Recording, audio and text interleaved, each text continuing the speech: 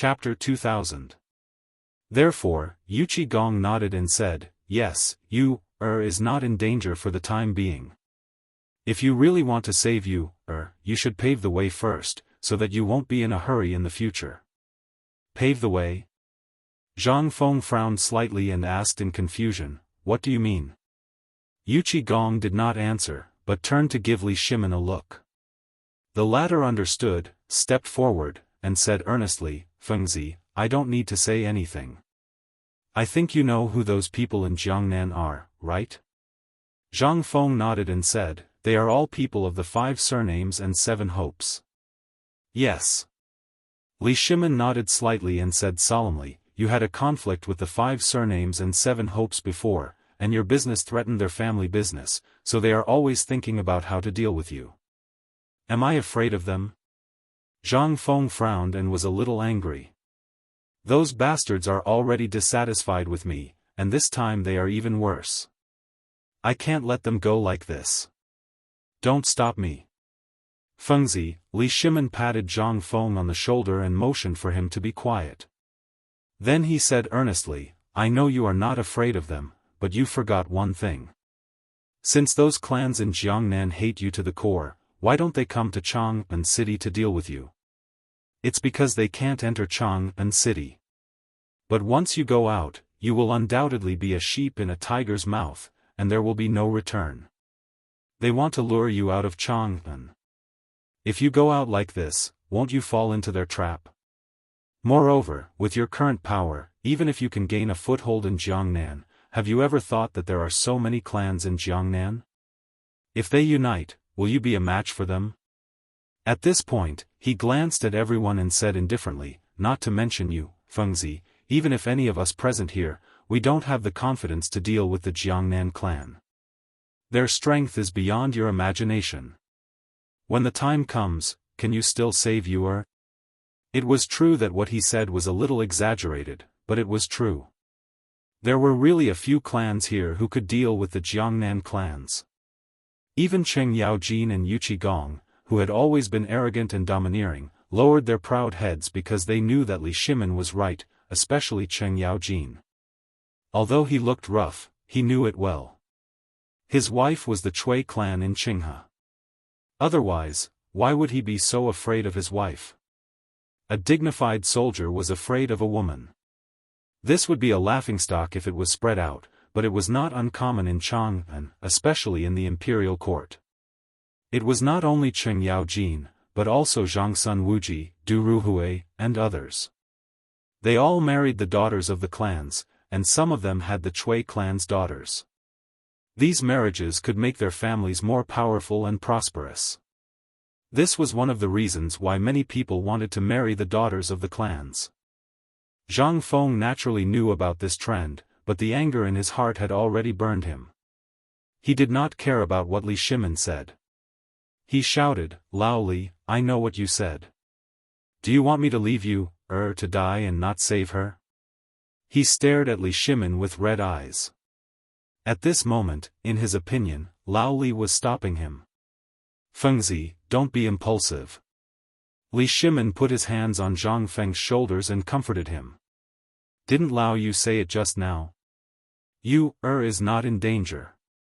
As he spoke, he gave Yuchi Gong a look. The latter understood and quickly stepped forward. Yes, Fengzi, you, is not in danger now. Since you want to find her, you have to prepare. How are you going to face the Jiangnan clans? Otherwise, it will be useless.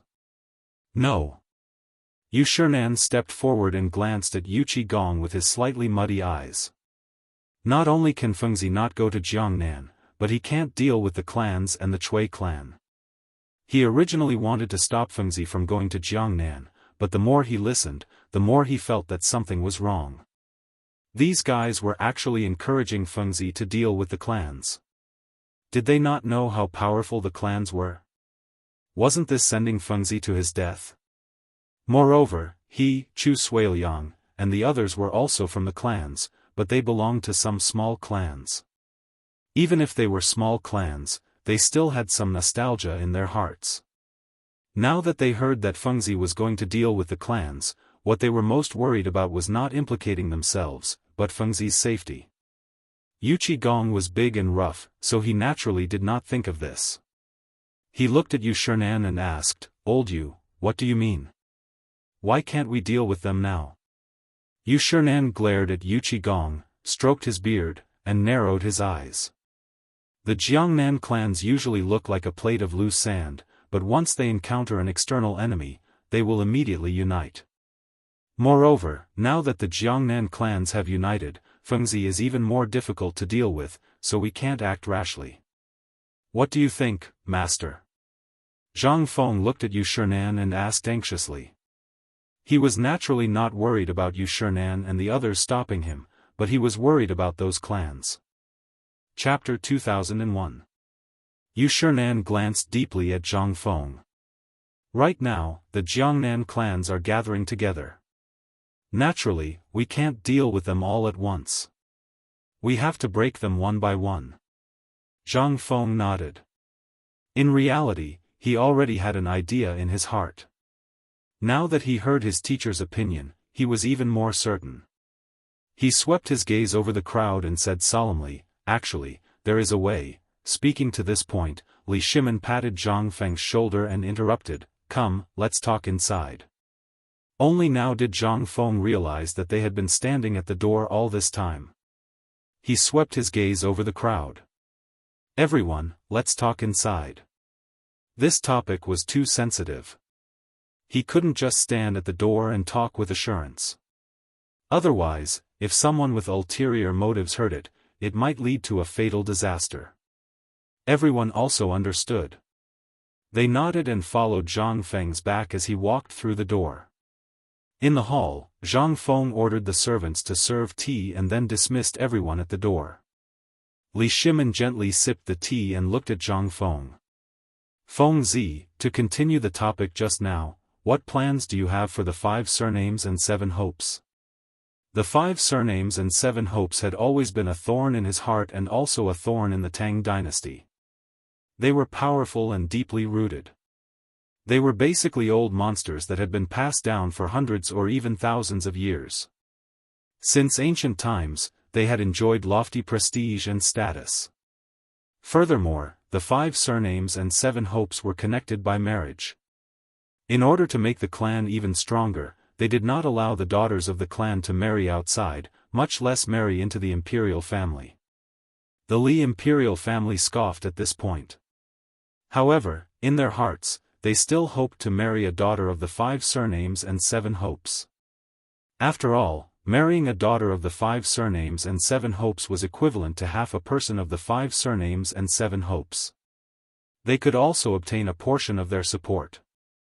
Not only the imperial family, but even the large clans of Guanzhong also had this thought. There were even noblemen who said, "The only regret in my life is that I have not been able to marry a daughter of the 5 surnames." From these points, it could be seen how terrifying the 5 surnames and 7 hopes were. It was true that the Li surname of the imperial family was also a branch of the 5 surnames and 7 hopes. When Li Yuan raised his army, he received the support of the Li family of Longxi, the Li family of Zhao County, and the other 5 surnames and 7 hopes. However, since the founding of the country, the 5 surnames and 7 hopes had gradually become arrogant and despotic. This was also one of the reasons why Li Shimin wanted to suppress the 5 surnames and 7 hopes. Zhang Feng didn't know much about this, but he already had a plan in mind. He said, "Since we've decided to do it, we naturally have to uproot these guys." Hearing this, Li Shimin's interest was immediately piqued. He hurriedly asked, "What do you mean?" Zhang Feng glanced at the crowd and said with a gloomy face, "Those clans in Jiangnan are already deeply rooted. They have many henchmen and disciples in the imperial court. They also have a lot of prestige in the Tang dynasty and faintly threaten the status of the imperial family. However, there are also many hedonistic sons. This time, when we go to Jiangnan, the first thing we have to do is to kill those hedonistic sons." Speaking of this, a cold light flashed in his eyes. There was no other reason than these hedonistic sons coveting you, The reason why those hedonistic sons became hedonistic sons is that many of them have extraordinary positions in the clans. This time, I want to control them and then attack the clan's enterprises." As he spoke, he suddenly remembered something. His teachers and many of the people present were from the clans. It seemed that he didn't respect them too much by saying this, so he simply didn't speak. However, Li Shimin was anxious. He hurriedly urged, "Fengzi, what are you talking about? Hurry up and say it." Zhang Feng glanced at the crowd and still didn't speak. The old scholar at the side had sharp eyes and saw the clues. He stroked his beard and said with a smile, "Fengzi, just say it. It's okay. No one will blame you." He was alone and didn't belong to any clan. It was fine if he said it.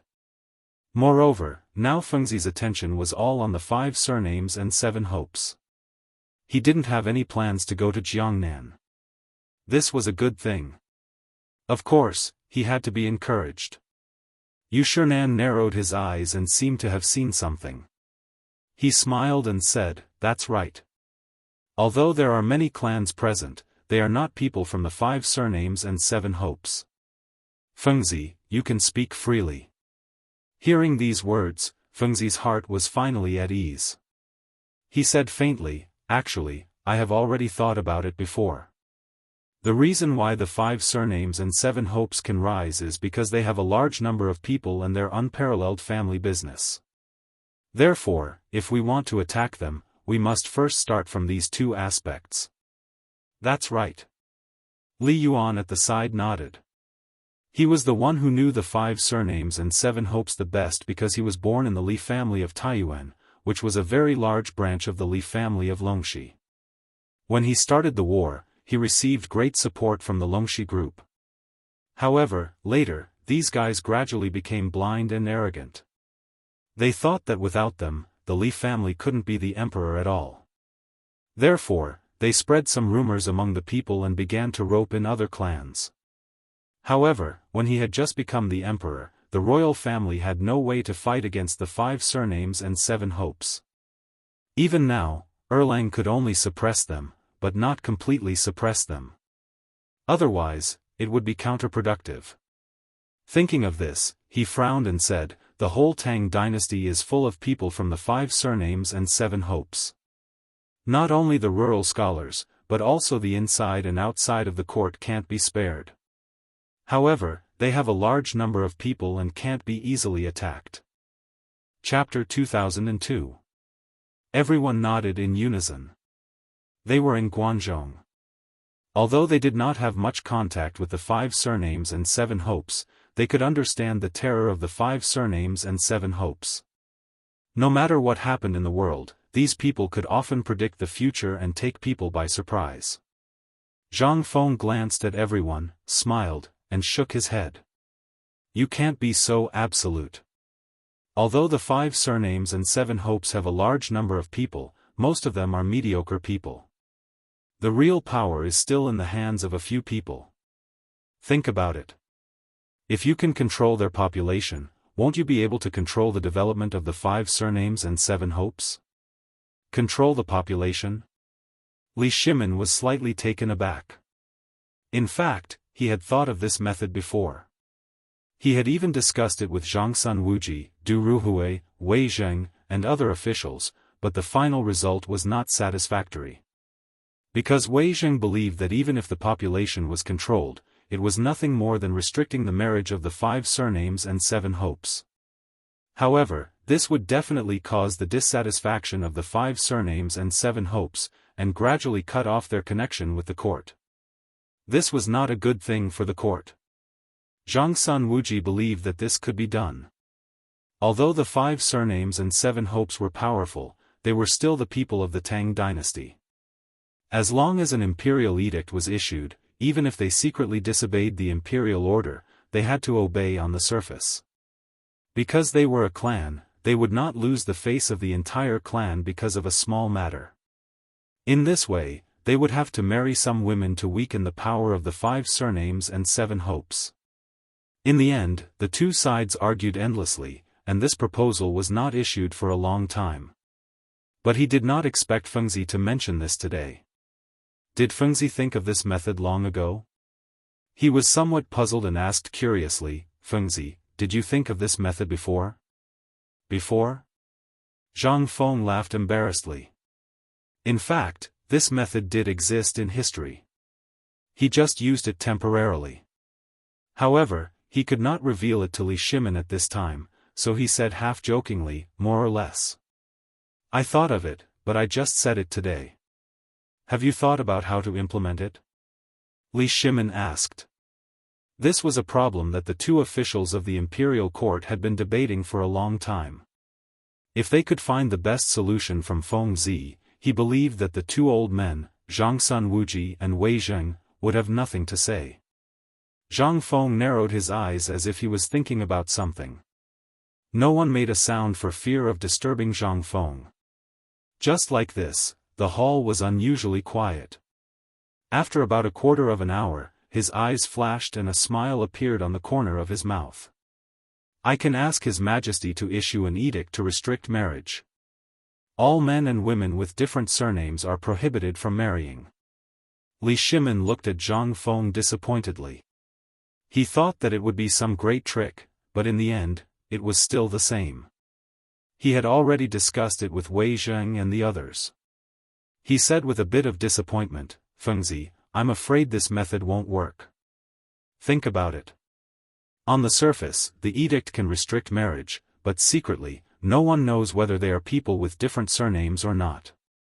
Moreover, if the people with different surnames and surnames are disgusted, what will happen if they suddenly leave the imperial court? You have to know that there are many people with different surnames and surnames in the imperial court.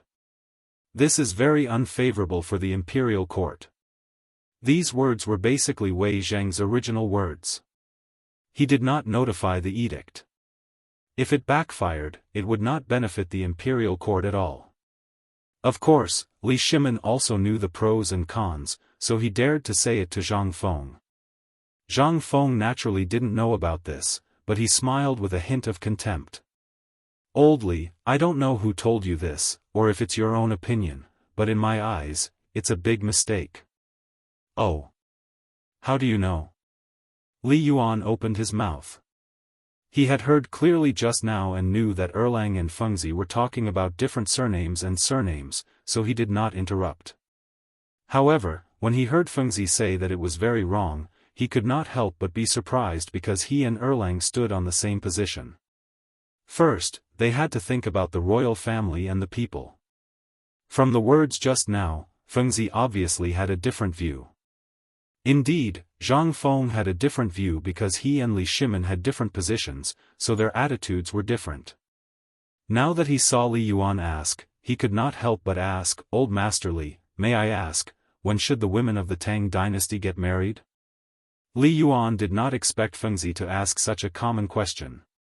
He had doubts in his heart, but thinking that Fengzi might have some secrets, he still frowned and said, the smallest golden hairpin can't be older than the marriageable age, which is between 12 and 15 years old.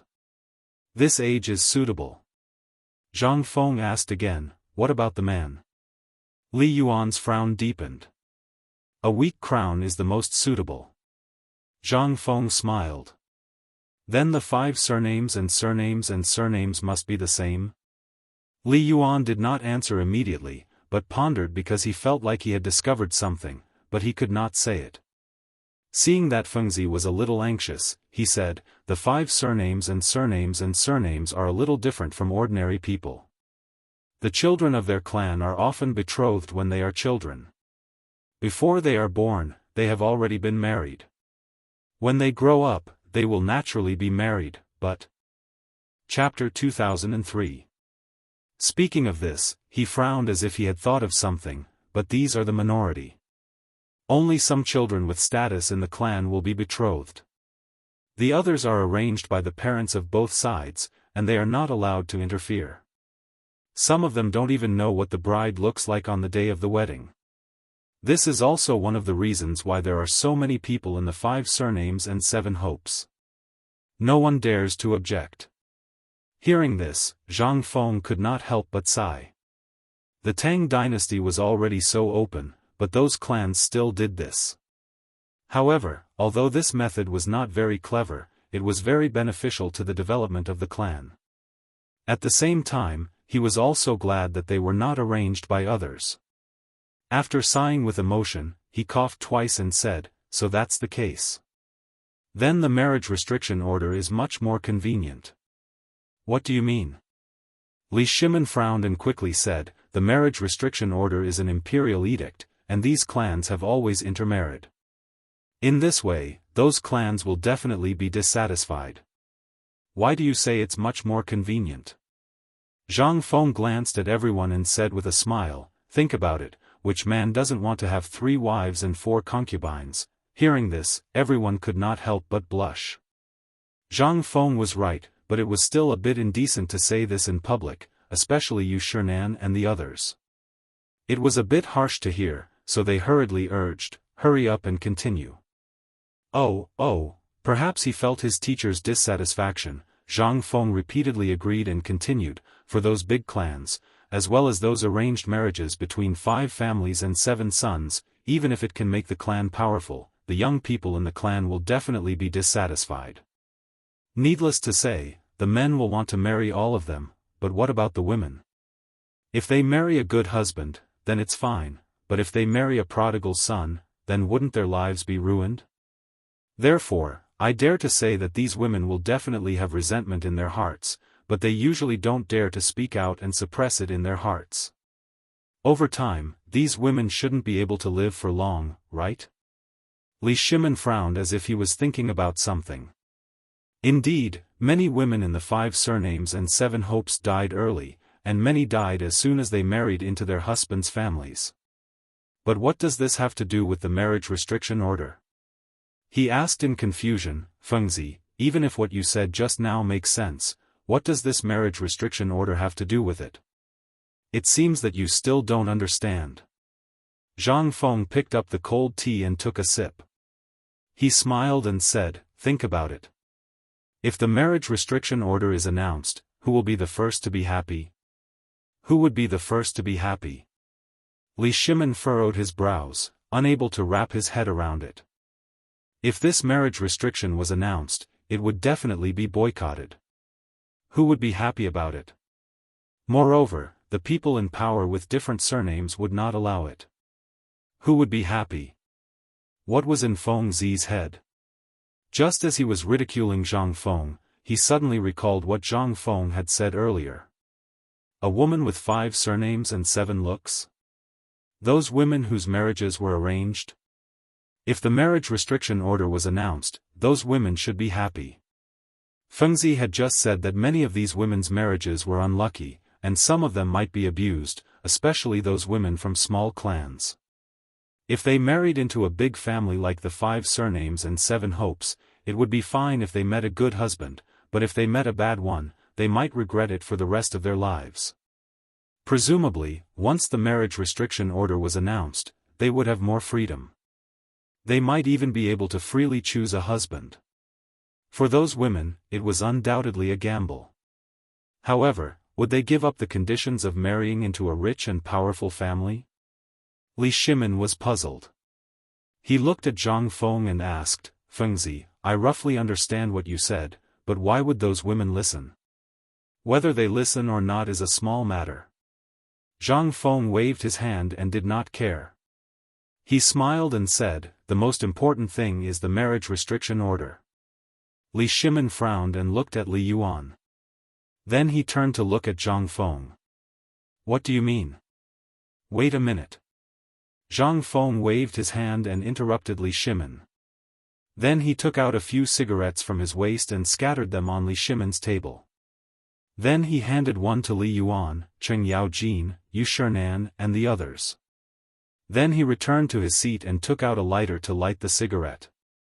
He took a deep breath and looked at Li Shimin. He smiled awkwardly. "Sorry, I'm addicted to smoking. You can continue."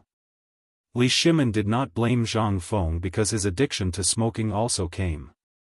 Seeing that Zhang Feng was smoking enthusiastically, he picked up the cigarette from the table and lit it.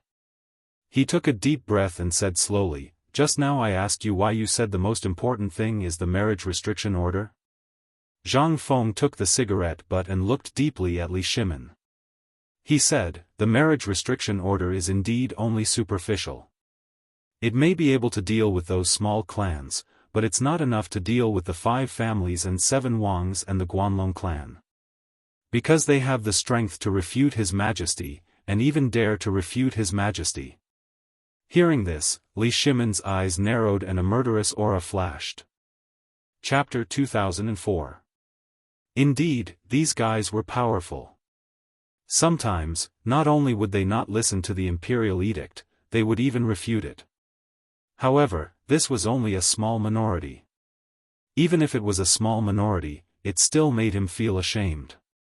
Think about it, a behemoth comparable to the royal family was entrenched in the Tang dynasty. Any emperor would toss and turn restlessly, let alone him, Li Shimin.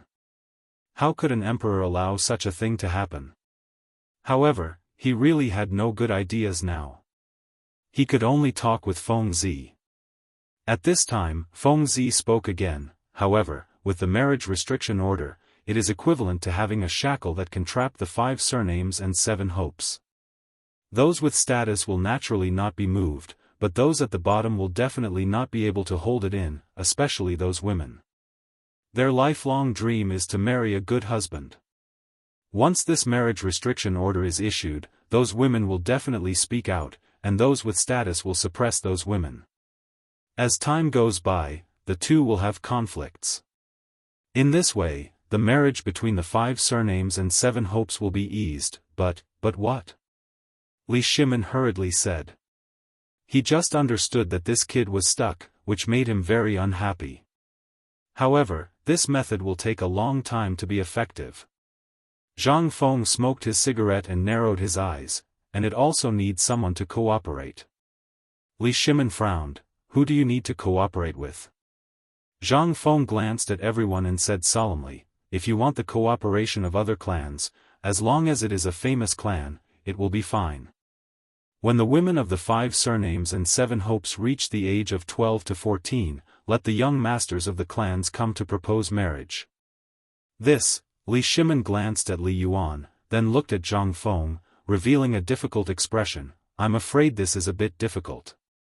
How can those young masters of the clans be so obedient? It's not difficult. Zhang Feng took a deep breath and said slowly, think about it, in that clan, the people are not proud of marrying women of the 5 surnames and 7 hopes. As long as you encourage them, those guys will definitely be more active than the other. Li Shimin nodded slightly. He knew that what Feng Zi said was right. Indeed, many clans were proud of marrying women of the 5 surnames and 7 hopes. There were even many court officials who wanted to go, including some relatives of the emperor. But even if you want to marry her, does she have to marry you? The people of the 5 surnames and 7 Wangs were all arrogant people. Even if there was a marriage restriction order, it might not be able to stop them from getting married. Li Shimin was very clear about this point. He said, what you said is not wrong, but how can a woman of unknown surnames marry? Even if they wanted to marry, would the elders in the clan agree? He originally thought that this would make Feng Zi give up on this idea, but unexpectedly, he just smiled. I know all this, but think about it, what if the marriage restriction order is only half? Limit of half. Li Shimin was stunned. Could it be that Feng Zi meant to restrict half of the people with the 5 surnames and 7 hopes and leave the other half unrestricted? Would this be effective? He was a little puzzled and asked, you mean to restrict half of the people and leave the other half unrestricted? Zhang Feng nodded and exhaled a mouthful of smoke, then slowly said, the 5 surnames and 7 hopes are a total of 7 distinguished clans. As long as 4 of the 5 distinguished clans are restricted from marriage and the other 3 are not restricted, then the women of these 3 distinguished clans will be digested internally. Over time, the blood relationship will become closer and closer. Li Shimin frowned. He was a little puzzled. Wasn't it a good thing that the blood relationship was getting closer and closer? The bloodline in the clan would also become purer and purer. Why did it seem like it was a bad thing in Feng Zi's words?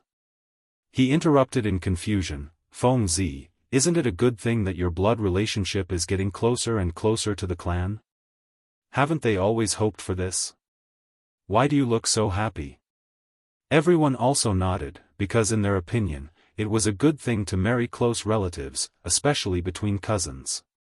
This was simply a match made in heaven.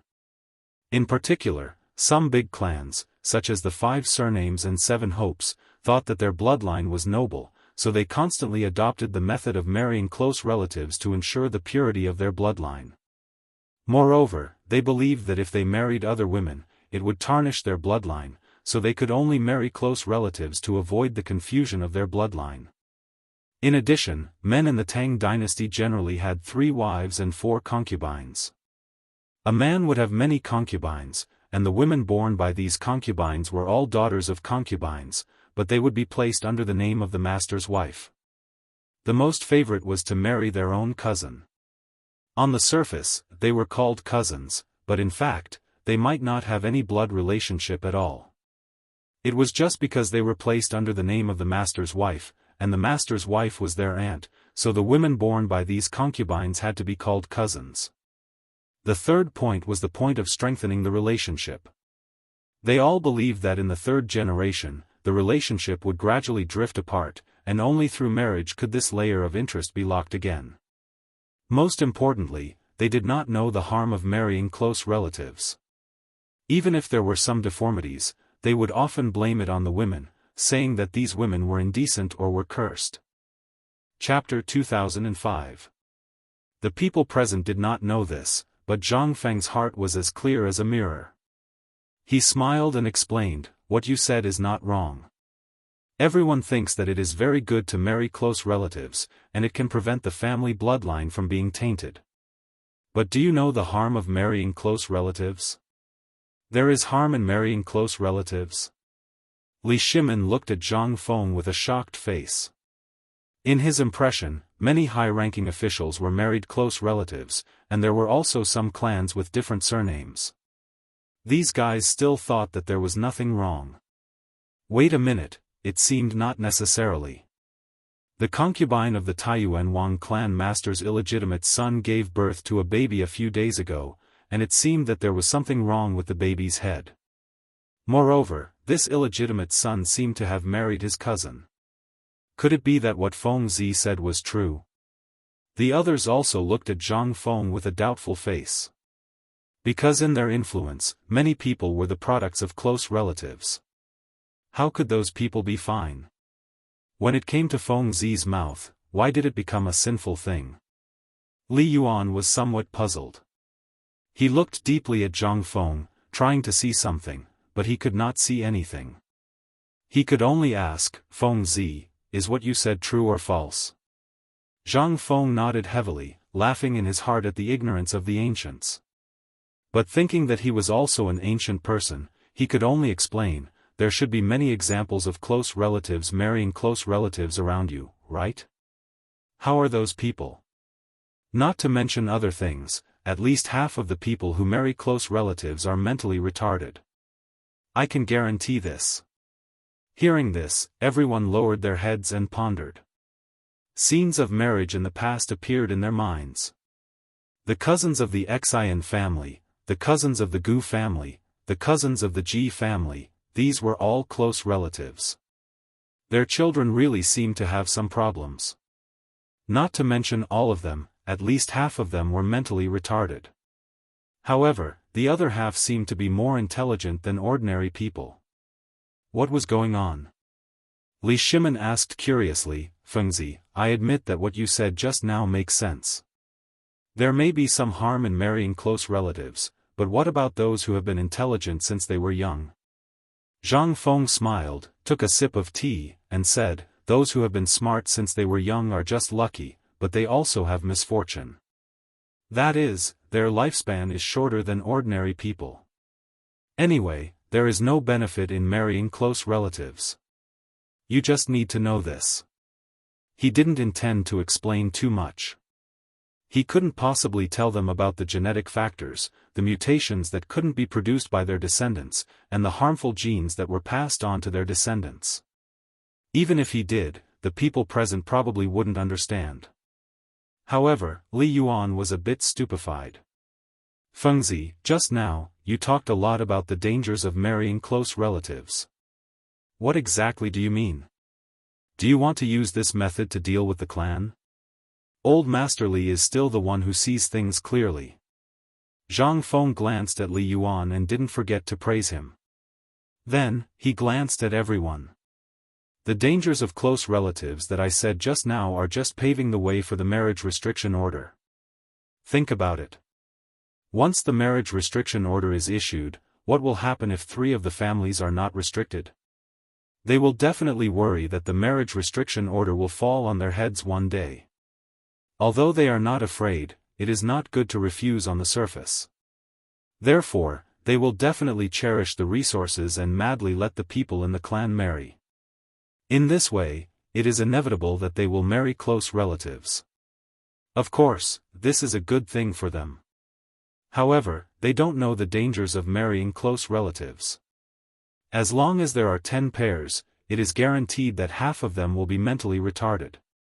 In this way, after a long time, the population of these clans will definitely decrease sharply. Hearing this, Yu Shinan frowned. Because he was somewhat dissatisfied with Fengzi's approach. Although the idea of marrying close relatives has not been implemented yet, if it is true, this is the idea of exterminating the clan. There will definitely be a storm. If the people of the 5 surnames and 7 hopes know the truth that Fengzi is the mastermind, it will probably lead to huge revenge. He looked at Zhang Feng worriedly and said, Fengzi, your method is a bit vicious. If the people of the 5 surnames and 7 hopes know the truth, I'm afraid. Originally, Li Yuan was listening excitedly. When he saw Yu Shinan interrupt, he was immediately dissatisfied. However, it was not good for him to flare up. He could only faintly pander. Bashi, this is your fault.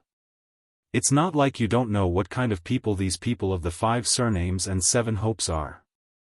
Fengzi's plan. He glanced at Zhang Feng and seemed to have a guilty conscience. He coughed twice and said, this plan is not as vicious as you said.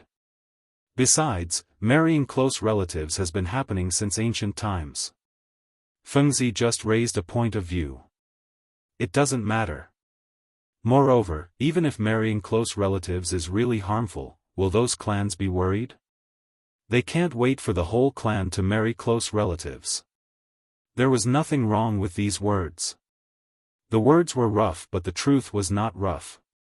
Even if the people of the 5 surnames and 7 hopes knew that marrying close relatives was harmful, they would probably not prohibit it. Because they thought that their bloodline was noble and could not be tarnished. Moreover, wouldn't half of them be smarter than ordinary people? Would the people of the 5 surnames and 7 hopes refuse such temptation? Chapter 2006. But Yu Shinan did not think so. He felt that this plan was not right. But when he thought about how the 5 surnames and 7 hopes wanted to deal with his student, he understood. Moreover, the 5 surnames and 7 hopes were so powerful. This little plan should not be difficult for them, right? He comforted himself in his heart. He looked at Zhang Feng and asked, Fengzi, what do you think of this plan? If you have decided, I will not stop you. After all, the 5 surnames and 7 hopes were unkind to you first. Zhang Feng was still thinking about what his teacher had said. When he heard that his teacher did not stop him, he was overjoyed. Thank you, teacher. Although this plan is a little extreme, it will take a long time to work. It is a gradual method, so teacher does not have to worry about anything. Yu Shinan nodded. He was originally worried about Fengzi's safety, but when he heard this, he felt much more at ease.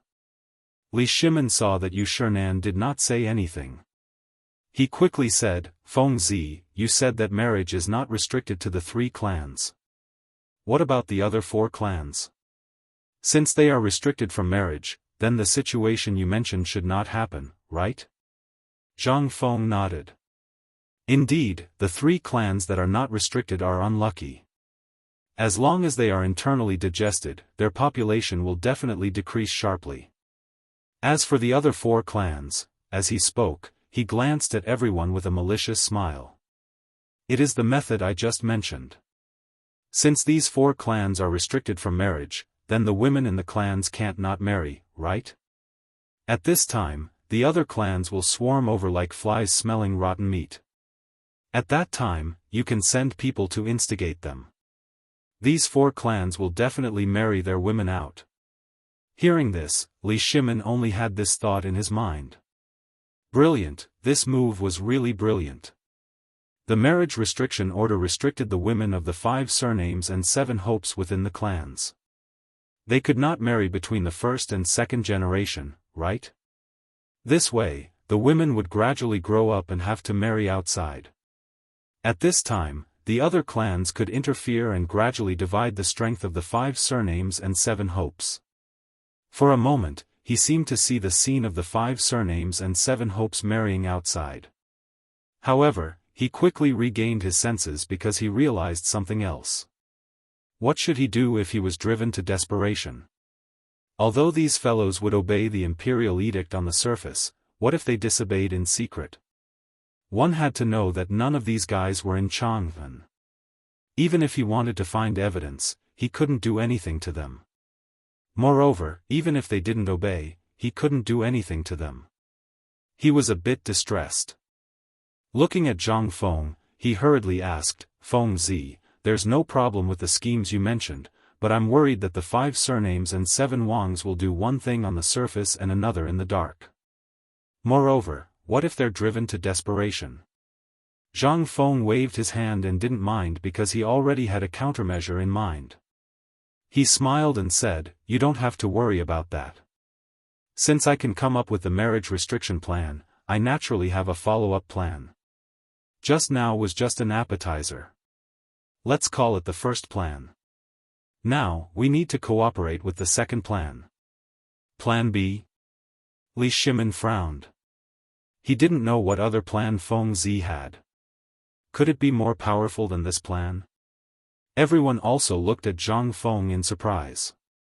They had been listening and didn't know what the second plan was. This obviously aroused their curiosity. Especially Li Yuan, it could be said that he wanted to deal with the 5 surnames and 7 Wangs the most. Just now, when he heard Feng Zi mention the marriage restriction order, he knew that it couldn't be implemented in a short time. He couldn't help but feel a little disappointed. Who would have thought that this kid had a follow-up plan? He hurriedly asked, "What's the second plan?" Zhang Feng gently took a sip of tea, glanced at the crowd, and said, "Do you still remember the 2 points I just said to deal with the 5 surnames and 7 Wangs? One is population, and the other is family property. Just now, I was talking about population, and now I'm talking about family property." Family property? Li Shimin's eyes narrowed. Obviously, he was interested. He knew that the family property of the 5 surnames and 7 Wangs had expanded throughout the Tang dynasty. It was not an exaggeration to say that they were as rich as a country. When the army was raised, those guys sent a lot of gold, silver, and jewelry to show their support for the Li family. But he knew that those gold, silver, and jewelry were less than 1/10 of the 5 surnames and 7 Wangs. Since he ascended the throne, as soon as he heard the news of the refugees' suffering, he unconsciously thought of these jewelry and the wealth of the 5 surnames and 7 Wangs over the years. If these guys were willing to take out half of the money, the national power of the Tang dynasty would definitely double. Of course, he usually had the idea to deal with the 5 surnames and 7 Wangs, but these guys avoided it every time, and they didn't commit any crime, which led to the relationship between the two sides becoming more and more stiff.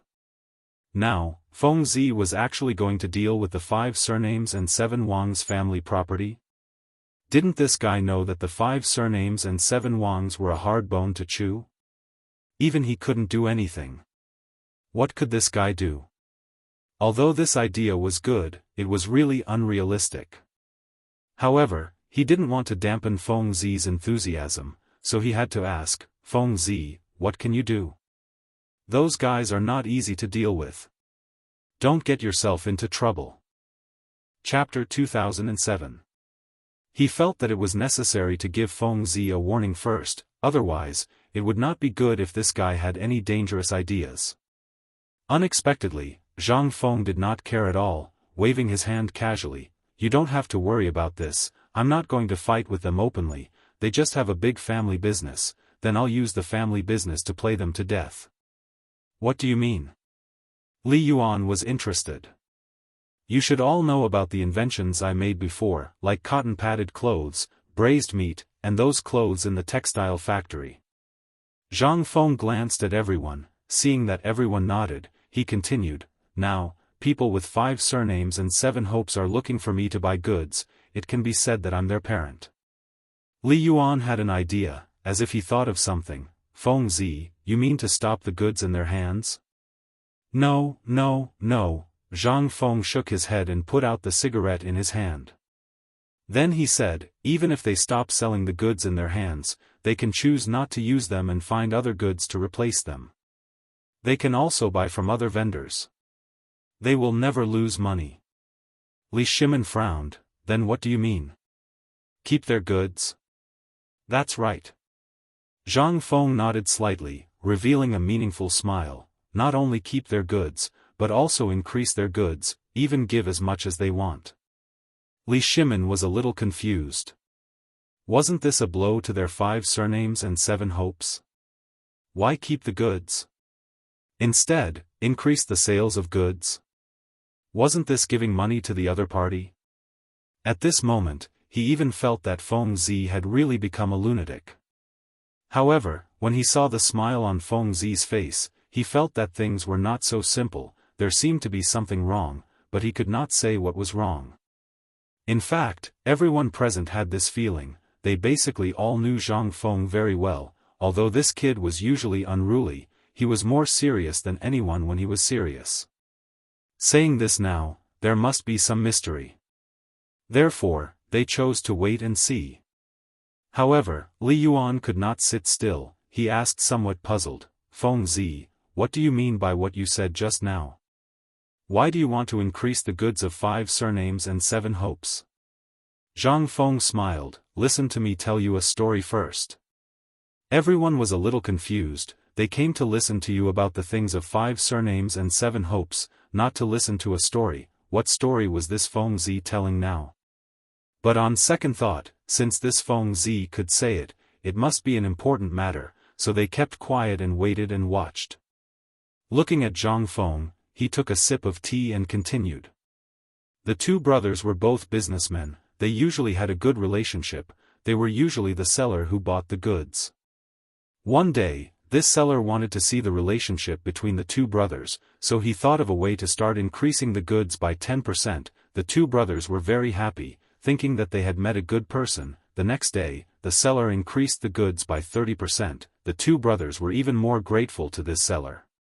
On the 3rd day, the seller increased the goods by another 50%, the effect was naturally needless to say, the 2 brothers simply regarded the buyer as a sage, but on the 4th day, this seller only gave the goods to Big Brother, and gave 60%, not to Little Brother. Little Brother instantly felt that something was wrong, thinking that Big Brother bribed the seller to cut off his livelihood. Big Brother did not know anything, but still doted on Little Brother, so he gave half of his goods to Little Brother. By the 5th day, the seller still gave Big Brother the goods, not Little Brother. Little Brother felt more and more that something was wrong.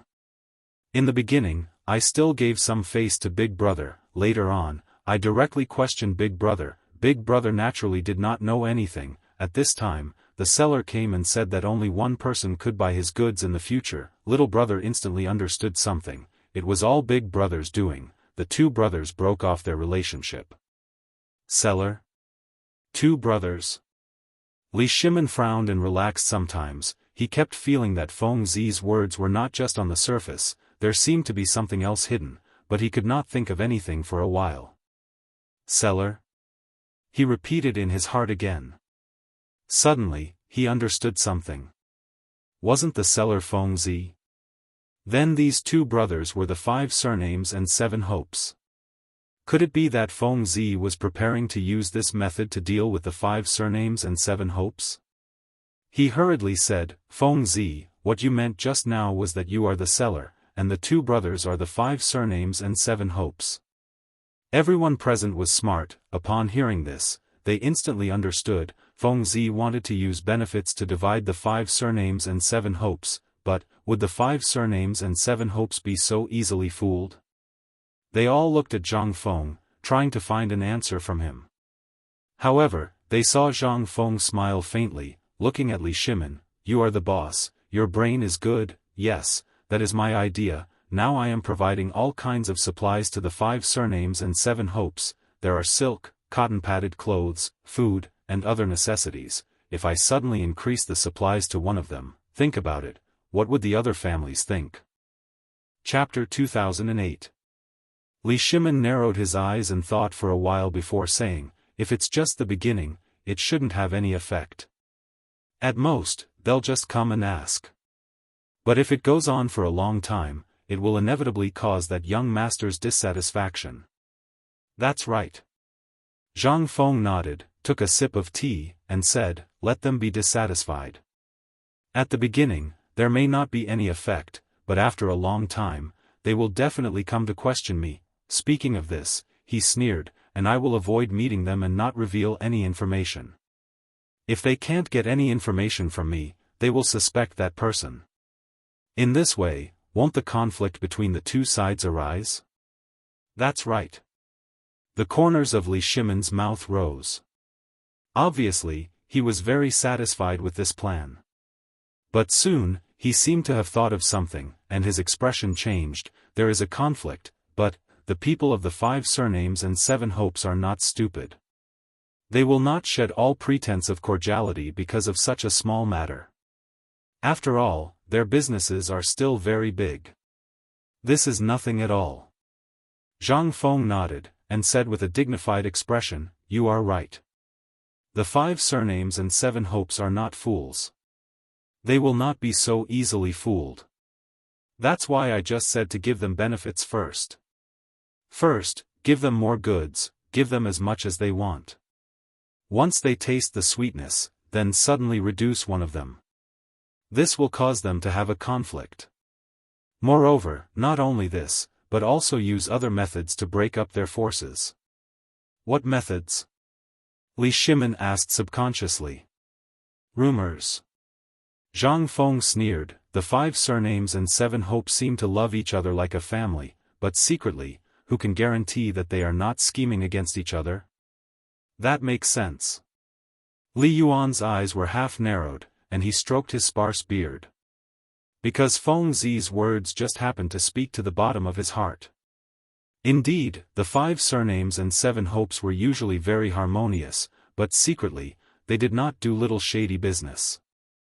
Although it was said that they supported each other and loved each other, every time when it came to dividing huge benefits, they would often see through the facade. However, this was often a quarrel between the younger generation of the clan. Finally, when it came to decision-making, the people in power in the clan would come forward, and in the end, it would end with a smile, thus dividing the benefits. Therefore, it was not an exaggeration to say that he was the one who understood the 5 surnames and 7 hopes the most. But soon, he thought of another point. Even if there were huge benefits, the people who would be in conflict were usually some of the younger generation. The older generation's leaders were still very clear-sighted. Generally, they would not be so impulsive. It was hard to say whether Feng Zi's plan would succeed. Thinking about this, he looked deeply at Zhang Feng and said faintly, Feng Zi, you are right. Usually, there will be some conflicts between the big clans, but the people in power are not blind. They are not that easy to fool. Do you have 100% confidence in this plan? There's a 100% chance that it won't work out, but, Zhang Feng narrowed his eyes, obviously pondering over Li Yuan's words earlier. Indeed, those who are able to wield authority in the clan are all dragons and phoenixes among men. How could they be so easily fooled? Just as he was thinking, he suddenly had an idea and hurriedly said, those people in power do have some brains, but they probably didn't think that they would be tricked by themselves, right?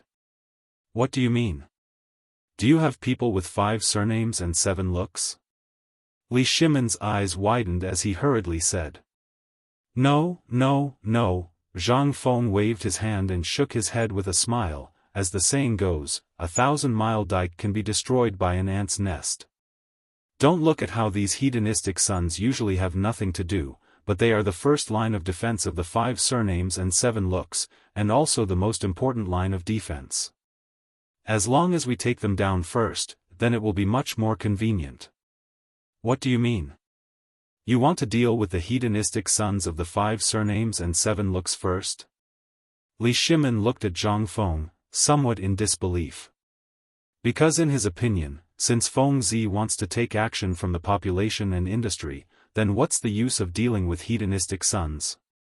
But unexpectedly, Zhang Feng did not care at all, and smiled. That's right, I just said, we have to take action from the population and industry first.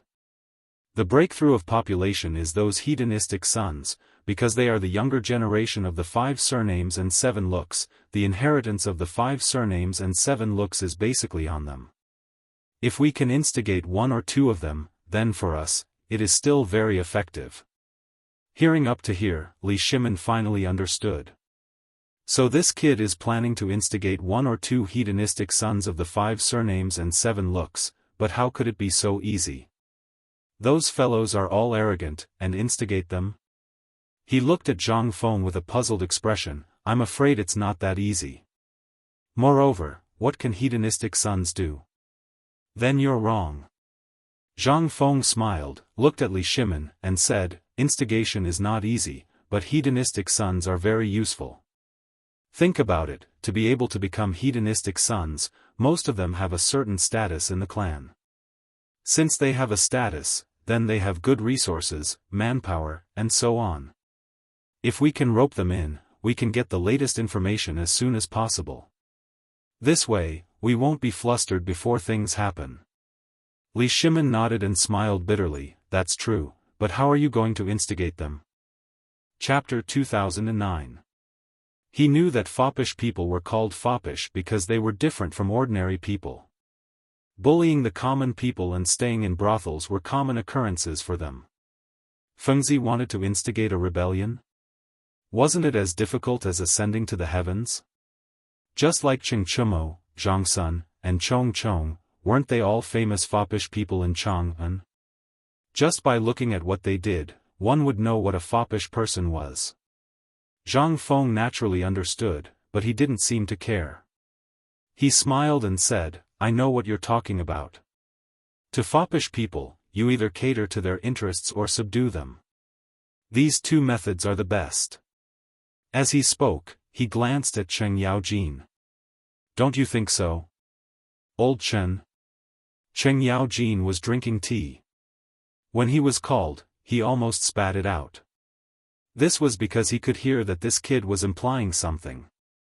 He was talking about foppish people, and now he was talking about Lao Tzu. Wasn't this clearly saying that Tainyo was a foppish person? This kid was too much of a jerk. If His Majesty wasn't here, he would definitely spank him. Thinking about it, he didn't dare to make a move. He could only smile and say, yes, yes, yes. Zhang Feng smiled, then looked at Li Shimon and said solemnly, actually, it's not difficult to deal with foppish people. The 2 methods I just said can be used. As long as you master them well, it'll be fine. But obviously, we can't use them now. We'll talk about it when we get to Jiangnan. Hearing this, Li Shimon understood that Fengzi still hadn't given up on Jiangnan. He could only persuade him, Fengzi, now that you have a plan to deal with the 5 families and 7 hopes, and yours life is not in danger, it's better to delay things in Jiangnan. As he spoke, he gave Yu Qigong a look. The latter immediately understood and said, that's right. I'll take care of you, If he has any problems, come and find me.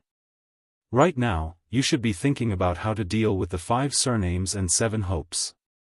Zhang Feng lowered his head and didn't say anything. In fact, there was a moment when he really wanted to rush out of the door and go to Jiangnan to find Yuer. However, everyone's words were like a warning bell ringing in his ears. Indeed, the 5 surnames and 7 hopes were like a hungry wolf hiding in the dark night. As long as they weren't eliminated, they could jump out at any time and bite you. Seeing Fengzi deep in thought, Yu Shinan knew he was wavering. He hurriedly said, Fengzi, they are right. Although I do not agree with you dealing with the 5 families and 7 hopes, now that things have come to this, you cannot immediately go to Jiangnan. Otherwise, it is very likely that you will not return. Furthermore, since you have already decided on a plan, you should begin to implement it. Not bad. Li Shimin nodded and hurriedly urged, Fengzi, since the plan has already been decided, should we begin to implement it? Zhang Feng didn't reply because he was doing a great struggle in his heart. On the one hand, he wanted to go to Jiangnan to find Yuer. On the other hand, he wanted to immediately implement the plan. He was wavering between the two. Find Yuer or deal with the Jiangnan clan. According to Lao Yu, Yuer was not in any danger in Jiangnan. It shouldn't be a problem if he didn't go now. However, the plan had already been decided. If he didn't implement it, it would be a pity. After a while, he seemed to have made a decision. He looked at Yu Qigong and said, Lao Yu, are you sure Yuer is not in danger in Jiangnan? Yu Qigong paused. He glanced at Li Shimin and then swept his gaze over everyone present. Only then did he reply, yes, Yuer is indeed not in danger. Fengzi, if you are worried, how about I send some more people over? Li Shimin looked at Zhang Feng and was a little worried. He wasn't worried about Yuer. He was worried that Fengzi would be impulsive and fall into the trap of the Jiangnan clan. Zhang Feng looked deeply at Li Shimin before replying, okay, send more people. He now understood that the Jiangnan clans were luring him out. If he really went out now, he would fall into their trap. At that time, he wouldn't even know how he died, let alone find Yuer. It was better to implement the plan first. Li Shimin also saw through Zhang Feng's thoughts. He smiled and said, it's good that you can think like this. Implement the plan first and weaken the power of the clans. It won't be too late for you to go then. No. Zhang Feng immediately interrupted him. With a serious expression, he said, at the latest, I will leave after the new year. Now that Jiangnan was in danger, it was already the limit for him to agree to stay for a while. It was impossible for him to wait until later. Li Shimin saw that Zhang Feng was so determined and knew that he couldn't force him. After all, it had already happened once before. He couldn't say anything more. He could only compromise and say, okay, whatever you say. Can we implement the plan now? Zhang Feng nodded and said with a gloomy expression, yes, it should be implemented. Lao Li, go find Lord Zhangsun and tell him about the marriage restriction order. What about the restriction of supplies you mentioned? Li Shimin asked without thinking. Naturally, this will be implemented together. Zhang Feng's eyes turned. After a while, he said, I will do this. You don't have to worry about it. Chapter 2010. Li Shimin nodded and did not ask any more questions. He believed in Fengzi. As long as Fengzi was involved, there was nothing that could not be done. He was not worried about Fengzi's safety. Instead, he was thinking about the marriage restriction order. At that time, he, Zhangsun Wuji, Wei Zheng, and the others had discussed for a long time without coming to a conclusion. He did not expect Fengzi to point it out in a few words. He was a little embarrassed. However, he still admired Fengzi's strategy. Although it was a little vicious, it still solved the immediate problem. He looked at Zhang Feng and said seriously, since there is nothing else, I will go back and prepare to see Lord Zhangsun. As he spoke, he had already stood up. Zhang Feng saw this and quickly stood up as well. Okay, you can go back first. He knew that the matter of the 5 surnames and 7 hopes was of the utmost importance. Naturally, he would not keep Lao Li and the others. After sending Li Shimin and the others off, Yu Shinan also stood up. Fengzi, I don't want to say much about this matter. Anyway, remember that no matter what happens, your teachers will support you. Also, don't forget about the Academy's end-of-year meeting. You should prepare the teaching materials. Zhang Feng nodded and cupped his hands with a serious expression. Teachers, rest assured. This student will not forget. Yu Shinan nodded slightly and waved his sleeves. Chu Suiliang and the others did not say anything. They all looked at him and left. The old scholar patted Zhang Feng's shoulder and said with a smile, "Kid, don't worry. Just do it." Zhang Feng nodded and bowed to the old scholar. He knew how much the old scholar valued him and would not let him down. He smiled and said, "Thank you, teacher." The old scholar smiled and turned to leave. Zhang Feng looked at the backs of his teachers and couldn't help but feel a little sad. In fact, part of the reason he was going to Jiangnan this time was to get rid of his teachers. It was like a child growing up and always having someone to take care of him. His teachers were good to him, but always taking care of him like this made him feel a little repulsed in his heart. However, he did not expect that his teachers would also support him in dealing with the 5 surnames and 7 hopes. This was a good thing, and also made him feel much more relieved. He returned to his seat and took out a cigarette. He slowly lit it up and took a deep puff, feeling the stimulation of the cigarette. Since he was already prepared, there was no turning back. As he thought about it, he shouted at the door, "Old Du, come in." As soon as he finished speaking, Du Zidong trotted in. However, Zhang Yuyao and Jing Shu were behind her.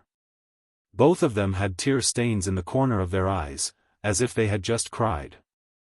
Before Zhang Feng could speak, Zhang Yuyao rushed over and said with a crying voice, "Young master, I heard that you are going to Jiangnan." She and Jing Shu had just heard from Du Zidong that there were people from Jiangnan, so they went to ask. As a result, they heard that they were Jia Doran's men and that Yu Yu was in danger. Immediately, the 2 girls were shocked because they knew that if something happened to Yu Yu, Prince Zhang would definitely go to Jiangnan. Of course, they did not want to stop Prince Zhang from going to Jiangnan, but they were worried that Prince Zhang would be in danger or leave them behind.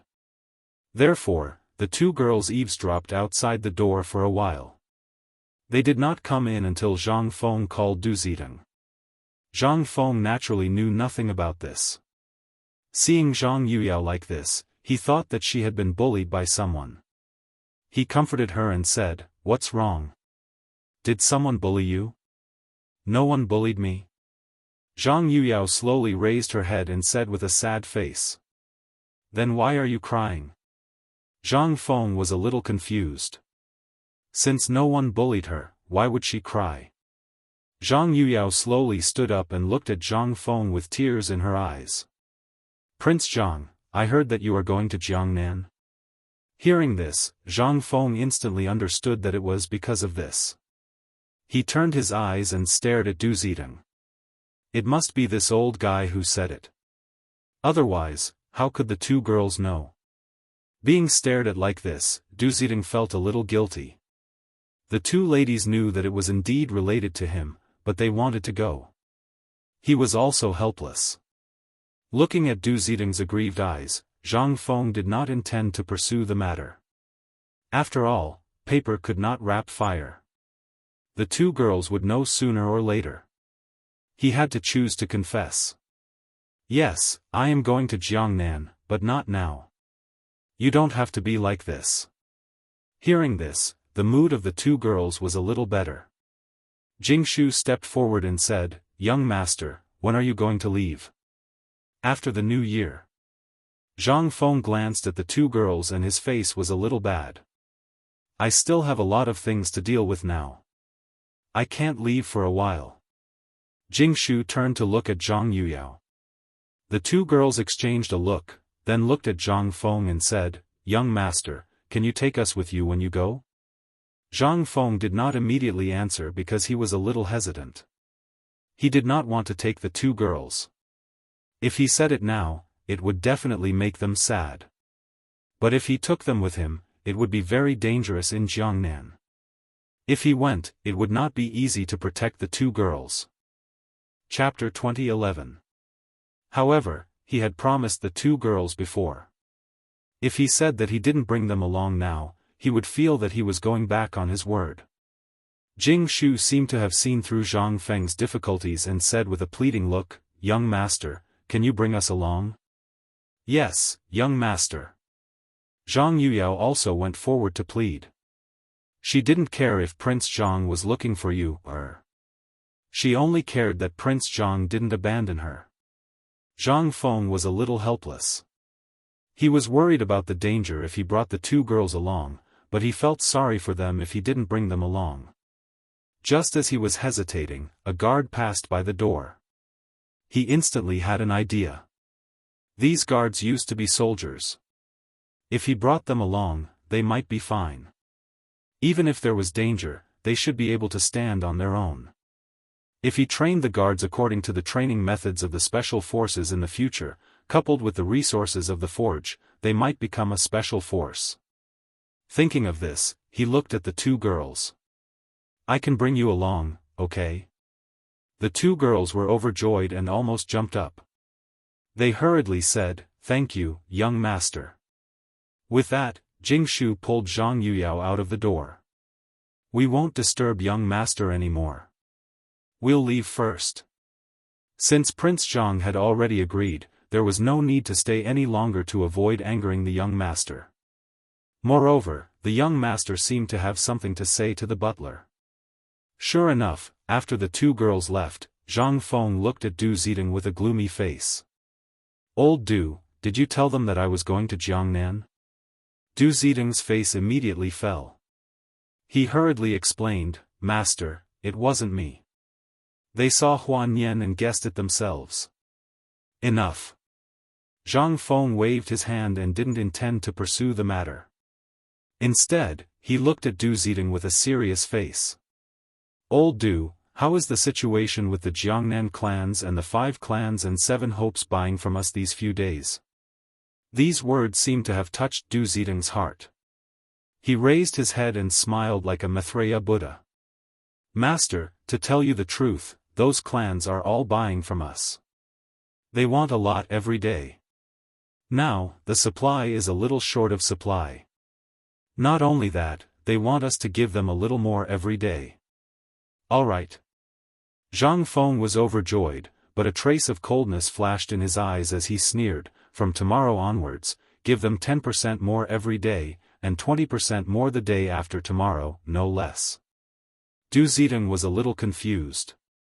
Didn't Master hate the Jiangnan clan and the people of the 5 surnames and 7 hopes? Furthermore, there was quite a bit of enmity between them. Even if they had business dealings, they were very careful and gave them the least amount. Why would they increase the amount of goods this time? This was a little illogical. Thinking about it, he asked with a puzzled expression, "Master, didn't you hate those clans the most in the past? He had also given very little goods, so why did he suddenly want to increase it?" At this point, he suddenly realized that he had said too much, so he stopped and looked at the old master. However, when he thought about how the old master wanted to increase the contact between the clan and the clan, he was extremely anxious in his heart. He looked like he wanted to say something but hesitated, which made people very angry. From the words just now, Zhang Feng already knew what the butler meant, but the plan had already been set, so he naturally would not give up. He said with a resolute face, "Old Du, I know what you mean. You are just worried that the clan will become bigger. Don't worry about this. If you want a person to die, you must first make them crazy. This time, I will make them crazy first, you just need to do as I say." Du Zidong frowned slightly.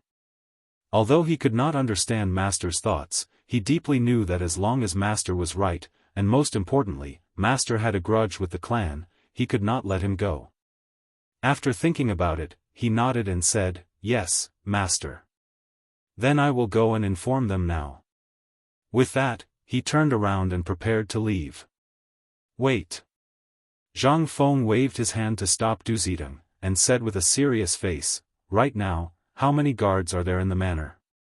Du Zitang's eyes rolled as if he was thinking about something. After a while, he said, "There are 55 guards, 20 or so servant girls, 10 or so people in the kitchen, and some old women." "Okay, I told you to say the guards, not the number." Zhang Feng unhappily interrupted Du Zitang. He glanced at the empty space outside the door and said, "Immediately go and gather all the guards in the manor in the courtyard. I have something to announce." Although Du Zitang did not know what Zhang Feng was planning, he still nodded and left. Zhang Feng took out a cigarette from his waist, lit it, and followed the footsteps out. He stood in the courtyard, feeling the cold wind of the cold day. At this time, there was no more snow, but he still felt as if his face had been scraped by snowflakes, dry and cold and painful. He looked in the direction of Jiangnan, inhaling the cigarette, allowing the cigarette to stimulate his body, and gradually sank into his memories. I hope nothing happens to you in Jiangnan. If something happens to you, I will definitely not let the clan of Jiangnan go. I will definitely come to Jiangnan to find you. Wait for me. After this period of time passes, the clan will definitely become powder under my feet. Chapter 2012. Just as he was thinking, a shout pulled him back to reality. "Master!" Zhang Feng glanced behind him and saw that many guards had already gathered. He casually threw away the cigarette butt and sorted out his emotions. He suddenly turned around and said with a straight face, "Everyone is here." Seeing their master's expression change, the guards seemed to know that something big had happened. They all became serious, lined up, and said in unison, "Yes, master." Zhang Feng glanced around and nodded slightly, "Don't be nervous. I'm just announcing something. From today onwards, everyone will put down their work and accept my training every day." "Training? What training?" The guards whispered to each other with a puzzled look. For them, working in the Zhang mansion was undoubtedly to protect their master and earn some money to settle down. They had never thought about training. Although they were retired soldiers, they had not trained for many years and had long been used to this lazy life. Now that their master suddenly said this, they were indeed not used to it. Zhang Feng naturally knew the doubts of the guards. He waved his hand to signal them to be quiet and then said, "Everyone must be puzzled. Since you are all guards, why should I let you train?" As he spoke, he looked in the direction of Jiangnan and his face became gloomy, "Because I will be going to Jiangnan in a few days. I hope that you can go there and help me. Can you understand?" "Jiangnan? Master is going to Jiangnan? Why is Master going to Jiangnan? It should be related to the perfume we talked about last time, right?" The people standing there were all the trusted subordinates of the Zhang mansion. When Jiangnan was mentioned, they naturally thought of the perfume because they all knew about the dried flowers. Thinking of this, they could understand and kept cheering. "Master, we support you. Master said that the perfume is a treasure. If that's the case, we must go to Jiangnan with Master." Hearing the cheers of the crowd, Zhang Feng nodded slightly and then his face turned cold. "Good. In that case, let's start training. First, form a circle and run 50 laps around the courtyard." Hearing this, the guards felt guilty. Although they were retired veterans, they hadn't trained for a long time. Suddenly running 50 laps, their bodies might not be able to take it. But when they thought of helping their master in the future, they gritted their teeth and slowly ran in a circle. Zhang Feng stood at the periphery and glanced at the crowd. He said in a cold voice, "Today is just the beginning. From tomorrow onwards, you will need to run 5 laps around Chang'an City every morning, do 200 push-ups at noon, and then practice archery in the courtyard. At night, you will take turns to use the Shao mountain gun." They felt that the whole day had been arranged so clearly that there was no time for rest. Although they didn't understand what push-ups were, when they heard that they had to run 5 laps around Chang'an City every day, they felt their legs go weak. That was Chang'an City, at least 20 kilometers. If they ran 5 laps, it would be 100 kilometers. They didn't need to run. Just hearing it was scary enough. What push-ups were there? He still wanted to practice archery? Practice the Shao mountain gun? Their legs were a little weak. Just when they were about to plead with their master, Zhang Feng's voice sounded again, "Whoever can persist to the end today will be the leader of this team. You don't have to worry about not getting paid for training every day. In the future, as long as you participate in the training, you will get a bonus on top of your original salary every day." As soon as these words came out, the crowd was as if they had been injected with chicken blood. Their eyes turned red and even their running speed increased a lot. They weren't greedy for money, but they felt that the sound of money seemed to make their blood boil. Why did they want to be a soldier in the first place? Wasn't it for the title and money? Since they couldn't get the title, they could only get money. Besides, many of them had family members. If they had more money, they could undoubtedly let their family members live a better life. For a moment, they seemed to see their family members eating and drinking well. Zhang Feng was naturally happy to see this scene. He lit another cigarette and slowly smoked. Before he took 2 puffs, he saw Du Zidong come over. He looked at the guards running in the yard with a puzzled face and unconsciously walked to Zhang Feng's side. "Oh, master, it's done. The guards are, old Du, you came at the right time." Zhang Feng took out the cigarette butt and pointed to the guards. "Record it. In the future, these guards will have to run 5 laps around Chang'an City every morning with sandbags tied to their legs and steel on their backs. At noon, they will do 200 push-ups, and then they will practice archery in the yard. At night, they will take turns to go to Shao Mountain and train with guns. Also, add a bonus on top of their original salary. They must eat the best food, at least meat for every meal," and, as he spoke, he turned to look at Du Zidong, only to see that Du Zidong's eyes were as big as chestnuts and his mouth was so big that an egg could be put in. He scolded him angrily, "Old Du, why are you in a daze?" Chapter 2013. Oh. Master, Du Zidong looked at Zhang Feng absent-mindedly and stammered, "Master, you just said that you want them to run 5 laps around Chang'an City with sandbags tied to their legs and steel plates on their backs every day? Do 200 push-ups at noon? By the way, what is push-ups? And practice archery? Aren't you afraid that these guys will be crippled?" "They won't." Zhang Feng waved his hand and said seriously, "I have arranged everything. This kind of systematic training will not only not cripple them, but also make their bodies stronger. You don't have to worry about this. You just need to help me supervise them every day." Indeed, he used the training method of special forces in the future. This kind of training was very high intensity, and ordinary people could not accept it at all. But for these people who had been soldiers, it was more acceptable. Even if they were not used to it at first, they would slowly accept it. But Du Zidong did not know. He originally thought that the master's method was a bit too powerful, and the guards could not accept it. Hearing this, he was relieved and said faintly, "Master, what you said is reasonable." Zhang Feng took a deep puff of the cigarette and said faintly, "You ask someone to prepare some meat and some hot water. Let these guys eat after they finish running." Du Zidong took a deep look at the wailing guards.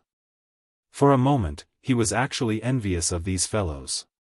Not only did the old master treat them well, he even added a bonus to their original wages.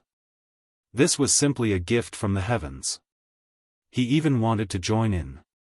But when he thought of the high-intensity training he had to face every day, his legs couldn't help but tremble. He could only accept the order and leave quietly. "Hurry up for Lao Tzu. Don't dawdle." Zhang Feng glanced at the few guards who were lagging behind and scolded them harshly. He was determined to turn these guys into special forces. Now, they had not even run 2 laps and they were already starting to lose their horses? How could he not be angry? The guards who were lagging behind seemed to know that the master was scolding them.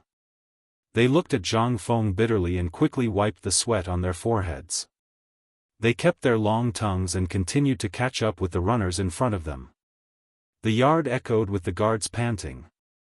Their foreheads were sweating like beans and kept pouring down until it fell on their clothes, shoes, and even their feet. Soon, the ground under their feet was wet. The sweat mixed with the fragrance of the soil, emitting a special smell. Zhang Feng's hawk-like eyes looked around at the crowd and kept shouting, 1, 2, 1, 2, 1. In the future, this will be your slogan. Every time you run, you must shout it. Your footsteps must follow the slogan. Start shouting now, 1, 2, everyone was already half dead. How could they still have the strength to shout such a nonsense slogan? They stuck out their tongues, and their eyes were a little blurred, as if they were about to faint. Zhang Feng saw that no one reacted and was immediately furious. He was about to reprimand them, but unexpectedly, someone shouted, 1, 2, 1, 2, 1. He looked in the direction of the voice and saw a burly man who was running in front wiping the sweat on his forehead. He kept shouting, as if he was using all his strength to shout. It was rough and loud. This person, Zhang Feng, was faintly influenced. He remembered that this person was often guarding the door, but he could not remember his name. He would have to ask later. Thinking about it, he looked deeply at the burly man and was about to say something to boost their morale. Unexpectedly, a series of chaotic howls sounded, 1, 2, 1, 2, 1. The voices were made by all the guards. They were already half dead from exhaustion and did not have the strength to shout any slogans. But with the first person starting, it was different. It was as if a ball of fire was ignited in their bodies and they had no choice but to explode.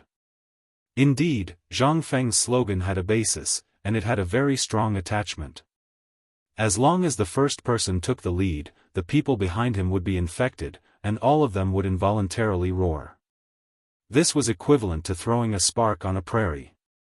Originally, the flame was not very big, but it would gradually spread to the surroundings, and in an instant, the fire would become bigger. A single spark could start a prairie fire, and this was the most appropriate way to describe these guards. They did not even know how to open their mouths when their strength was about to be exhausted.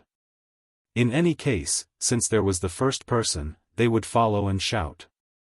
Gradually, their voices became more and more orderly and even louder. 1, 2, 1, 2, 1, waves of resounding and loud voices spread throughout the Zhang residence. The servant girls with sharp ears seemed to have heard something and screamed. They pulled their companions and gathered around. In a short moment, the courtyard was filled with servant girls watching. Wow, this is that Ning Xiao. His good friend is manly. Look, he is running in front. If you want to say he is manly, you have to look at Kong Shuang. Look at the bulging muscles all over his body. You can see it even through his clothes. Especially that master who is drenched in sweat. Wow, I can't take it anymore. Help me. Chapter 2014. Look, the two guys you just said were manly are about to be overtaken. Who is that? It's Chen Gang. He's about to take the first place. Wow, I declare that Chen Gang will be my idol from now on. Look at his muscles, tut tut tut. A large group of maids stood by the old pagoda tree and watched the guards. They pointed at them from time to time and kept commenting on the most manly guard in their hearts. Occasionally, when the guard turned his head, the maids immediately blushed and covered their faces with the handkerchiefs they had prepared, but they were unwilling to leave. It seemed that these maids had been prepared for this. They were a group of fujoshis. Fortunately, the Tang dynasty was open-minded and women had some freedom. In addition, this was the Zhang mansion. Otherwise, a great scholar would have come and scolded them harshly, which was a disgrace to the educated. Not only these maids, but the guards' roars also attracted Zhang Yuyao and Jingshu. However, they were not like the maids.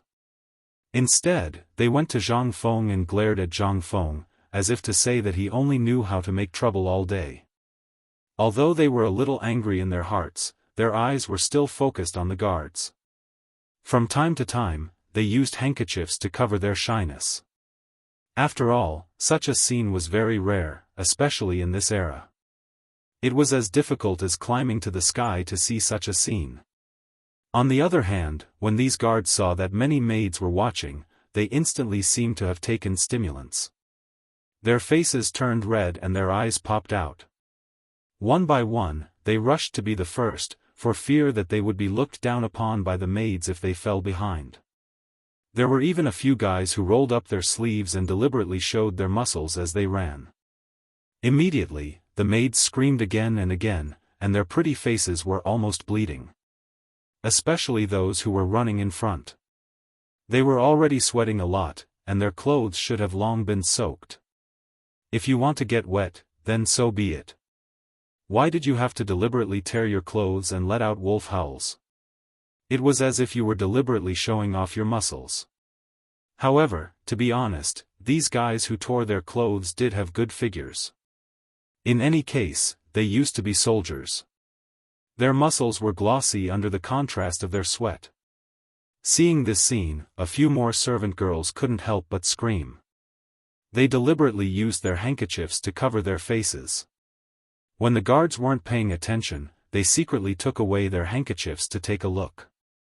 It was as if this could give them great satisfaction. Zhang Feng was a little stunned. He did not expect that the appearance of these maids could stimulate the potential of these guys. Just now, they were half dead, shouting slogans as if they wanted to kill them. Now, when the maids appeared, each one of them was more powerful than if they had taken stimulants. Even the guy who was at the back of the team ran to the front, faintly overtaking the guy who was running in the first place. This was something he did not expect. However, it seemed that there were some benefits. At least it could stimulate the hormones in these guys' bodies, thus stimulating their interest in training. They would not have to train with a bitter face, otherwise, it would be boring. Thinking of this, he looked at the time. It was almost evening. Then, he looked around at the crowd and shouted, "Now, there are 3 laps left. Whoever runs in the first place will be the leader of this team in the future." As soon as these words came out, some people were happy and some were sad. The happy guards thought that they originally still had a few laps left and wanted to show off their muscles in front of this group of infatuated maids. Now that the master suddenly said that there were 3 laps left, they could not show off their muscles. They could not help but feel a little depressed. However, after thinking about it, it seemed that it was not bad to be the leader if they ran first. Besides, there were maids here watching, so they could not drop the ball. Those who were sad were the guys who fell behind. Just now, they only cared about showing off their muscles in front of the infatuated maids. Now, they did not even know where they were falling behind. How could they win the first place? Everyone had different thoughts, but one thing had not changed, and that was to win the first place. Every man had a competitive heart, not to mention that they used to be soldiers. Their competitive hearts were more serious than ordinary people, especially now that there was a large group of infatuated maids beside them. This greatly stimulated the primitive power in their bodies. Their faces were red, the veins on their necks and foreheads were bulging, and their eyes were as big as chestnuts. They kept shouting, as if they were cheering themselves on. "Go, get the first place, I want to be the leader. I can't let the maids see it clearly. Go!" With a burst of shouting, everyone kept moving their legs, wishing that they could cross the finish line in one step. The maids at the side also seemed to be infected. They kept screaming and waving the handkerchiefs in their hands, cheering for the men they believed in. "Come on, get the first place, He Quan, go!" The scream spread throughout the entire Zhang mansion, and also into the ears of the guards. They instantly felt that the strength they had lost was restored. Their eyes were bloodshot, emitting a bloodthirsty light. They stared at the finish line and kept running, as if they did not feel tired at all. Chapter 2015. Zhang Feng smiled. He was very happy to see this scene. It wasn't that he liked to torture these guys, but he felt that he had found the point where these guys would explode, and that was these servant girls. Just a moment ago, these half-dead people were like dead dogs, but when these servant girls appeared, each one of them seemed to have been injected with chicken blood. Each one was braver than the other. Wasn't this the point where these guys would explode?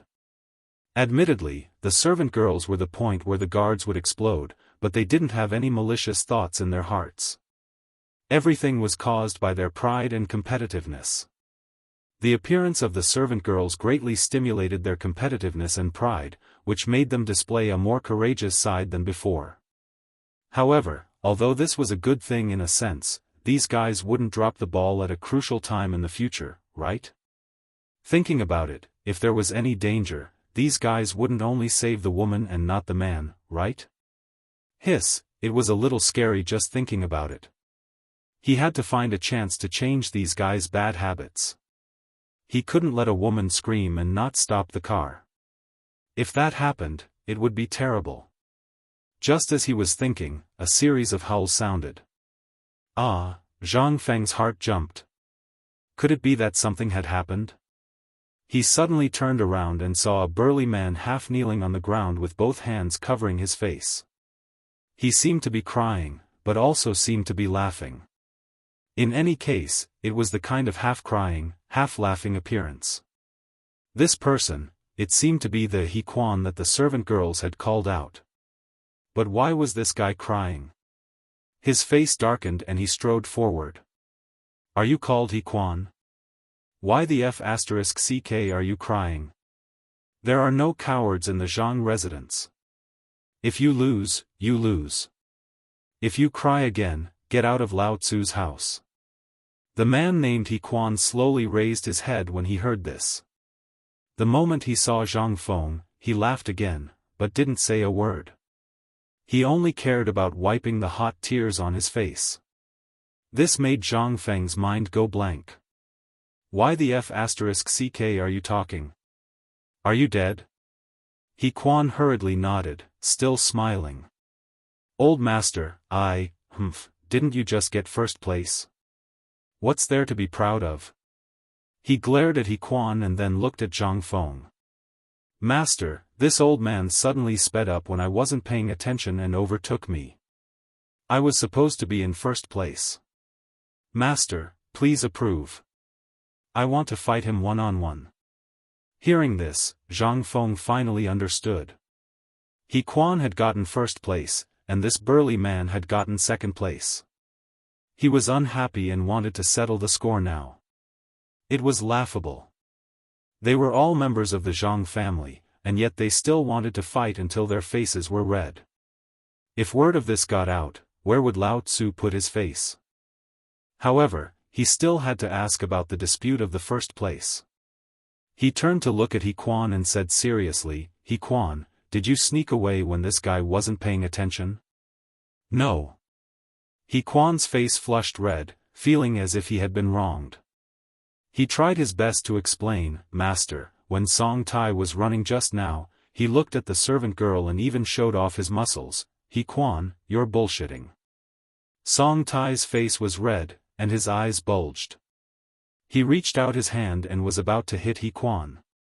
Fortunately, the guard beside him had quick reflexes and pulled him back, preventing him from being hit. However, he was still unhappy. He waved his hands and shouted. Lao Tzu didn't look at the servant girl. At the side, Zhang Feng felt that his ears were about to explode. Just as he was about to stop him, he felt his cheeks burning as if he was being stared at. He turned his head slowly and saw Zhang Yuyao and Jingshu looking at him with resentment. It was as if they were saying, look at your guard, you only know how to look at the servant girl. Zhang Feng instantly felt that his face had been completely thrown away by these fellows. He touched his blushing cheeks, turned his head and deliberately coughed lightly. He was somewhat unable to stand still because he knew that if he didn't stop them, these fellows would definitely tear down the Zhang residence. Moreover, the way the two girls looked at him was somewhat strange. He hurriedly scolded in a stern voice, all right, all of you stop. The two of them finally stopped after he finished speaking. However, their eyes were still filled with dissatisfaction. They glared at each other as if they wanted to eat each other alive. Song Tai, did you look at the servant girl or not? Zhang Feng looked at Song Tai with a serious face and asked. Song Tai's face was red and he stuttered. Seeing this, Zhang Feng finally understood that this guy was peeking at the servant girl. Just now, he refused to admit it, but now he couldn't say a word. He even wanted to compete with He Quan for the first place. He snorted, Song Tai, you lost the competition because you peeked at the servant girl. What else do you have to say now? Song Tai didn't dare to look at Zhang Feng. He lowered his head and glanced at the servant girls under the old pagoda tree. These servant girls were originally here to watch the fun. When they heard that the master had something to do with them, their hearts were beating fast. When Song Tai looked at them like this, their hearts almost jumped out. They all covered their faces with their handkerchiefs and ran away. Hey, don't look anymore. You scared them away. Chapter 2016. When Zhang Feng saw Song Tai's posture, he knew that this guy was up to no good, so he quickly scolded him. The latter scratched his head and stared at Song Tai angrily before saying, "You made a mistake just now. Otherwise, you would have been the first. But you also worked hard. How about this? I'll give you the second place. From now on, you will be under He Quan." After that, Zhang Feng turned to look at He Quan and said with a serious face, "From now on, you will be their leader. You will take orders from me directly. Song Tai will be the second leader. You two should not have any more disputes." He Quan originally wanted to be the first. Now that he heard that he was the first, there was nothing to say. As for the dispute between him and Song Tai, it was caused by a moment of dissatisfaction. He usually worked in Zhang Mansion, so how could there be any grudges? He quickly nodded and said, "Thank you, master." Although Song Tai was dissatisfied in his heart, he had to accept this established fact. He said with a sad face, "Thank you, master." Zhang Mansion nodded with satisfaction and looked at the two of them. "Don't let me find out what happened today in the future. Since you are in Zhang Mansion, you must love each other. If you can't do this, you can get out of here." After that, he looked around at the crowd and said with a serious face, "From tomorrow onwards, you must get up at 5 o'clock. Then, with sandbags tied to your legs and steel on your backs, you must run 5 laps around Chang'an City.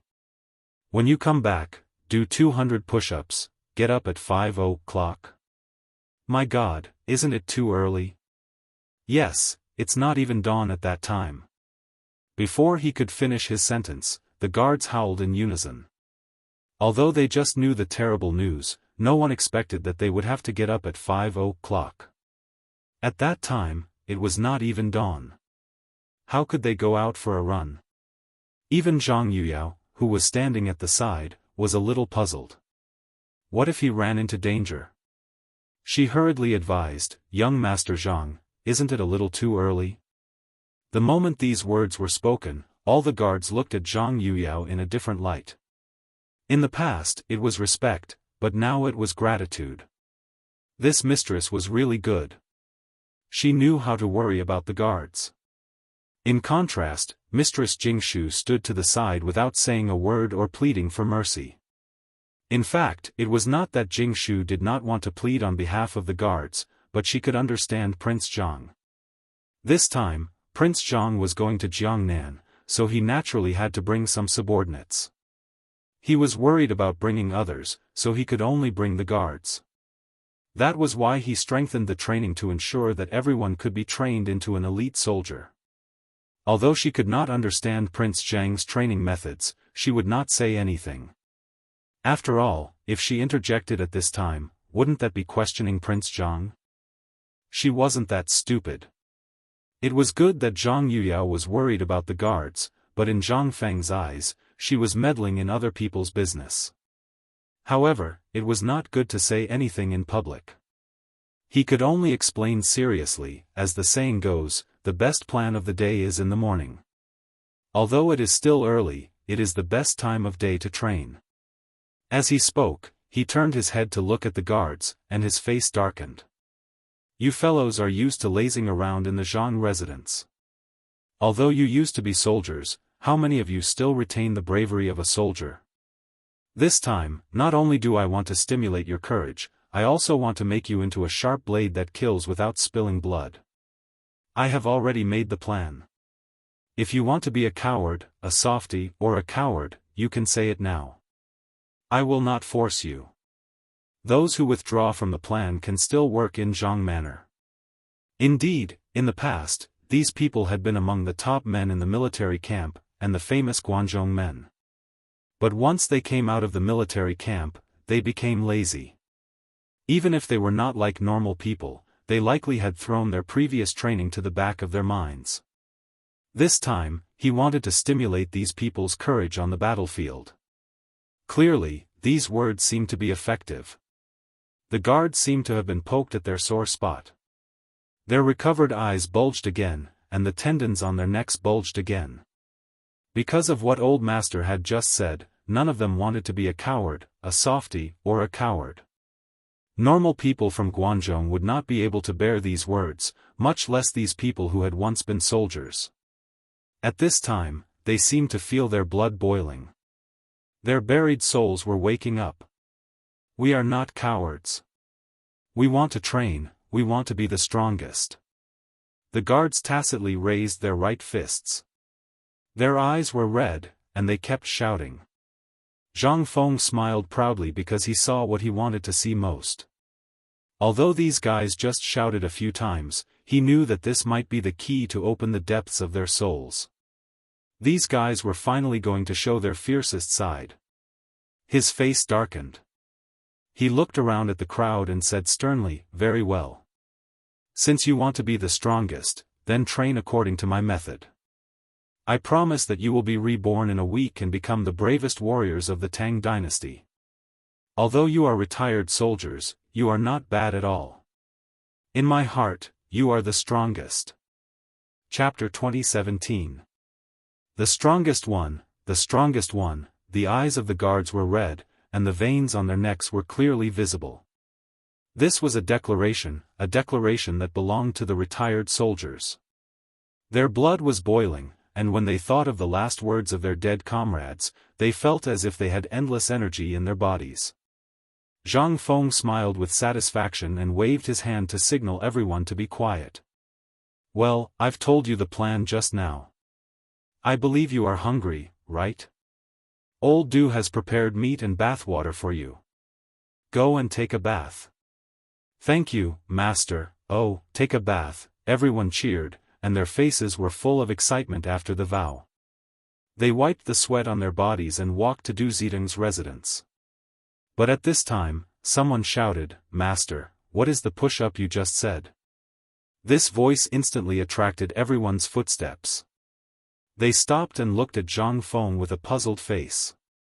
Yes, just now the master only said to do push-up, but he didn't say what it was. How could they do it? Even the two women looked at Zhang Feng with a puzzled face. They thought they were experienced and knowledgeable, but they really didn't understand what push-up was. Especially Jingshu, she had always made friends with high officials and nobles, but she had never heard of push-up. Seeing the puzzled look on everyone's faces, Zhang Feng remembered the push-ups he mentioned before.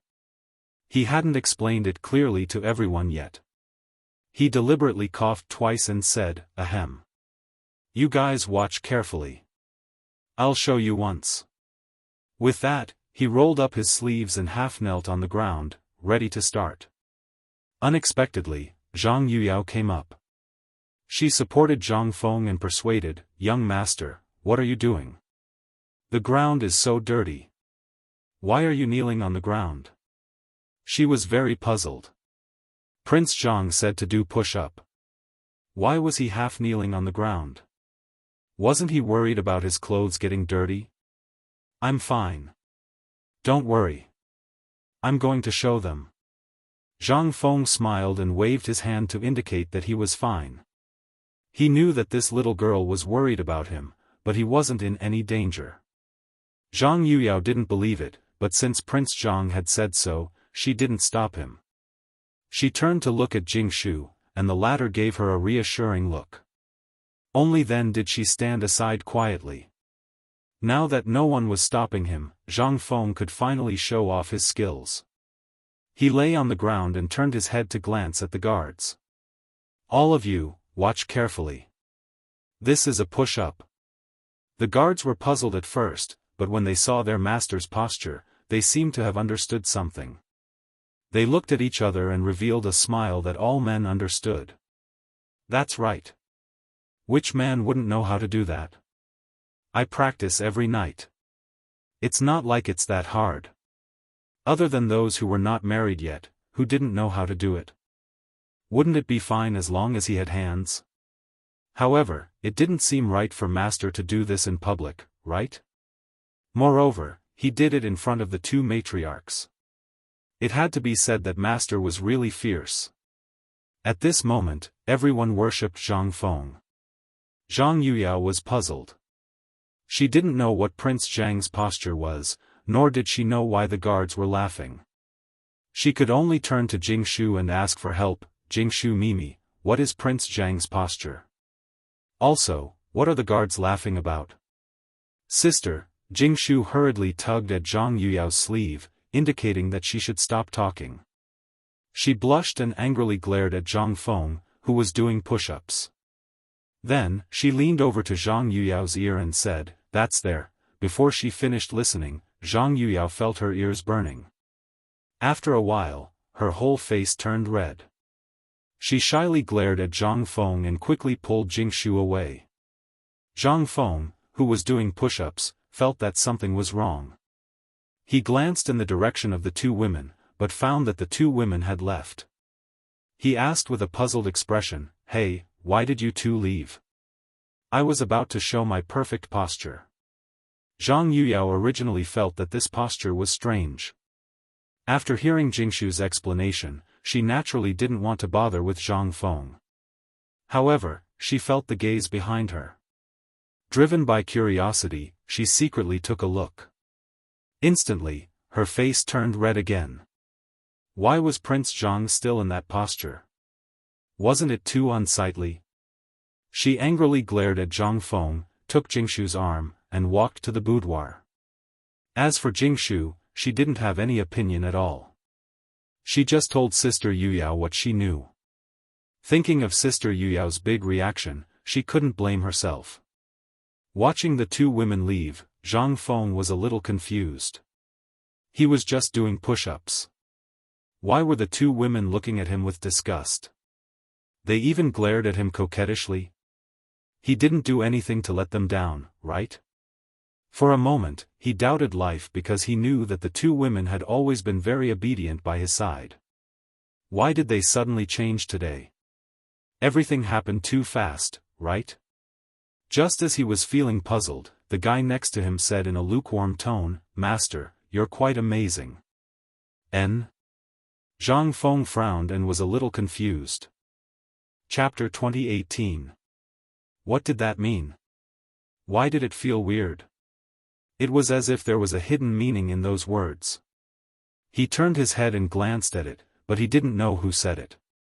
He could only ask, "Who said that just now? What did it mean?" Everyone shook their heads, indicating that they didn't know. Indeed, with so many people standing there, no one knew who said it. However, Zhang Feng was getting more and more confused. He turned around and stood up abruptly. He looked at everyone with a puzzled expression. Why did Yuyao and Jingshu leave just now? Also, why are you laughing so strangely? Everyone was silent. They looked at each other and smiled in a way that all men understood. With this smile, Zhang Feng seemed to understand something, but he also didn't seem to understand it. Why were these guys smiling so wretchedly? And it was when he was doing push-ups? He raised his head and recalled the scene of him doing push-ups just now. Suddenly, he seemed to understand something and looked at everyone with a stunned expression. "You guys, no wonder you looked at Lao Tzu so strangely. It turns out that you were thinking about that." Everyone tacitly understood and continued to laugh strangely. This angered Zhang Feng. He glared at everyone fiercely. Everyone, 100 push-ups. Hurry up. The guards were a little confused. Wasn't the master fine just now? Why did he change his expression so suddenly? He even wanted them to do push-ups? It wasn't that these push-ups were bad, but they had never done them before. Moreover, this posture didn't seem too elegant, right? They were hesitating whether to do push-ups when Zhang Feng's voice sounded again. Didn't you hear what I said? Hurry up, 100 push-ups per person. This time, everyone didn't dare to hesitate because they realized that the master was really angry. They could only quickly lie on the ground and imitate Zhang Feng's posture just now. Although they weren't used to it at first, after 1 or 2 push-ups, they felt very comfortable, as if all the meridians in their bodies had been opened up. He Quan looked at Zhang Feng excitedly and smiled. Master, your push-ups are amazing. Damn it, you still have the face to smile? Zhang Feng turned his head and glared at He Quan. His eyes were about to spit fire. You bastard, make 200. You're not allowed to eat until you're done. Then, as if he was still angry, he turned his head and glared at Song Tai. And you bastard, were you just laughing at Lao Tzu? Song Tai was stunned. Just as he was about to explain that he didn't say anything, Na Cheng thought of Zhang Feng's thunderous voice and said, make 200 of them too. If you don't finish them, you're not allowed to eat. In an instant, Song Tai felt that his life had fallen into a dark phase. He turned his head and glared at He Quan. If it wasn't for this brat, he might not have been implicated. He Quan felt Song Tai's burning gaze and turned his head to look at him. He could feel Song Tai's anger, but he was also a victim. He also felt wronged. He could only give Song Tai a comforting look. He didn't care whether Song Tai accepted it or not. With a bitter face, he did push-ups. Zhang Feng, with his hands behind his back, glanced at everyone angrily. You guys actually dare to make fun of Lao Tzu? It seems that the training given to you is still too little. Tomorrow, you'll run 3 more laps in Chang'an City. Hearing this, everyone's legs trembled. 3 more laps? That would be 8 laps. Wouldn't they be exhausted? Song Tai looked at Zhang Feng with a pleading face. Master, you can't run 8 laps when you wake up at 5 in the morning. Do you want more? Speak if you want, don't stop doing push-ups. Zhang Feng glared at Song Tai and raised his head. He seemed to be thinking about something. After a while, he revealed a malicious smile. You're right.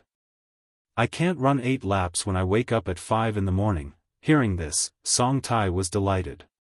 He thought to himself that there was hope. Everyone looked at Zhang Feng with a happy face. They wondered if they should reduce the number of laps. Just as they were daydreaming, Zhang Feng's face changed. His thunderous voice sounded again. If I can't run when I wake up at 5 in the morning, then I'll wake up at 5 in the morning.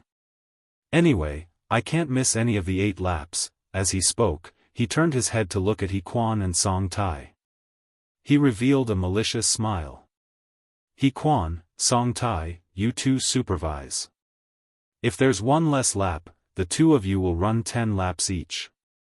Hearing this, He Quan and Song Tai's hearts skipped a beat. Although they enjoyed the treatment of being a leader, they didn't expect the punishment to be so severe.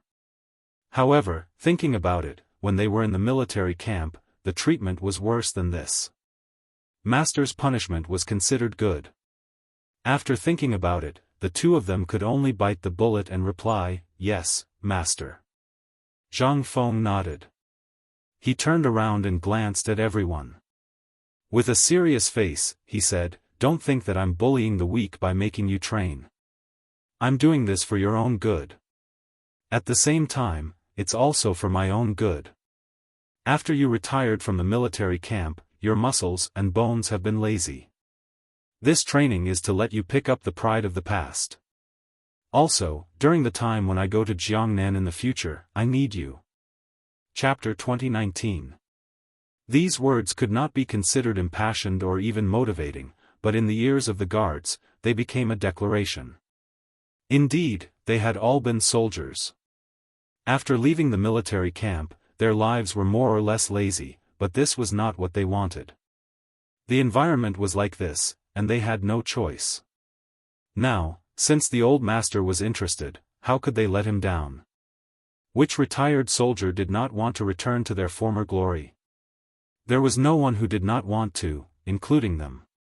Furthermore, in the future, they would go to Jiangnan to protect the old master. Thinking of this, waves of energy seemed to burst forth from within their bodies. Thus, at this moment, their hearts seemed to resonate. Their eyes were red as they said in unison, "Yes, old master." Zhang Feng nodded in satisfaction. He had finally managed to ignite the spirit of this group of people. This way, he wouldn't have to chase after them and force them to train in the future. This was because he knew that the self-discipline of soldiers was very strong. As long as there was a good start, the next step would be a continuous cycle that couldn't be stopped. After the rising passion, Zhang Feng waved his hand to indicate for everyone to leave. After running for so long, this group of people had long been hungry. As expected, when they received the old master's order to disperse, these people were like hungry tigers hunting for food, heading straight for the kitchen. If it was not for the meat prepared for these people earlier, the kitchen would probably be in chaos. Zhang Feng actually liked to see this kind of scene because the more lively the guards were, the less dangerous it would be to go to Jiangnan in the future. This was undoubtedly a good thing. As for how much these people could eat, was this not a small matter? Could the Zhang mansion be eaten by these people? The weather in Guangzhou was like a baby face, changing quickly. The sun had just set in the west, and in a short while, it was dark. There was not much activity at night, so Zhang Feng burrowed into his blankets and did not care about anything. In any case, those people were managed by He Quan and Song Tai, so there should not be any problems. Furthermore, if there was a problem, he would find those two people. The originally dry air soon became moist, and a large amount of fog rose up, covering this 1,000-year-old ancient capital with a mysterious veil. Of course, the Zhang residence was no exception. The entire residence seemed to be wrapped in fog. Except for the few bright lanterns, the entire residence seemed incomparably mysterious. The servant on night patrol paced back and forth in the manor with a lantern in his hand. His hands were raised, and from time to time, he would exhale a few breaths in an attempt to alleviate the bone-piercing cold. Squeaking sounds came from the ground. These were the leaves of the old locust tree that were blown down by the cold wind. Under the servant's feet, they were like bursts of music, crisp and melodious. Winter was originally a cold season, and the cold brought a lot of inconvenience to people. However, it also had a beautiful and lovely side, because it could temper people's willpower and make them more tenacious and indomitable. At this moment, the lights in the guard's room were already turned on, and the figures were getting ready to get out of bed. Most of them were still active. After all, the self-discipline of soldiers could not be underestimated. However, there were still a few guys who were unwilling to get up, as if they were sealed in a blanket. This made He Quan's head hurt. He was originally the leader of this troop, and could be considered to be in charge of these fellows. Now that it was time for training, these fellows actually did not want to get up. This was simply not giving him any face.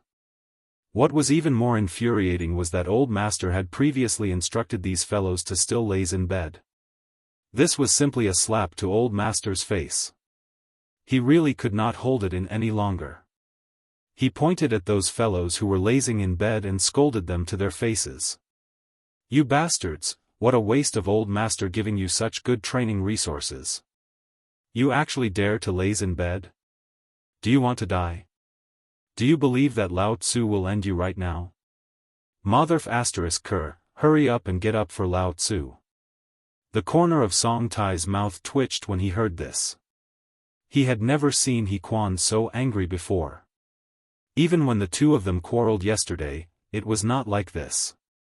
It seemed that this fellow wanted to show off his might.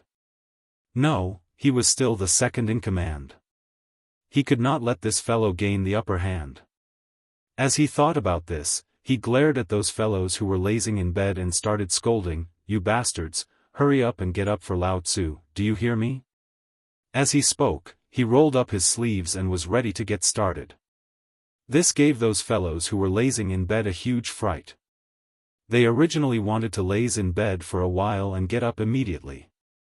After all, they did not dare to disobey Old Master's orders. Moreover, they were also soldiers, and this was common knowledge. Who would have thought that these two leaders would turn hostile and still want to get started? They could only hurriedly beg for mercy. "Get up immediately, get up immediately. Leaders, please don't be angry." As they spoke, everyone hurriedly got up from their beds. They quickly put on their clothes and stood in a row. It was unknown whether they were preparing to scold them or to admit their mistakes. Seeing this, He Quan smiled slightly. He secretly felt a burst of joy. He secretly praised himself for his might, but his face was stern. He swept his gaze across everyone and said in a thunderous voice, "You fellows, it seems that you are used to lazing around. It's the first day of training and you are already lazing in bed.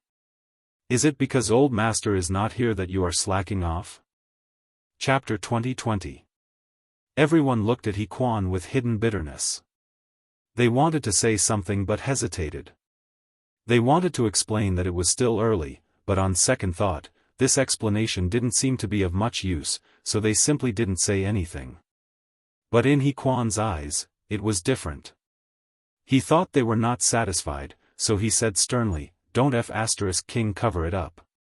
Now that Old Master is not here, I will give the order on behalf of Old Master. Because Yurong, Wen Jindo, and the others were lazing in bed, everyone will be doubled."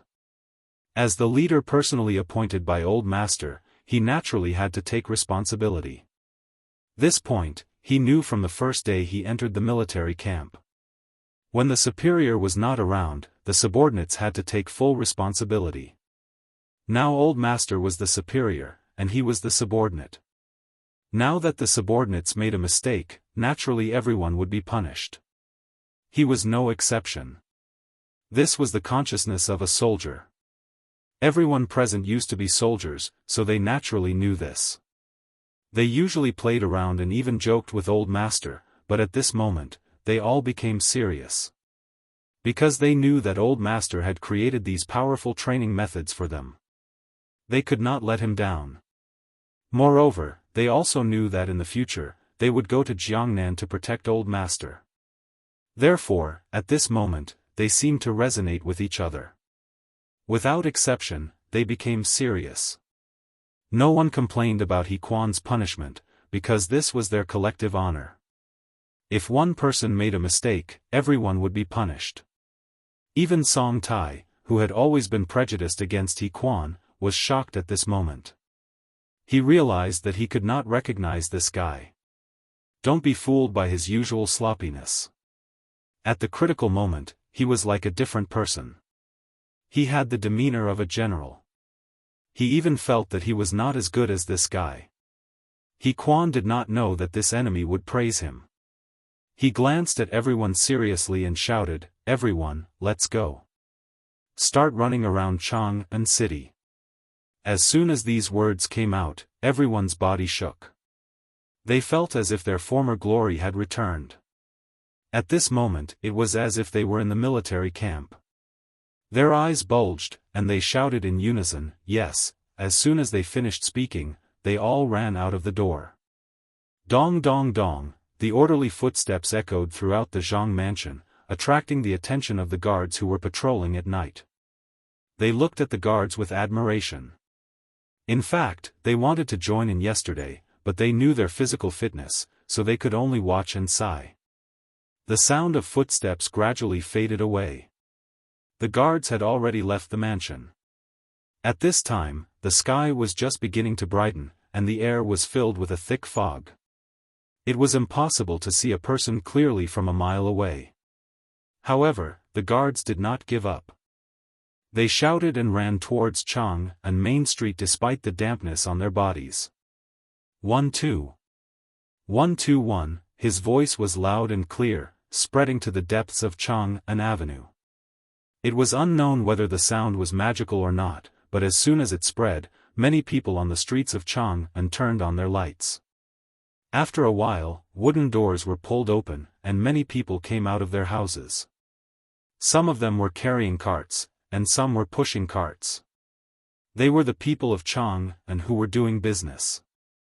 Among them were peddlers like Huzi and Juzi. As soon as they stepped out of the door, they all looked towards the direction of the roar as if they had agreed to do so.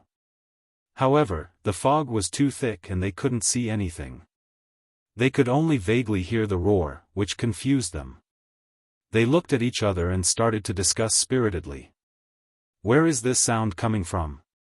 Why are you still shouting? Who the hell knows? But looking at the direction, it seems to be coming from the Zhang mansion. Don't worry so much. Isn't it good to have this sound? Everyone woke up early. In another 15 minutes, the fog will disperse.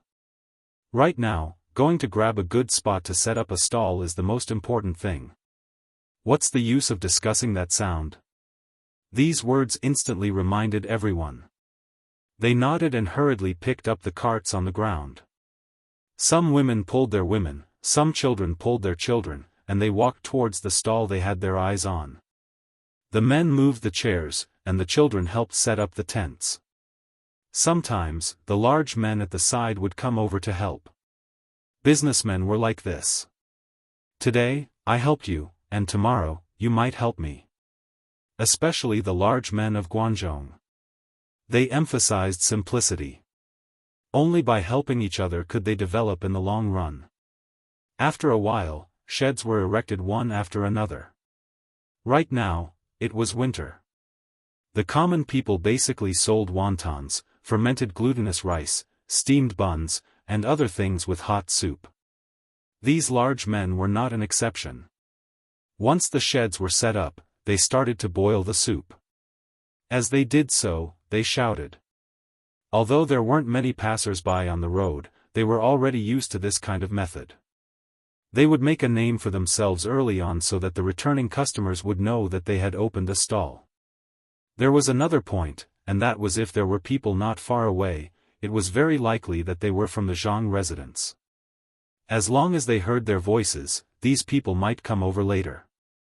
The fog slowly dissipated, and the chants not far away grew louder. This caused Huzi to become alert because he knew that business was about to come. He didn't have a shed, so he could only carry the carts and shout, fermented glutinous rice, fermented glutinous rice. Chapter 2021. Who was he? How dare you steal business from Lao Tzu? It was a big man who spoke. He and Huzi were from the same village. According to seniority, Huzi had to call him uncle. They often went out to sell food together, but coincidentally, they both sold fermented glutinous rice. So they made an agreement that one of them would set up the stall, and the other would take the responsibility to sell fermented glutinous rice separately. Huzi was young, so he was undoubtedly the one who took the responsibility. But this guy actually sold fermented glutinous rice in front of his uncle? Wasn't this a bad business? How could he agree? Huzi seemed to know the taboo, so he smiled innocently and said, "Second uncle, I'm sorry. I'll go over there to sell." While speaking, he ran to the opposite side, but his eyes were still fixed on the source of the sound, because he heard that there seemed to be a lot of people who made the sound. If second uncle didn't have enough fermented glutinous rice later, he would go and sell it. As he was thinking, a group of people came into his sight. They were a group of big men with bulging muscles and fierce eyes. If it weren't for the fact that this was Chang'an City, he would have run away. This group of guys was too tall and intimidating. However, he was not worried at all, because he saw that these guys' clothes were printed with a big Zhang character. They were indeed people from Zhang Mansion. He was wild with joy and hurried to greet them with the cart. "Gentlemen, please give me a bowl of fermented glutinous rice." He didn't care at all why these guys were running here early in the morning. He was carrying steel plates on his back and sandbags on his feet. What he cared about most at the moment was to make these guys buy his fermented glutinous rice. The surrounding people who sold steamed buns, wontons, and fermented glutinous rice were a little unhappy when they saw the situation, especially second uncle, who secretly scolded Wuxia for being unfilial and selling fermented glutinous rice. Although they despised Wuxia a million times in their hearts, they also knew that this was their source of income, so they kept shouting at Quan and the others. "Sir, fermented glutinous rice, the best fermented glutinous rice, steamed buns, one is worth two. Sir, come and have a look." No matter how loud the crowd's voices were, Quan didn't seem to be too interested. He just glanced at them. However, the people behind him couldn't stand it anymore. Looking at the white steamed buns and scalding wontons, their saliva was about to drip out. However, without the boss's permission, they didn't dare to go up. They were enforcing military discipline now. If they weren't careful, they might be punished again. Song Tai actually had the same thoughts as everyone else. He also wanted to go up and get some fermented rice wine. After all, they hadn't eaten for a whole night. Besides, they had been running for so long. Everyone's stomachs were already shriveled. If it was a normal day, he would have already gone up and drank it. However, it was the training period now. Old Master had just appointed the training plan. As the second in command of the team, he naturally couldn't take the lead and commit a crime. Besides, he was very impressed with Quan this morning. When Wuxia saw that these guys were unmoved, he had an idea. He quickly opened the jar, and the aroma of fermented glutinous rice instantly spread out. The whole street could clearly smell it. When the guards smelled the aroma, they didn't feel good. They were already hungry. Now that Wuxia deliberately opened the lid of the fermented glutinous rice wine, they immediately felt their legs go soft. However, without the boss's permission, even if they were hungry, they didn't dare to stop. Thus, everyone looked at Quan with a pleading face. Quan suddenly trembled. He seemed to feel the burning gazes behind him. He secretly glanced at them. When he saw the pleading look on everyone's faces, he knew that these guys were really hungry. In fact, he was already hungry. However, as the leader of the team and also shouldered the heavy responsibility of Old Master, he felt that he couldn't be so reckless. At least, he had to respect the majority's wishes. Now that everyone was hungry, there was no harm in drinking a bowl. Thinking about it, he turned his head and glanced at the fermented glutinous rice wine in Wuxia's hand. The white glutinous rice wine came into view. He could clearly smell the fermented rice wine. He instantly felt saliva secreting in his mouth. Swallowing his saliva, he suddenly raised his head. "Stop." Everyone was overjoyed and quickly stopped in their tracks. Quan turned around and glanced at everyone. He said seriously, "Originally, this is training. We shouldn't be eating, but, all right. Great leader you see that all of us are starving. Why don't we eat first?" Song Tai couldn't stand it anymore. He looked at Wuxia's fermented glutinous rice wine and complained to Quan. He was indeed hungry. He didn't think that this guy would let everyone eat. But if he wanted to eat, just eat. Why did he have to make such a long speech? Obviously, Song Tai's words attracted everyone's goodwill. They nodded and signaled Quan to stop talking nonsense. Eating was the most important thing. After being snubbed, Quan didn't waste any more time. He simply waved his hand, "Let's go eat." Everyone cheered. They didn't care about their impression of him and ran towards the stall.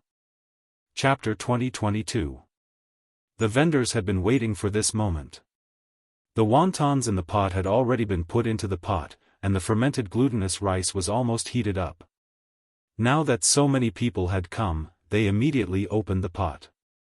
They set up chairs and stirred the food in the pot happily.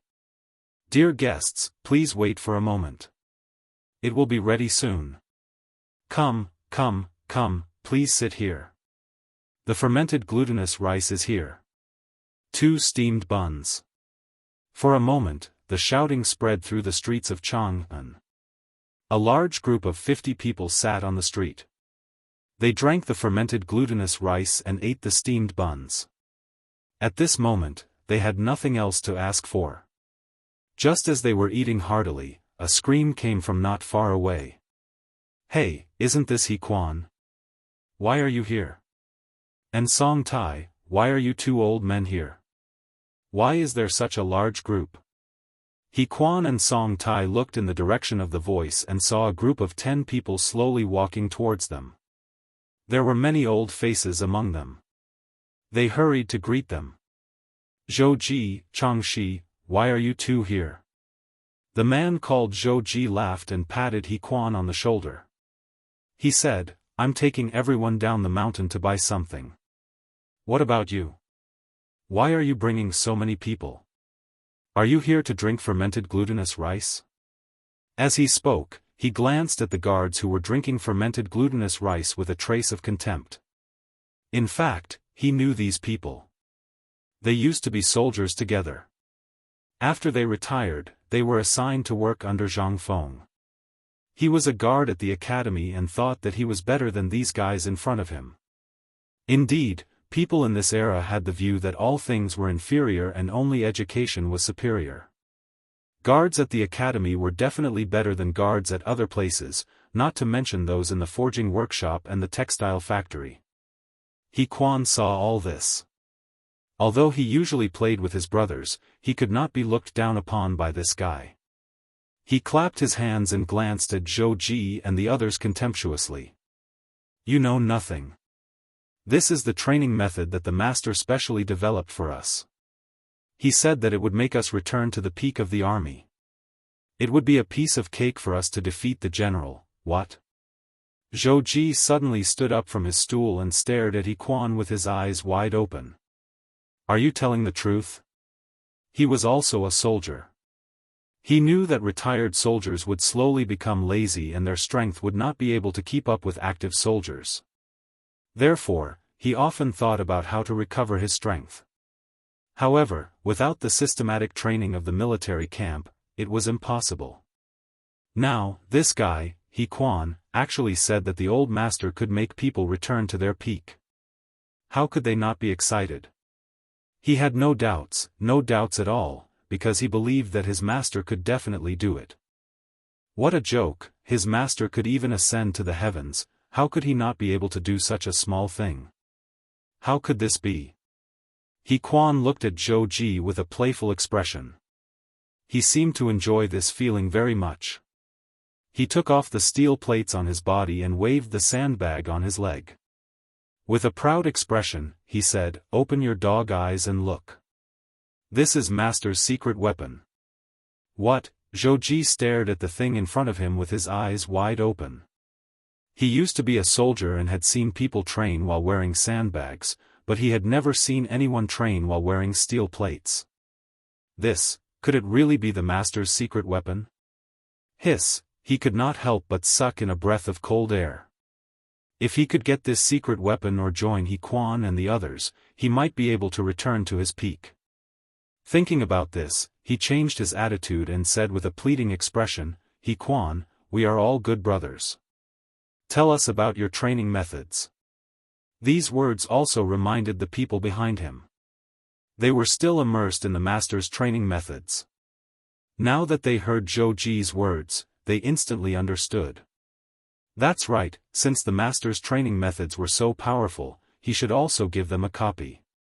They all looked at He Quan and begged, "He Quan, no, big brother He, ancestor He, can you tell us about the master's training methods?" He Quan had a proud smile on his face. He thought to himself, "Who told you to look down on Lao Tzu just now? Why are you kneeling and licking his boots now?" In fact, there was a moment when he wanted to tell them about the training methods. Firstly, he wanted to take down these people's arrogance. Secondly, he wanted them to have a taste of this bitter training method. But on second thought, this was the training method that the master had made for the guards of the Jianghu residence. Why should he tell them about it? Moreover, these people were not good people. When he was a soldier, they bullied him a lot. So, he could not tell them about it. Thinking about this, he glanced at the guards of the Jianghu residence. Then, he looked at Zhou Ji and said proudly, "It's not that I don't want to tell you, but this is the master's method. We cannot reveal it.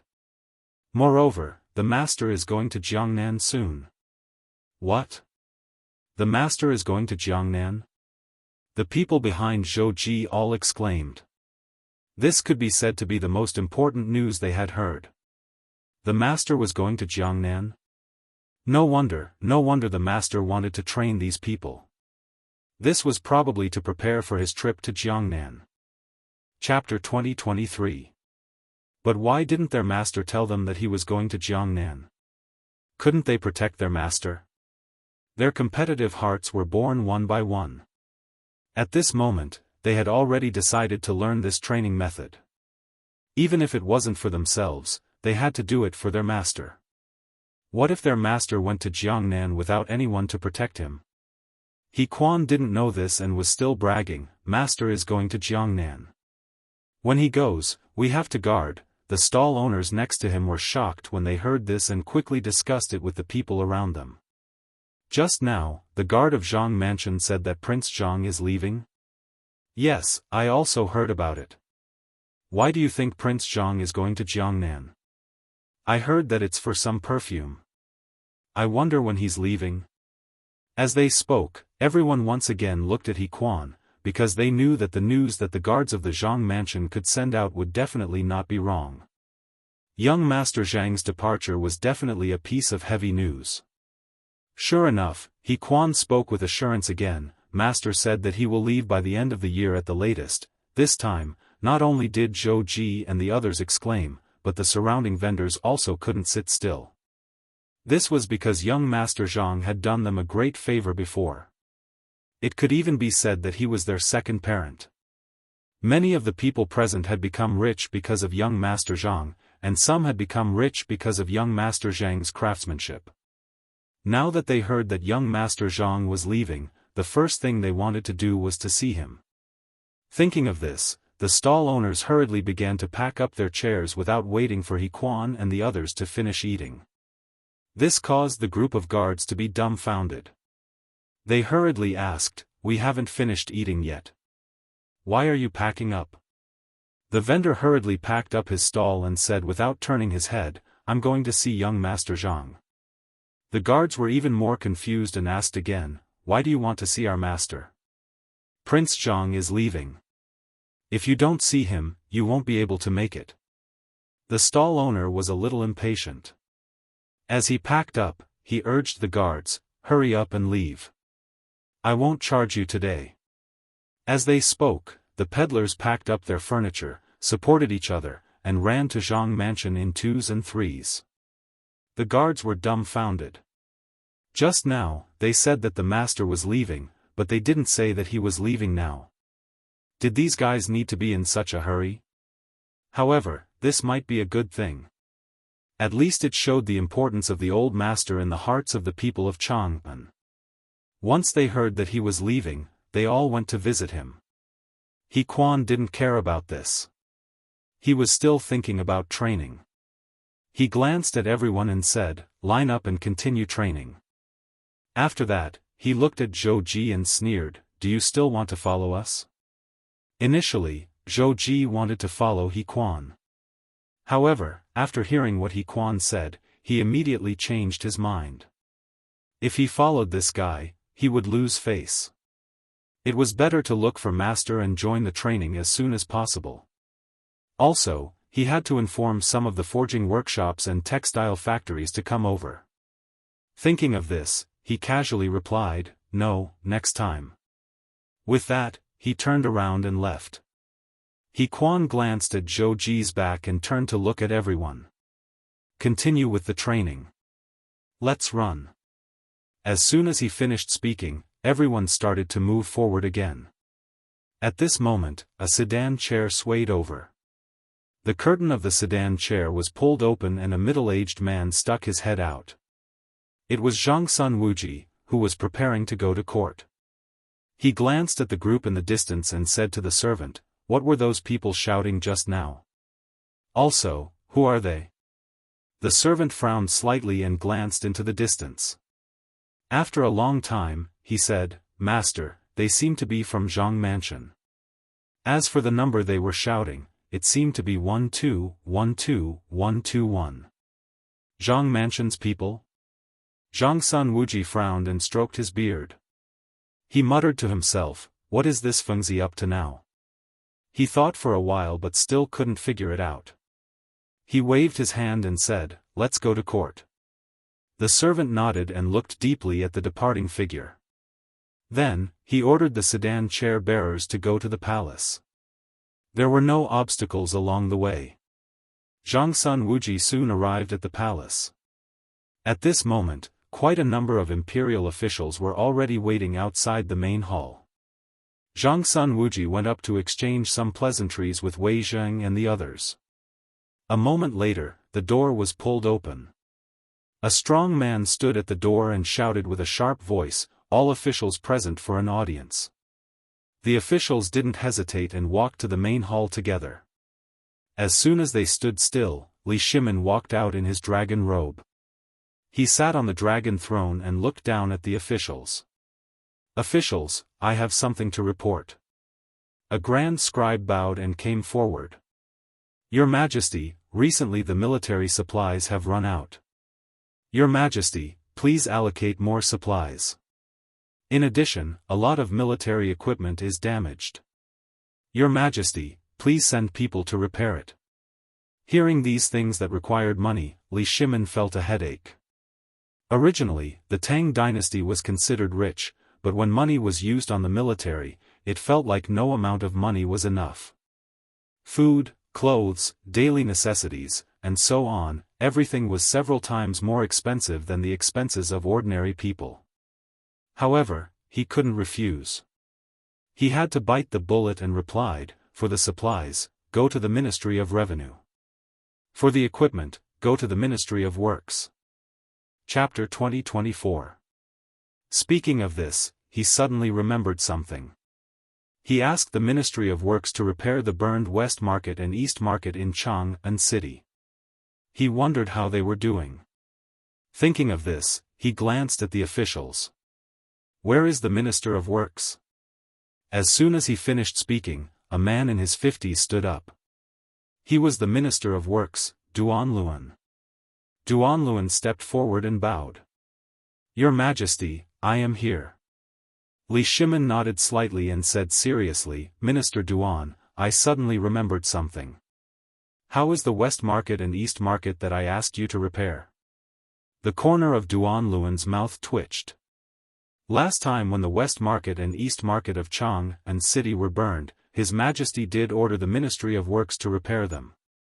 But how could the Ministry of Works have the money to repair them? So it had been delayed until now. Why did His Majesty suddenly think of this? It was all because of the Grand Scribe.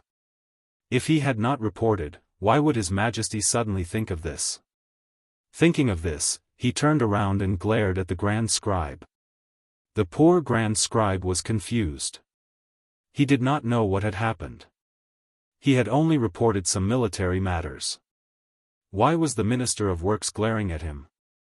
Although he was confused, he did not dare to say anything. Because Duanluan's position was higher than his, he could only put on a smiling face. Duanluan was even angrier. He thought the Grand Scribe was laughing at him. He was so angry that he could guarantee that if it were not for the court, he would have beaten this guy up.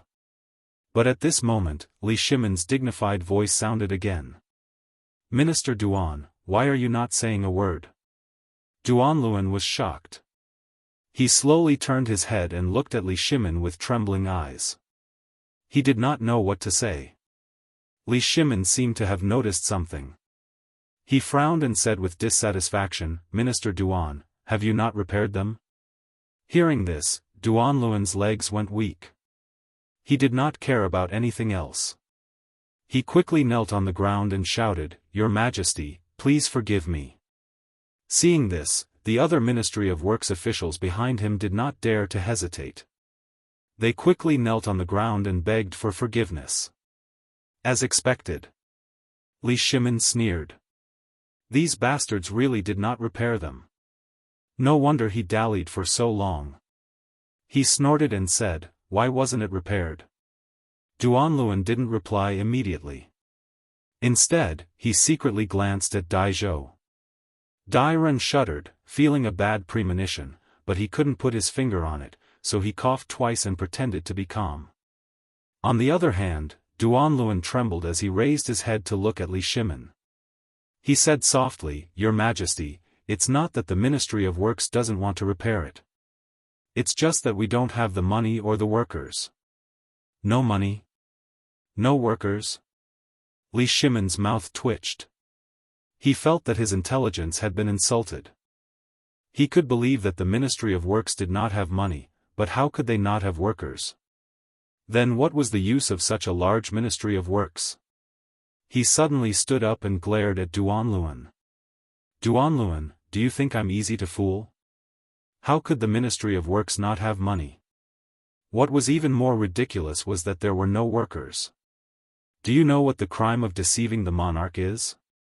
This subject doesn't dare to deceive the monarch.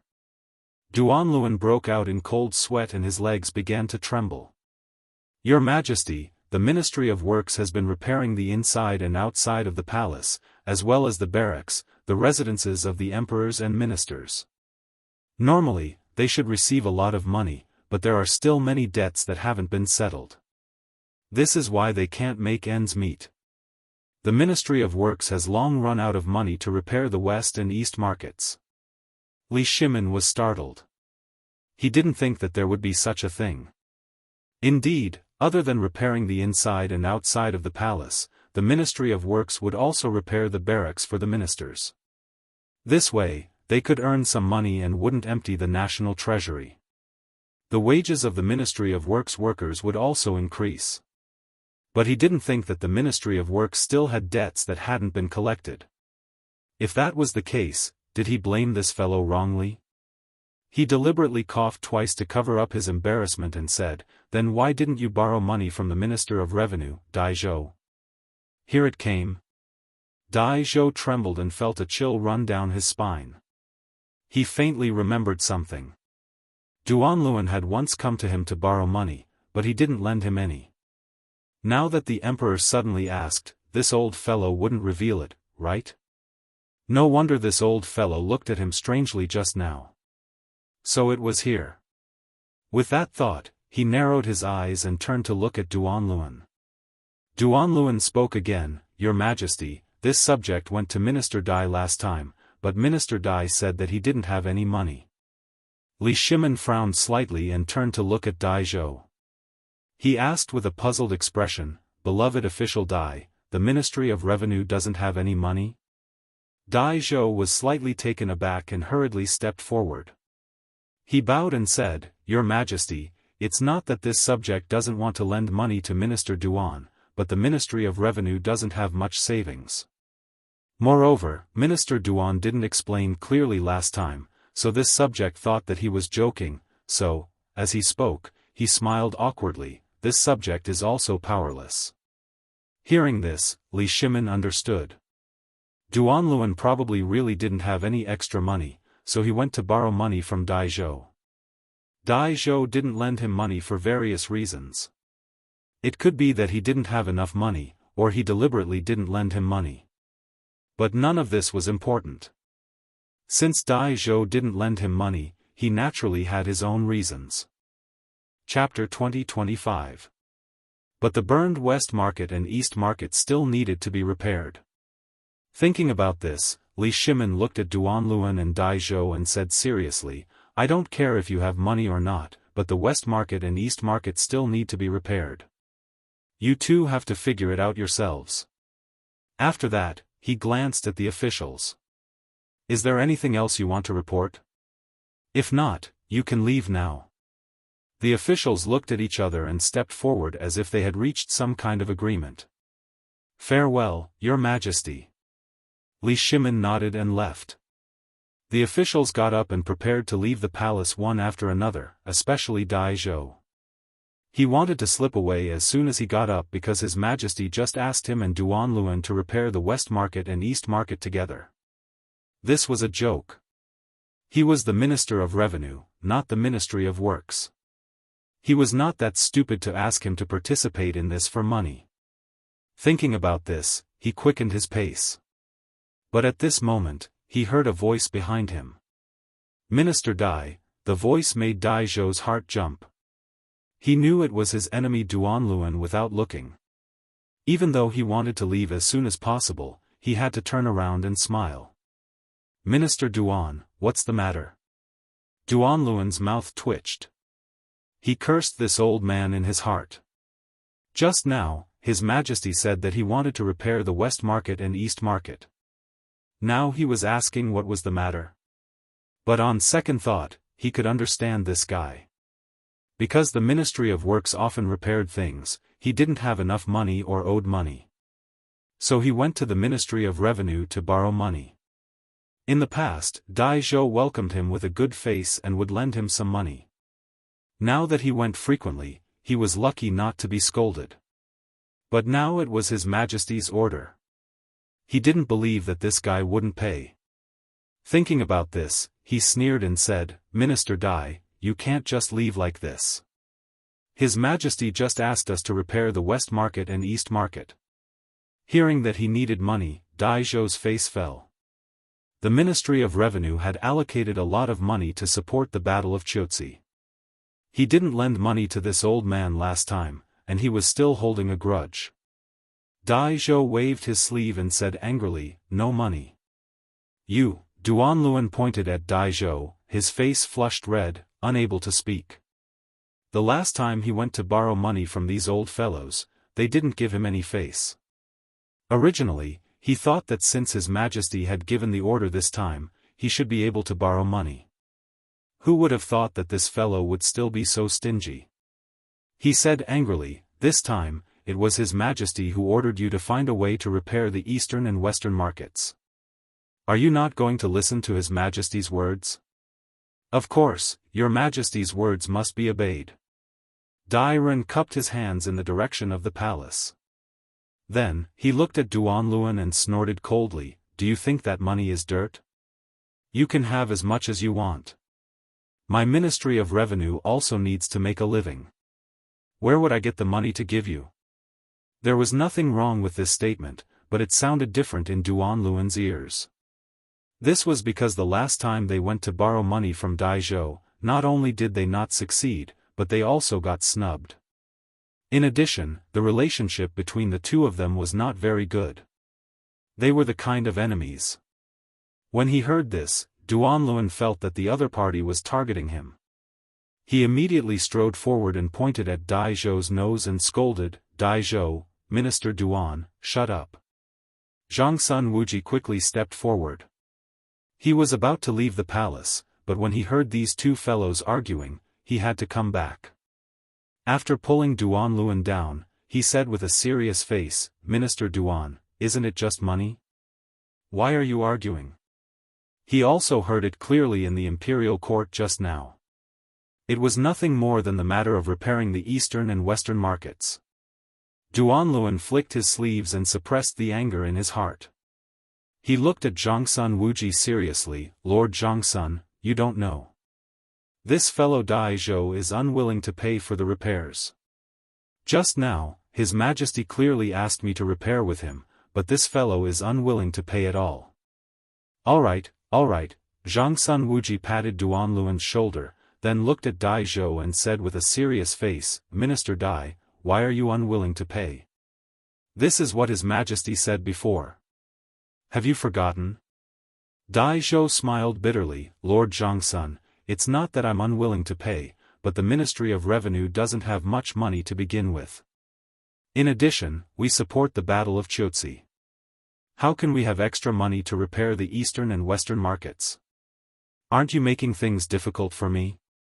When Zhangsun Wuji heard this, he frowned slightly. He had once been the Minister of Revenue and naturally knew about the situation in the Ministry of Revenue. He could guess whether Dai Zhou was telling the truth or not. In history, wars were the most costly, especially the Battle of Chiuzi.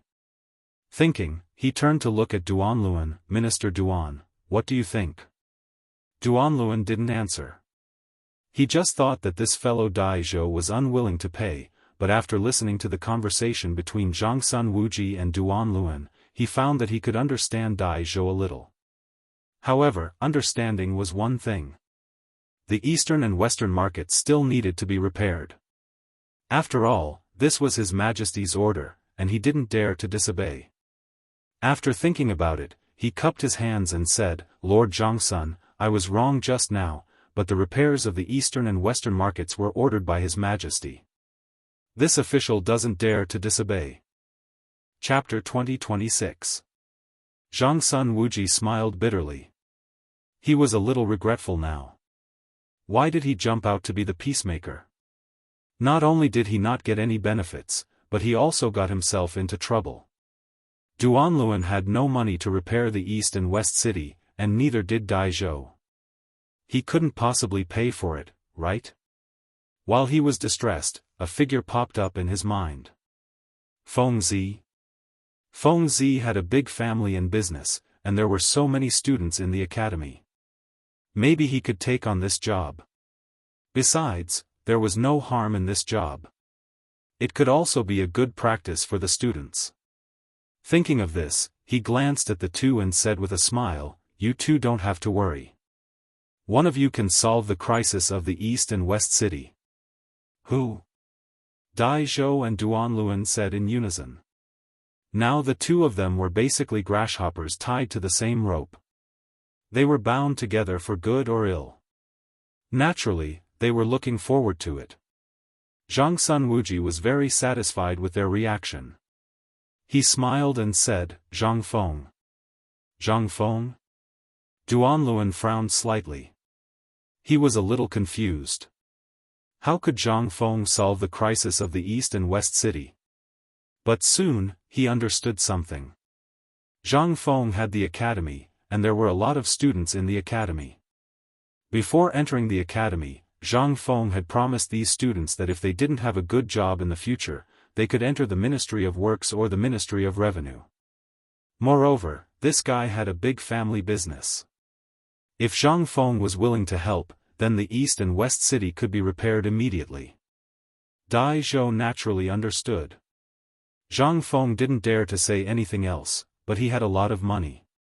If he was willing to take out a little money, then the repair of the East and West City could be immediately filled. But, how could this guy be willing to take out the money?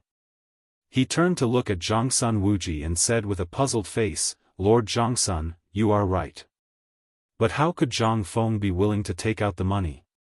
Duanluan nodded. He had the same feeling.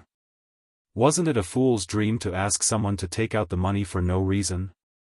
Zhangsun Wuji smiled. Although these two old fellows were slick and sly when it came to officialdom, why were they suddenly enlightened at this time? He glanced at the two of them and said mysteriously, The academy? Doesn't he have students? Duanluan instantly understood something. Zhang Feng had promised his students that they could enter the Ministry of Revenue or the Ministry of Works after they graduated. And now, he was the Minister of Works. If he were to negotiate with Zhang Feng, wouldn't it be a piece of cake? He smiled proudly and said, Thank you, Lord Zhangsun, for your guidance. I will go and find Zhang Feng now. With that, he strode out of the door. Dai Zhou? What Dai Zhou? They already had Zhang Feng. What use would a mere Dai Zhou have? Wasn't this guy in charge of the Ministry of Revenue? As long as he had Zhang Feng's money, Dai Zhou's money was not important. Besides, this old man had no money. While thinking, Duanluan's steps became more presumptuous. But Dai Zhou was not happy. His Majesty had already given the order. Why did this guy run away? He could not let this guy take all the benefits alone. He said to Zhangsun Wuji and hurriedly followed Duanluan's footsteps. Looking at Duanluan and Dai Zhou's backs, Zhangsun Wuji felt a little regretful. He felt that he had cheated Feng Zi. The renovation of the East and West Market was a matter for the Ministry of Works and the Ministry of Revenue. How could they drag Feng Zi into this? But this was not a bad thing. Feng Zi was just giving some money.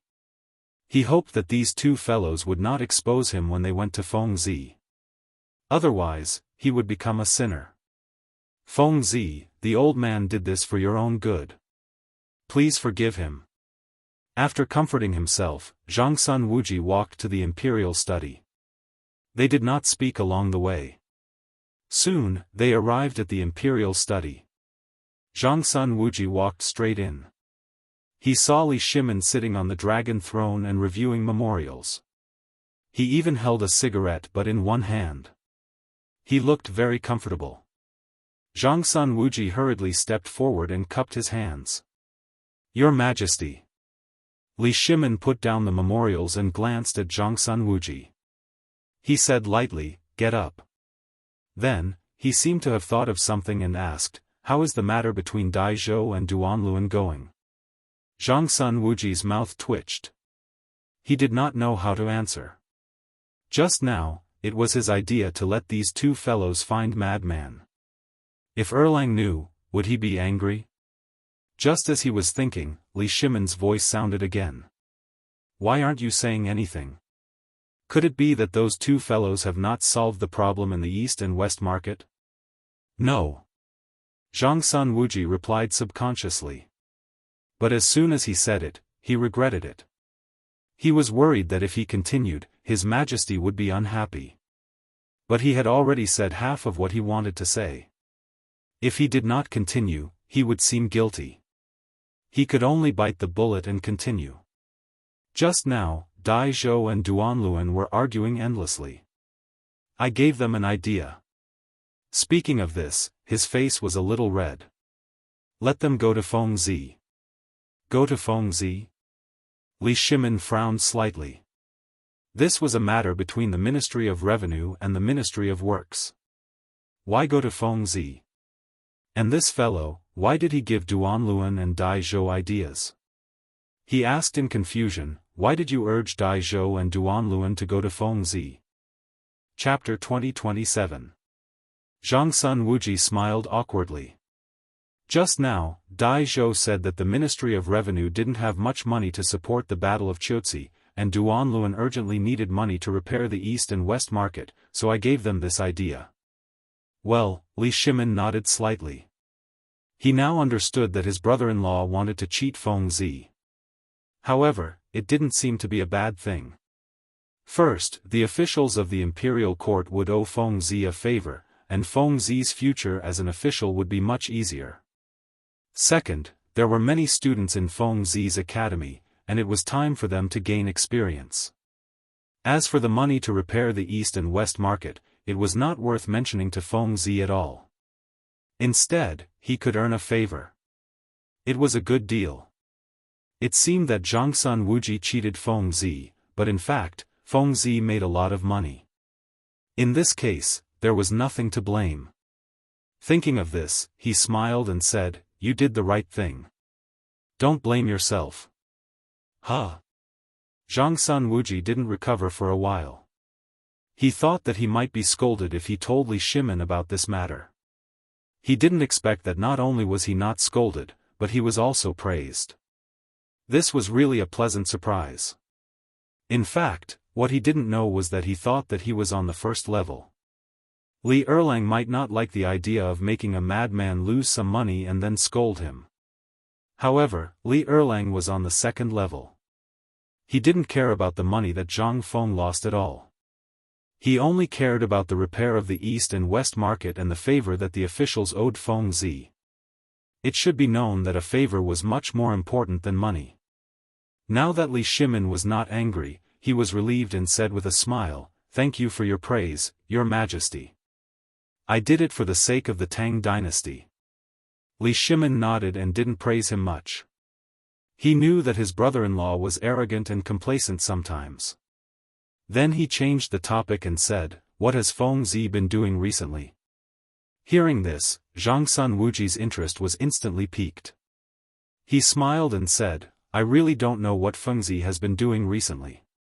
However, when I went to court this morning, I saw Fengzi's guards. Oh, Li Shimin put down his cigarette and looked at Zhang Sun Wuji with interest. What are his guards doing? Zhang Sun Wuji stroked his beard as if he was thinking about something. After a while, he said, I saw Fengzi's bodyguard running around Chang'an Avenue. He was wearing steel plates and had sandbags tied to his feet. He was shouting some kind of chant that could be heard from 3 miles away. Li Shimin frowned, somewhat puzzled. He could understand running. It was nothing more than exercise. He could understand tying sandbags to his legs, but why did he have to tie steel plates to his body? She even had to chant. Why did this sound a bit like military training? However, it didn't seem like it. Soldiers didn't have the operation of tying steel plates. Fengzi was becoming more and more unfathomable. He looked at Zhang Sun Wuji in confusion. Do you know what Fengzi's guards are doing? I don't know. Zhang Sun Wuji shook his head and said with a puzzled expression, I only saw the guards when I went to court. I didn't ask. Li Shimin rolled his eyes at Zhang Sun Wuji, somewhat speechless. He was already in front of him, but he didn't know how to ask. However, this wasn't a bad thing. At least he knew what Fengzi was doing these days. He hadn't seen this guy for a few days. He could take this opportunity to see Fengzi. Thinking of this, he raised his head and glanced at Xiao Gizi. Xiao Gizi, change clothes and leave the palace. Xiao Gizi understood and took out plain clothes to wait for orders. Li Shimin stood up and changed clothes while saying to Zhang Sun Wuji, accompany me to see Fengzi later. Zhang Sun Wuji quivered and subconsciously wanted to refuse. This was because he had given Dai Zhou and Duanluan some advice just now. If nothing unexpected happened, these two fellows should be on their way. If they were to bump into each other in the Zhang estate, it would be a little awkward. However, on second thought, Erlang's words made sense. This wasn't completely a bad thing. At least it would give the academy students a chance to gain experience. Perhaps Fengzi would thank him. After thinking about it, he decided to go. After all, Fengzi didn't eat people. After changing clothes quickly, Li Shimin and Zhang Sun Wuji got on the carriage and went to Zhang Mansion. However, they soon discovered something strange. Chang'an Avenue, which used to be packed with people, was deserted today. There were not even a few pedestrians on the road. What was even more strange was that there was no one in front of many vendors, leaving the food on the chairs. Many of the food had already been visited by sparrows. What was going on? Li Shimin turned to Zhang Sun Wuji and asked curiously, why is Chang'an Avenue like this? Could it be that thieves have looted it? This was the only possibility he could think of at the moment. Chang'an was usually crowded with people. Usually, it would take a few hours to go shopping. Moreover, the vendors in Chang'an valued their stalls more than their lives. How could they abandon their stalls now? There must be something wrong. Chapter 2028. But he still didn't know the reason. Faced with Li Shimin's question, Zhang Sun Wuji had a bad feeling. He looked around the street, and sure enough, it was deserted. Especially the glutinous rice wine stall. It was overturned. Glutinous rice wine? His eyes widened as if he remembered something. In the early hours of this morning, the guards of Zhang Mansion seemed to be drinking glutinous rice wine here. They also talked about some things in Zhang Mansion, including that madman was going to Jiangnan. Could it be, the incident on Chang'an Avenue was related to Fengzi? Hiss, he gasped and turned to Li Shimin. He said carefully, Your Majesty, it might be related to Fengzi. Fengzi? Li Shimin frowned and asked in confusion, how is it related to Fengzi? Zhang Sun Wuji narrowed his eyes. In the early hours of this morning, I vaguely heard the guards of Zhang Mansion say that Fengzi was going to leave. Hearing this, Li Shimin seemed to understand something. Feng Zi was going to leave, and then the people of Chang and were going to see Feng Zi. Now this was the only explanation. Otherwise, how could the scene on Chang An Avenue be explained? But soon he felt something was wrong. If the people all went to Feng Zi's house, would Feng Zi be in danger? He turned to the coachman and said quickly, "Speed up, hurry up." The coachman didn't hesitate. He waved his whip and the horses neighed.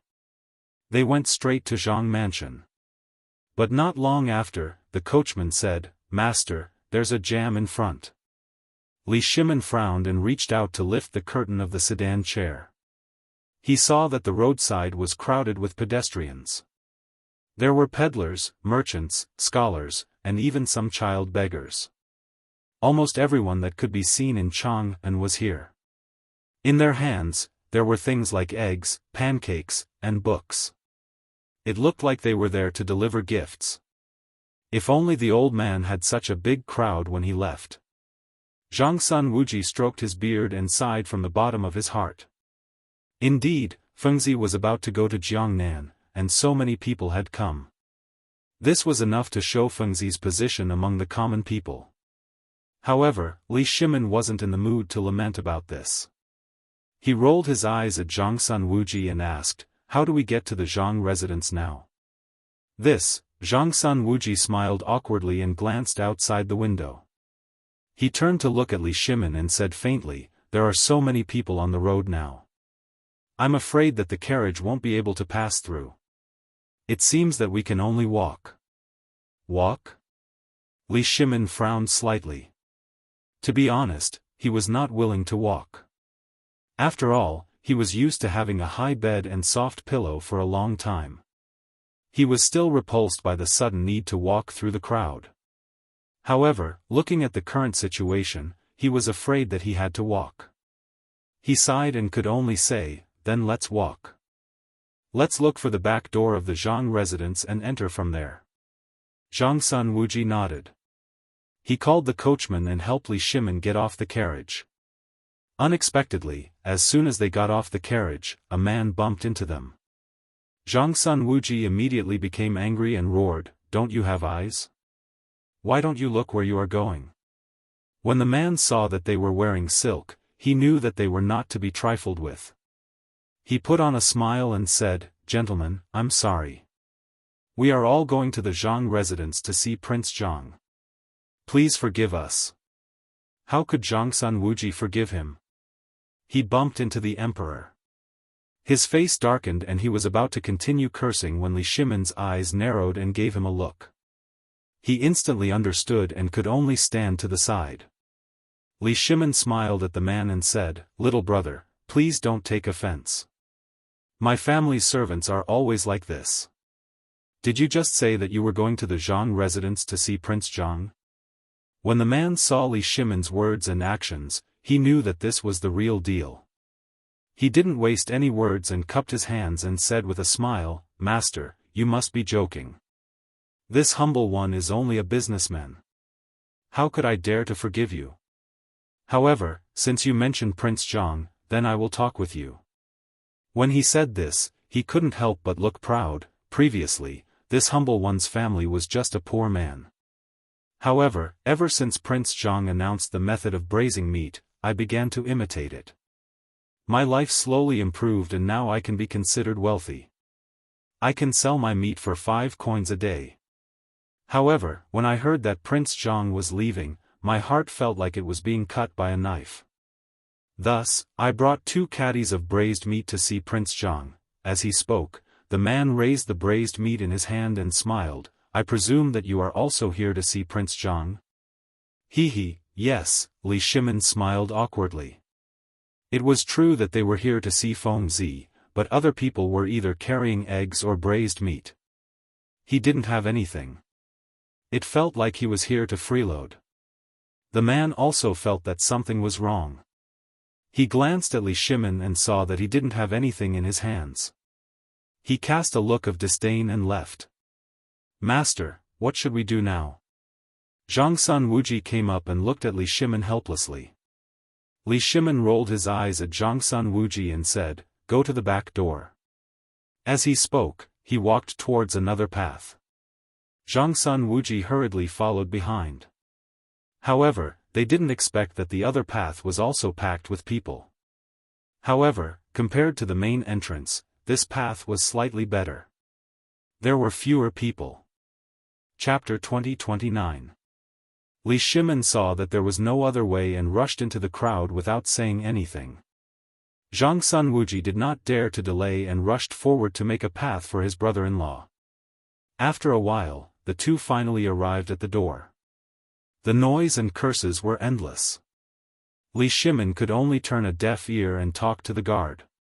"Where's your master? What did you say? I can't hear you. Where's your master? Oh, he's at home. Let me in." Fortunately, the guard recognized Li Shimin. Otherwise, who knew how much effort it would take? After entering the residence, the guard led Li Shimin to the main hall.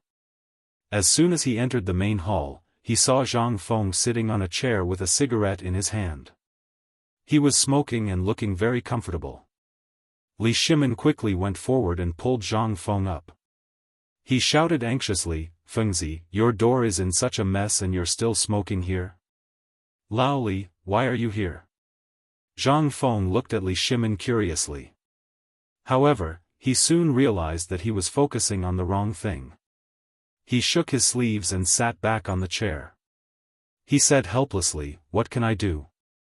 I didn't want to leak the news, but I can't control people's mouths." Speaking of this, he snorted and said discontentedly, "The guards at home didn't keep their mouths shut. It's also my fault. I didn't explain it clearly to those guys. That's why people are blocking the door now. You feel wronged?" Li Shimin raised his eyebrows and found it funny. "So many people came to see you. This is such a great honor. You're still throwing a tantrum? Yes, you don't know how lucky you are." Zhangsun Wuji snorted and looked at Zhang Feng with dissatisfaction. "On what basis? Why did this kid have so many people sending him to Jiangnan? Why didn't anyone send him when he went to other places to take up his post? It's fine if they sent him, but why did this kid hide in the main hall and refuse to see anyone?" He was a classic example of someone who didn't know how to appreciate good intentions. Looking at their cold gazes, Zhang Feng couldn't stand it anymore. He quickly got up and helped them sit down before saying, "You don't have to be jealous of me." "Who the hell is jealous of you?" Zhangsun Wuji almost jumped up. Fortunately, Li Shimin quickly held him down. Otherwise, this guy would have definitely started a fight with Zhang Feng. I'm not jealous, okay?" Zhang Feng rolled his eyes at Zhangsun Wuji. Then, he glanced at the door and said faintly, "Of course, I know that the commoners are here to see me. I also want to go out and meet everyone. It's just that there are too many commoners here. I heard that the door is blocked. If I go out now, wouldn't I be torn apart alive?" As he spoke, he sat down on the chair and took a deep puff of his cigarette before continuing, "I'd better stay at home and wait for the commoners to leave before going out." "Nonsense." Li Shimin frowned and looked at Zhang Feng with dissatisfaction. "The commoners came to see you because they have high hopes for you. Why are you hiding at home? Besides, there are so many commoners outside now. What if something happens? You should go out and meet the commoners, then dismiss them." Zhang Feng smiled awkwardly and didn't reply.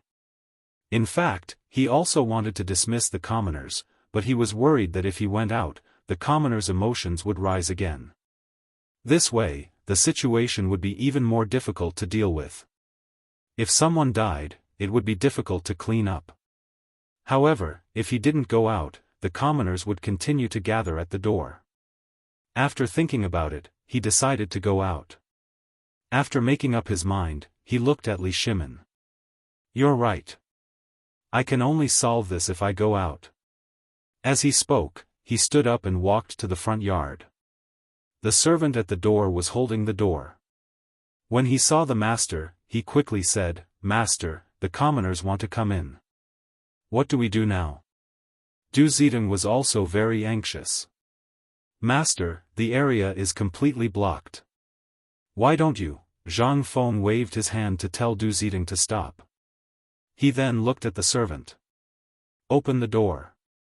I'll go out and take a look." "Master, it might be dangerous to go out now. There are so many commoners." Du Zidong looked worriedly at Zhang Feng.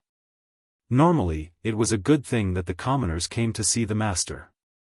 However, when there were too many people, it became a bad thing because no one knew what kind of danger would occur. "Don't worry." Zhang Feng didn't care. He smiled. "It's a good thing that the commoners came to see me. I can't let the commoners feel disappointed." Du Zidong nodded. He knew the relationship between the two. The commoners coming to see the master meant that they loved the master. It would be inappropriate if they didn't go out. However, there were too many people going out. If there was danger, it would be over. He glanced at the servants. "Later, open the door and protect the master. Remember, don't leave his side." The servants all nodded. Du Zidong was relieved. He waved his hand to open the door. As the main door was opened, a series of screams could be heard coming in. "Prince Zhang, we're here to see you." "Prince Zhang," Du Zidong hesitated.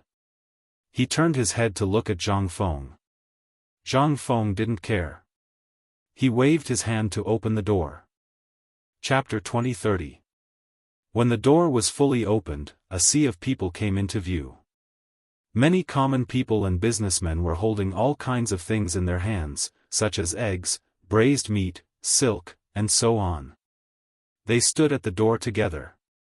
Some of them could not stand anymore, so they climbed on the stone lions in front of the mansion. Some children climbed directly on the locust trees, like monkeys looking at the sea. When they saw the person they missed coming out, they immediately lost control of their emotions and kept shouting. "Prince Zhang, I'm Huzi. You drank my family's fermented glutinous rice before. This time, we heard that you were leaving, so we came to see you. President Zhang, I heard that you were leaving, so I specially brought my 30-year-old cured meat to give to you. Prince Zhang, I brought you braised meat. You must accept it." Everyone carried their gifts and kept squeezing in front of Zhang Feng. For a moment, the whole street was blocked. The people in front seemed to have been stepped on, and there were bursts of crying and shouting. Seeing this, Zhang Feng only felt a chill on his back. He did not expect the people of Chang'an to be so crazy. He quickly waved his hand and shouted, "Everyone, stop." His words seemed to have magic power. As soon as they were heard, the crowd stopped restless, but there were still some people whispering, but it did not matter. Zhang Feng glanced at the crowd and said solemnly, "I know you value me. This time I'm going to Jiangnan to develop, but you don't have to worry, because I'm going to bring the prosperity of Chang'an to Jiangnan." "Good, good." Just as they were talking, a Buddhist chant came from the crowd. Zhang Feng frowned and was a little dissatisfied. He hated to be disturbed in the middle of a speech, especially by a monk. He opened his eyes wide, trying to find the speaker and ask for clarification. The crowd also cast sidelong glances and felt dissatisfied. Although the Tang Empire had always worshipped Buddha and the people were also in awe of Buddha, they were now listening to young Master Zhang's wise words. How could they allow a monk to disturb them? Not to mention that young Master Zhang was about to leave, and they might not be able to hear these wise words in the future. Thinking of this, a ball of nameless anger seemed to ignite in the hearts of the people, and they were determined to find the troublemaker. But at this moment, that voice rang out again. "Everyone says that Prince Zhang is a very kind person. Now that I've met you in person, it's true that your reputation is not as good as your appearance." "Excellent." Hearing this, Zhang Feng was a little confused. He couldn't tell if the other party was praising him or insulting him. Just as he was about to ask, he saw a man in a yellow monk's robe walk out from the crowd. This man had 6 scars on his head. He had a benevolent face and his palms were clasped together. He looked like a Buddhist monk. "This is Master Xuanzang?" Someone seemed to have recognized the monk and exclaimed. With this exclamation, the whole place seemed to be in an uproar. They all looked at the man called Xuanzang. Soon, the people imitated Xuanzang. They clasped their palms together and chanted the name of Amitabha to Xuanzang. Their eyes were slowly filled with piety. Xuanzang seemed to be enjoying the crowd's attention. For a moment, he forgot about Zhang Feng and started chatting with the people about Buddhism. Seeing this, Zhang Feng finally understood. This guy was Tang Sanzang. But it would be more appropriate to call him Xuanzang. But why did this guy come to the entrance of Zhang Mansion? Also, what this guy said just now was a little confusing. What did he mean? Just as he was thinking, Du Zidong quietly came up. "Master, this Xuanzang is the monk chosen by His Majesty at the Water and Land Conference a few days ago. I heard that he's going to India to collect the Buddhist scriptures." Water and Land Conference? Zhang Feng was slightly taken aback and instantly understood something. Previously, due to the Chang'an City incident, Li Shimin had no choice but to issue an edict and call for a Water and Land Conference. This Water and Land Conference was no doubt a springboard for Xuanzang. From then on, Buddhism in the Tang dynasty became more prosperous. The price was to go to India to collect the Mahayana Buddhist scriptures and use them to release more souls. Since it was a fact that Xuanzang was going to India, he couldn't let such a good resource go to waste. Now that India and the Tang dynasty were in a stalemate, if 1 or 2 spies were sent over, they might be able to obtain some top-secret information. And this spy must be Xuanzang. First of all, this guy was a monk. It would not be easy to arouse suspicion. Moreover, he had a very strong purpose this time, which was to obtain the Mahayana Buddhist scriptures. This purpose alone would allow him to avoid many interrogations in India. If this guy defected and became a professional spy of the Tang dynasty in India, then the odds of winning against India would be much higher. He would also be able to foresee the future. Thinking about this, he looked at Xuanzang and smiled maliciously. "Master Xuanzang, I've heard a lot about you." Xuanzang was chatting with his followers. When he heard someone calling him, he slowly turned around and faced Zhang Feng. He put his palms together and said indifferently, "Prince Zhang, I've heard a lot about you." Zhang Feng laughed in his heart. "Pretend? Go ahead and pretend for Lao Tzu. This Buddhist is so damn good at pretending." However, his face was still calm. He said lightly, "Master Xuanzang, since you've come to my humble abode today, why don't you come in and let me be the host?" Chapter 2031. Xuanzang smiled and nodded. "Amitabha. Young Master Zhang is a kind and benevolent man. You are a blessing to the people of Chang'an. It is my honor to be invited. How can I refuse?" Xuanzang lifted his trousers and walked towards Zhang Mansion. Zhang Feng was overjoyed. He extended his hand and gestured for Xuanzang to enter. Xuanzang nodded and prepared to enter. However, the people behind him were a little unwilling. They came here to see Prince Zhang. Now that Xuanzang was here, Prince Zhang didn't say anything. How could they agree? So the crowd was in a mess again and started shouting. "Prince Zhang, don't go. You haven't finished your words, Prince Zhang." The crowd was in high spirits and kept waving their hands. They were like the audience of a modern concert. However, Zhang Feng was not a singer. He turned his head and looked around at the crowd. He waved his hand and motioned for them to stop. Then he said seriously, "Dear people of Chang'an, I know that you love me very much. This time, I am going to Jiangnan to seek benefits for the Tang Empire. So don't worry and go home." After he finished speaking, the crowd was quiet for a moment. But soon, they became restless again. "Prince Zhang, accept my braised meat. Prince Zhang, I'm giving you fermented glutinous rice. I'm giving you eggs." The crowd raised the gifts in their hands and rushed to the front, as if they were afraid of being left behind. "Everyone, be quiet." Zhang Feng saw that the crowd was a little chaotic and quickly stopped them. Then, he glanced at the crowd and said, "I'll accept the gifts. Don't push so that people don't die." In fact, these gifts were dispensable to him. The key was that if the people gathered at the door for a long time, people would die. If he accepted the gifts, the people might leave. This way, the danger would be greatly reduced. This method was indeed effective. The commoners stopped their chaos and stood in their original positions in an orderly manner. Zhang Feng nodded in satisfaction. Then, he looked at Du Zidong and said, "Take me to collect the gifts. We have to record everyone's name, gift, and residence." Du Zidong nodded slightly.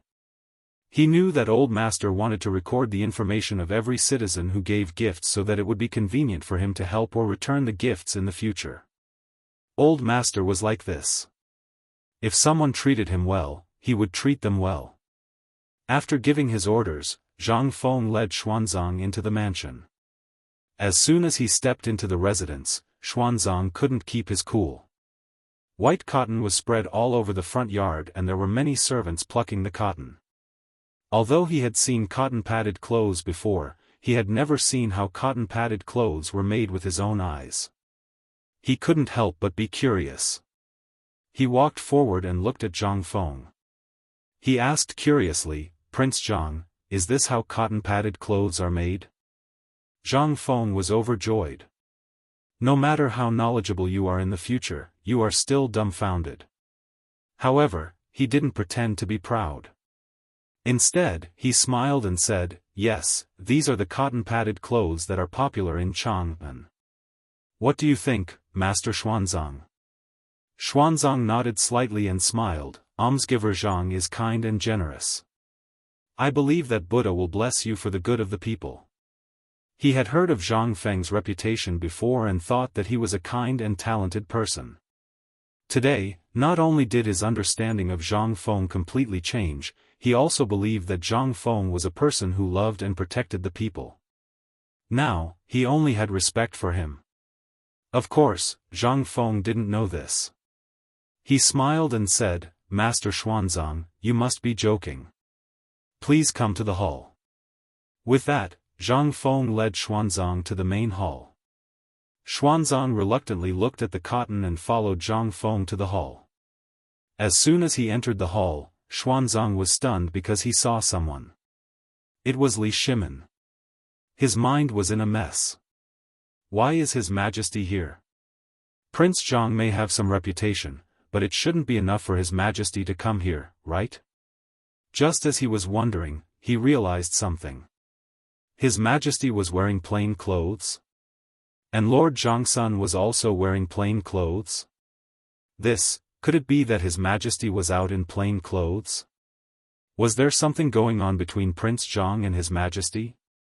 Or did His Majesty come to see Prince Zhang in plain clothes? Or did Prince Zhang not know His Majesty's identity? He didn't dare to think about it and just made random guesses. However, the awkward side appeared. How could he greet His Majesty? If he directly addressed His Majesty, it would be a sin if he ruined His Majesty's plans. But if he didn't address His Majesty as His Majesty, it would be disrespectful. Just as he was confused, Li Shimin walked up and gave Xuanzang a look.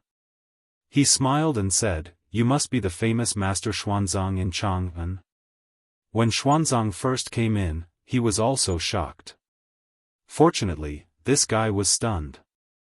Otherwise, he wouldn't know what to say. Xuanzang wasn't stupid. When he saw Li Shimin's look and words, he understood what was going on. He nodded and put his palms together. "I am Xuanzang. May I know who you are?" Chapter 2032. This was a classic case of asking the obvious. Both of them knew what was going on. Poor Zhang Feng didn't know anything and thought that this was the first time the two of them had met. He quickly stepped forward to introduce them. "Xuanzang, this is Master Li." He's a businessman. The one surnamed Sun is also a businessman. As he spoke, Zhang Feng waved for everyone to take a seat. Xuanzang sat down. He was now certain that Zhang Feng didn't know His Majesty's identity. He didn't even know Lord Jiangxuan's identity. But why did His Majesty come to Zhang Feng? And why did he hide his identity? Just as he was wondering, Zhang Feng spoke again. Master Xuanzang, I heard that you hosted the Water and Land Conference last time? Xuanzang paused and didn't immediately reply. He glanced at Li Shimin. Because the conference was hosted by him, he didn't dare to speak without his permission. Li Shimin also sensed Xuanzang's dilemma and gave him a reassuring look. Xuanzang relaxed and put his palms together. Almsgiver Zhang, I did host the Water and Land Conference last time. What advice does Prince Zhang have for me? I can't say that I've taught you anything. Zhang Feng smiled and turned to Li Shimin. His face fell. Lao Li, come with me and see if the tea is ready. Tea? Li Shimin paused. He had been sitting here for a long time and the tea hadn't been served. Why did Xuanzang want to see if the tea was ready? Besides, the tea was made by the maids. Why did he want him to see it? In an instant, he seemed to understand something. This kid must have something to say to him and wanted to go out on purpose. That should be it. Otherwise, why would he find such a clumsy excuse? Thinking of this, he still followed Zhang Feng out of the door.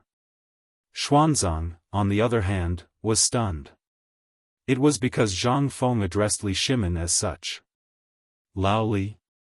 Without years of friendship, no one would call him that. But His Majesty didn't seem to care at all. Even Lord Jiangxun, who was usually the most protective of His Majesty, did not say a word. Strange, this was too strange. He felt like his head was in a mess. He wanted to ask Jiangxun Wuji who was in meditation, but he was afraid that he would say something wrong. He could only pray in his heart, Amitabha, Buddha bless me. On the other hand, Zhang Feng led Li Shimin to a side room. Seeing that there was no one around, he carefully closed the door. Feng Zi, what are you doing? Why are you acting like a thief? Li Shimin looked at Zhang Feng in confusion. Don't be noisy. Zhang Feng turned to look at Li Shimin. Seeing that no one was around, he asked, Lao Li, do you know who Xuanzang is? Li Shimin was amused. What status could Xuanzang have? Isn't he just a monk? He's not just a monk.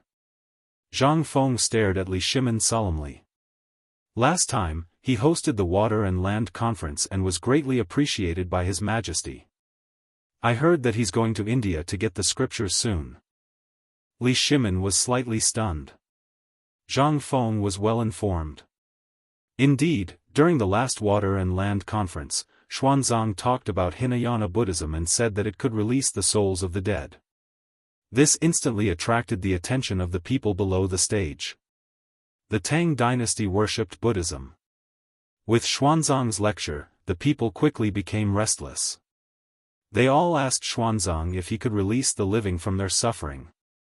Xuanzang said that he needed the Mahayana Buddhism, and this Mahayana Buddhism was far away in India. The people naturally desired the Mahayana Buddhism, and they all petitioned Li Shimin. In response to the people's voices, Li Shimin ordered Xuanzang to go to India to get the Mahayana Buddhism. Originally, the Tang dynasty and India were in a stalemate. Whether or not they could get the scriptures was still uncertain. However, this method did indeed stabilize the people's hearts. Xuanzang was also willing to go to India. Both sides were happy. However, what Li Shimin couldn't figure out was that Feng Zi called him over just to talk about Xuanzang. What was there to talk about? He replied impatiently, yes, he hosted the Water and Land Conference. He'll probably go to India in half a month. What does this have to do with you? Of course it has nothing to do with me. Zhang Feng rolled his eyes at Li Shimin. Then, he glanced in the direction of India and said with a serious face, although it has nothing to do with me, it has something to do with the Tang dynasty. Think about it, what's the relationship between the Tang dynasty and India now? If Xuanzang is in India. Hearing this, Li Shimin suddenly understood. He didn't become the emperor only because of his strength. He also had wisdom that others couldn't match. Zhang Feng had only said half of it, but he had already understood the gist of it. Xuanzang was going to India. Now, the Tang dynasty and India were in a stalemate. To put it bluntly, they weren't on good terms. What if Xuanzang went to India to ask for information? This was undoubtedly the best help for the Tang dynasty. However, Xuanzang was a monk. How could he do such a thing? He looked at Zhang Feng with a puzzled face. Feng Zi, I understand what you're saying. But Xuanzang is a monk. Why would he be willing to work for you and me? Zhang Feng smiled confidently. Don't worry about that. I'll convince Xuanzang later. You just have to beat around the bush and say a few words for me. I promise I'll have a way. Chapter 2033. Li Shimin did not know what Zhang Feng was up to, but seeing how confident he was, he did not say anything. Furthermore, Xuanzang knew his identity. He believed that with his words, it would be easier for Xuanzang to betray him. He nodded, all right, I will act according to your wishes. Zhang Feng nodded, opened the door and walked towards the main hall. Xuanzang was still thinking about the relationship between Zhang Feng and Li Shimin. When he saw them return, he hurriedly stood up, Almsgiver Zhang, Almsgiver Li, you are back. Zhang Feng smiled, please have a seat, Venerable One. The tea will be served soon. Although making tea was an excuse, he could not just sit there and do nothing. That was why he ordered the servants to make tea when he came over. Xuanzang nodded and glanced at Li Shimin. Seeing that there was nothing wrong, he turned and sat down. He then looked at Zhang Feng and smiled, Almsgiver Zhang, I saw many cotton-padded clothes in the front yard. They must be in high demand. His face turned red, I have a presumptuous request. I wonder if Almsgiver Zhang could sell some to the monks of the Great Mercy Temple? To resist the cold? The Great Mercy Temple was where he cultivated. There were many pilgrims there. He could use some money to buy cotton-padded clothes. Hearing Xuanzang's words, Zhang Feng was overjoyed. He wanted to drink milk. The mother of his child was here. He was still thinking about how to get into the conversation with Xuanzang, but this guy came knocking on his door. As long as he gave the cotton-padded clothes to him, Xuanzang would owe him a favor. It would be easier to negotiate later. After making up his mind, he smiled and pretended to be a savior, Venerable Xuanzang, you are too kind. Although I am not a Buddhist, I am a Buddhist. Since the monks of the Great Mercy Temple need cotton-padded clothes, how can it be a transaction? I am willing to give them to the monks of the Great Mercy Temple. That being said, Lin Fan was overjoyed. If Xuanzang wanted cotton clothes, he must have a need for them. Lin Fan was lacking in everything but cotton clothes. If he gave these cotton clothes to Xuanzang, Xuanzang would definitely fall for it. Li Shimin despised Zhang Feng in his heart because he knew that this guy was full of nonsense. What did he mean by liking Buddhism? Who was he trying to fool? He had never seen this guy read a book about Buddhism. Moreover, he was so indulgent in meat and wine. Did he look like someone who loved Buddhism? However, he didn't expose Xuanzang. After all, he also hoped that Zhang Feng could fool Xuanzang so that he could go to India to gather information. As for the Mahayana Sutra, wasn't that simple?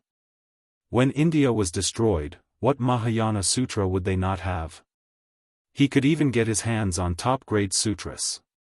Even if they couldn't destroy India, as long as Xuanzang was fooled, he would definitely be a thorn in India's side. After all, India worshipped Buddhism as their national religion. Who would suspect that a monk was a spy? However, this still depended on whether Feng Zi's mouth could fool Xuanzang, the foolish monk. With that thought, he looked at the two of them again. He saw that Xuanzang's eyes were slightly red. After listening to Zhang Feng's words, he instantly realized that this benefactor not only had a heart to save the world, but also had a heart to care for the common people. This was simply a blessing for Chang and the people of the world. However, he couldn't accept the cotton clothes. After all, he didn't deserve it. With that thought, he put his palms together and said with admiration, "Excellent. Benefactor Zhang's heart is indeed a blessing for the common people. However, I know that the cotton clothes are from Benefactor Zhang's family. It wasn't easy to make them, so I can't accept it easily. The Great Mercy Temple still has some money for incense. I will personally send it over." Zhang Feng's heart skipped a beat. This wasn't good. If this silly monk didn't accept the cotton clothes, it wouldn't be easy to continue the conversation. After all, if Xuanzang accepted the cotton clothes for free, it would mean that he owed him a favor. If he had any requests later, it would be easier to ask. This guy seemed to be a little unreasonable. He smiled and didn't give up on the previous topic.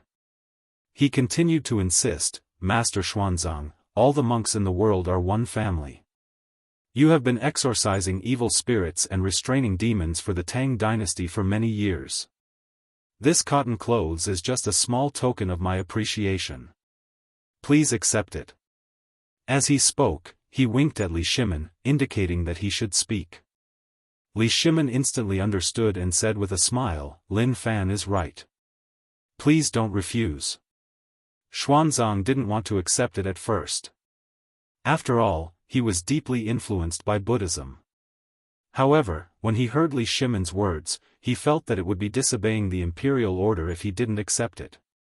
Moreover, he was about to leave for India. He could only nod and say, "Then I thank Benefactor Li and Benefactor Zhang for your kindness." Zhang Feng's mouth twitched. He felt a little helpless. It was obviously his cotton clothes. Why did it feel like Lao Li was the one who gave it away? However, this wasn't important. He had to hurry up and fool Xuanzang. Chapter 2034. He looked at Xuanzang and asked seriously, "Master Xuanzang, why are you going to India this time? Do you know how far it will be? Is it easy to encounter misfortune?" Upon hearing this, Xuanzang's interest was piqued. He straightened his posture and looked in the direction of India. Then, he looked at Zhang Feng and said solemnly, "I'm going to India to obtain the Mahayana Sutra. I'm going to release the souls of those who have been wronged." As for the journey, he frowned and continued, "I don't know how far it will be, but I won't give up. I want to obtain the sutra. Even if there are wolves, tigers, leopards, and bandits along the way, they won't change my mind." Li Shimin looked at Xuanzang with admiration. He thought to himself that he had chosen the right person. Although these were all empty words, to him, they sounded exactly like the truth. Furthermore, Xuanzang's face was filled with sincerity, which made him feel even more confident. There was even a moment when he did not want to instigate Xuanzang.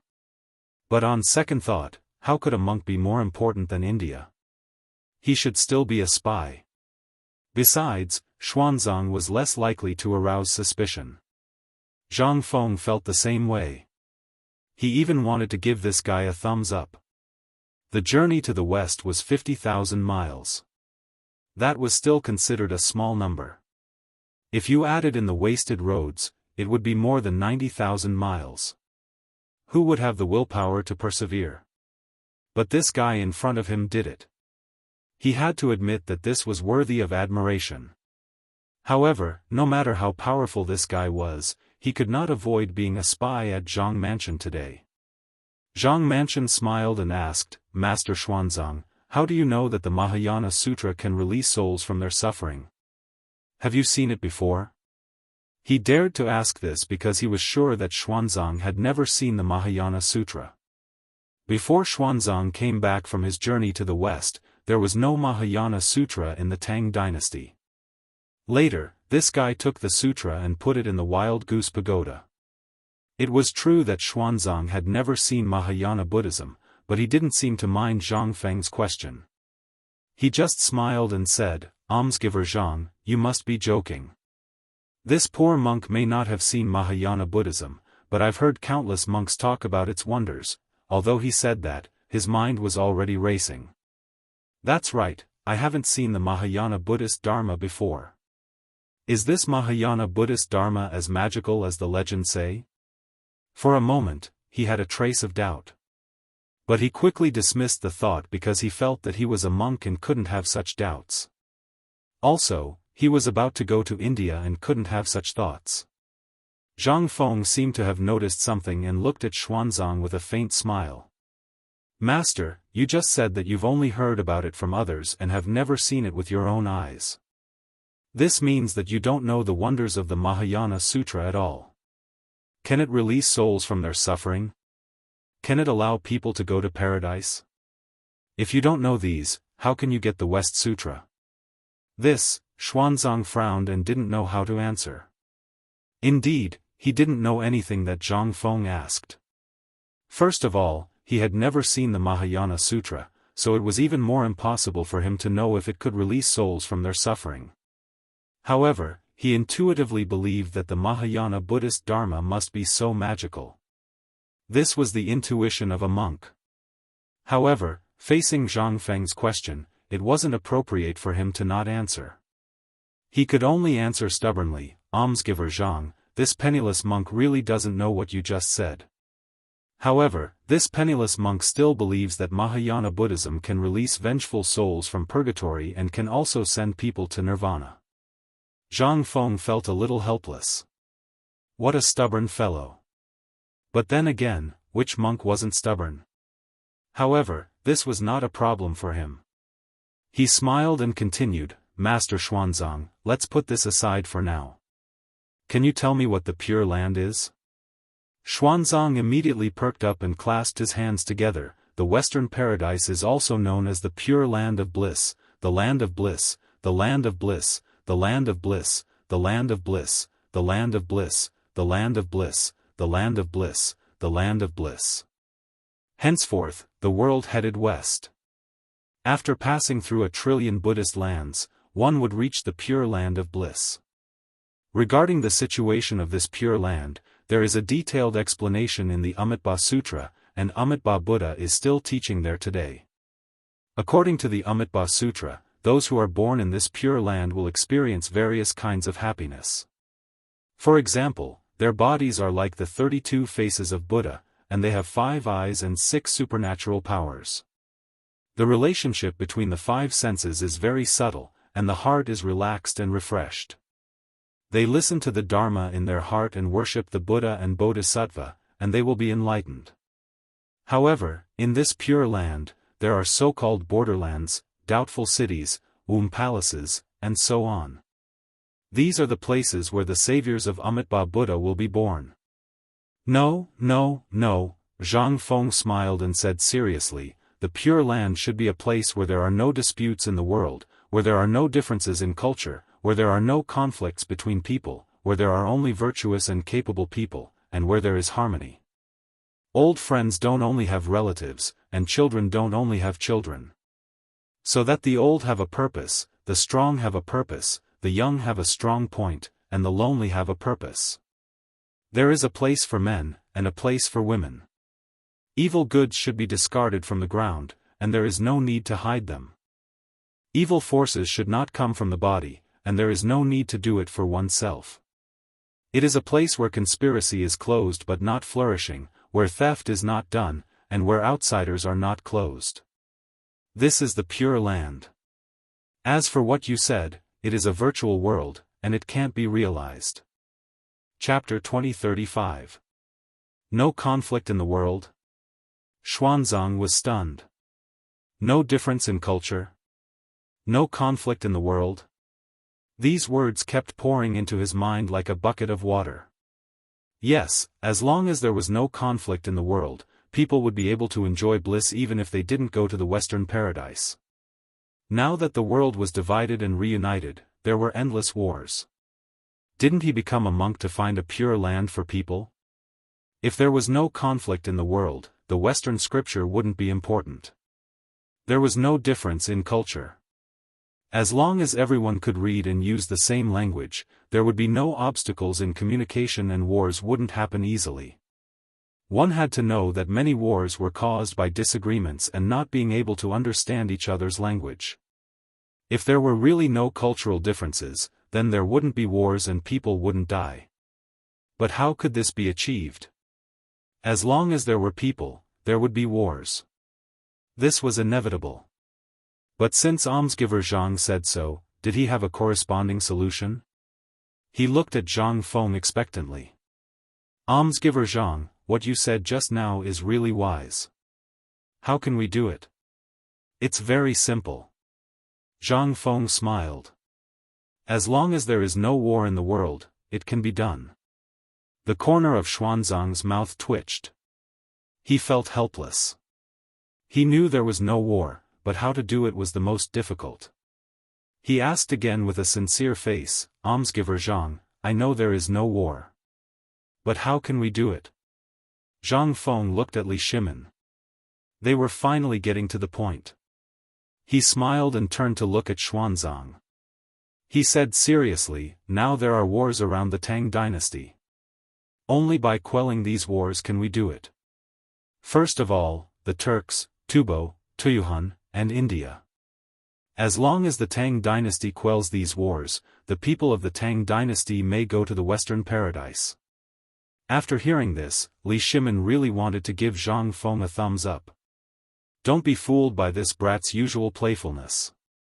When it came to tricking people, he was like an old sow wearing a bra, one set after another. Even he was almost stunned by this kid. He didn't believe that Xuanzang would remain unmoved. He turned to look at Xuanzang. He saw that Xuanzang was stunned. He frowned and didn't say anything. In fact, Xuanzang was struggling in his heart. When he heard Zhang Feng's words, his first thought was that they were wise. However, after carefully tasting it, he felt that something was not quite right. However, he could not figure out what was wrong, so he began to think about it. Until now, he still could not figure it out. Zhang Feng was clearly enjoying this process. He looked at Xuanzang playfully and said, Master Xuanzang, there are bound to be casualties in war. You know this even if I don't tell you. Many men have lost their arms, legs, and even their lives because of war. Do you want such tragedies to continue? No. Xuanzang replied. Xuanzang replied subconsciously. As a monk, he could not bear to see or even hear about killing. However, he was just a monk. Other than teaching others to be kind and preaching, there was nothing he could do to stop the killings. He looked at Zhang Feng helplessly and said, But I am just a monk. I can only teach others to be kind. How can I stop the killings? You can. Zhang Feng said firmly. He looked at Xuanzang seriously. Think about it. Aren't you going to India this time? India is at war with the Tang dynasty. You just have to persuade them to reduce the killing. Even if they withdraw, you can bring back some useful information to the Tang dynasty. Isn't that enough to stop the killing? Li Shimin was dumbfounded. At this moment, he really felt that this Feng Zi was like a preacher, fooling Xuanzang with a straight face. Most importantly, this silly monk was slow to react, and it took him a long time to react. If Li Shimin knew about MLM, he would think that Zhang Feng was an elite in MLM. It would be a pity if he didn't go into MLM with his eloquence. Li Shimin wasn't the only one who was stunned. Xuanzang was too. At first, he was fascinated. He didn't have any problems. He was a monk and he was going to India. If he taught people to be kind there, it might be effective. But later, he felt that something was wrong. He had to bring back some useful information to the Tang dynasty. Why did it feel like treason? It felt like he was a spy. What was going on? Soon, he understood. He was being asked to be a spy. His face changed and he quickly asked, almsgiver Zhang, you don't want me to be a spy, do you? As a monk, although he had always been responsible for teaching others to be kind, he had never thought of being a spy. After all, it was against the teachings of his religion. What Zhang Feng didn't expect was that this seemingly slow-witted monk's mind was actually so sharp. He even saw through his intentions in an instant. Chapter 2036. However, he did not panic. Instead, he continued to persuade him calmly. Master Xuanzang, you misunderstood me. How could I ask you to be a spy? I'm telling you how to send the people of the Tang dynasty to Elysium. Think about it. Now India is at war with the Tang dynasty. As long as the war doesn't stop, the people of the Tang dynasty will be in deep trouble. I believe you don't want to see that, do you? And you're about to go to India. As long as you send some information to the Great Tang, won't you be saving the people of the Great Tang? You'll be saving the men protecting the Great Tang on the battlefield. All you have to do is pay attention, and you might be able to save thousands of lives. Are you not willing to save the people of the Great Tang? Xuanzang was stunned. Just now, he thought that almsgiver Zhang was asking him to be a spy. But after hearing what he said, he suddenly felt that everything was wrong. The Tang dynasty was indeed at war with India, and he was going to India. It was a very common thing, but in almsgiver Zhang's words, it seemed to be related to the people of the world. Indeed, the war between the Tang dynasty and India had been going on for a long time. If he went to India and got all the useful information, he might be able to save countless people. There was no difference between preaching and sending information. If more people could be saved by sending information, it seemed more reliable to send information. The doctrine was dead, but human life was alive. If it could save people, what was the harm in offending it once? And almsgiver Zhang's words were so reasonable. After making up his mind, he looked at Zhang Feng seriously and said, almsgiver Zhang, what you said is reasonable. I'm willing to go to India to send information. Then, he frowned and said, but, I'm afraid it's difficult for me to complete the task alone. Don't worry. Zhang Feng waved his hand and said with a smile, when the time comes, I'll arrange guards for you. You can order them around. As soon as he said that, Xuanzang's admiration for Zhang Feng was like a surging river. Isn't such a selfless person worthy of admiration? She had only met him by chance, but he was actually willing to give her a bodyguard, and even wholeheartedly for the sake of the world. He even felt that his merit from going to India to obtain the Buddhist scriptures was incomparable to the other parties. Almsgiver Zhang, please allow this poor monk to become your disciple. Xuanzang stood up and saluted Zhang Feng respectfully. This wasn't an impulsive decision, but an emotional one. Almsgiver Zhang's selfless spirit was hard to come by. He was no different from a saint. Li Shiming was stunned. He was just watching the show when Xuanzang suddenly stood up and said he wanted to be Feng Zi's disciple. What the F***ck was going on? Li Shiming was stunned. He was just watching the show when Xuanzang suddenly stood up and said he wanted Feng Zi to be his disciple. His mind was in a mess, and he couldn't believe what he was seeing. After all, Xuanzang was an eminent monk of the Great Mercy Temple. Why would he suddenly want to be Feng Zi's disciple? Could it be that this guy was really fooled by the madman? Or was there something wrong with this guy's head? He looked at Zhang Feng in confusion. In fact, Zhang Feng was also a little confused. He didn't expect Xuanzang to suddenly want to be his disciple. He was just trying to get this guy to defect, but he didn't know how this guy suddenly came up with this idea. However, this idea wasn't a bad thing. If they were master and disciple in the future, it might be easier to control Xuanzang to steal information. Besides, Xuanzang was not an ordinary person. He had a good reputation in the Tang dynasty, and he was also an eminent monk. Thinking about it carefully, it wasn't a loss. After thinking about it, he suppressed the shock in his heart and said to Xuanzang with a smile, Xuanzang, I don't know why you want to be my disciple, but since you have this intention, I won't refuse. Today, I will accept you as my disciple." Xuanzang was overjoyed and quickly said, "Thank you, master." After that, he bowed deeply and stood up. He had always admired Zhang Feng's selfless spirit, and now it was needless to say. Li Shimin saw this and quickly came forward to congratulate. Congratulations to Fengzi for accepting such an excellent disciple. Also, congratulations to Master Xuanzang for becoming Fengzi's disciple. In fact, he was very happy about this. Firstly, Xuanzang had become Fengzi's disciple. In the future, Fengzi would definitely restrict Xuanzang. This way, it would be easier to steal information in India. At first, Xuanzang might reject it, but he believed that with Fengzi's silver tongue, Xuanzang would soon accept it.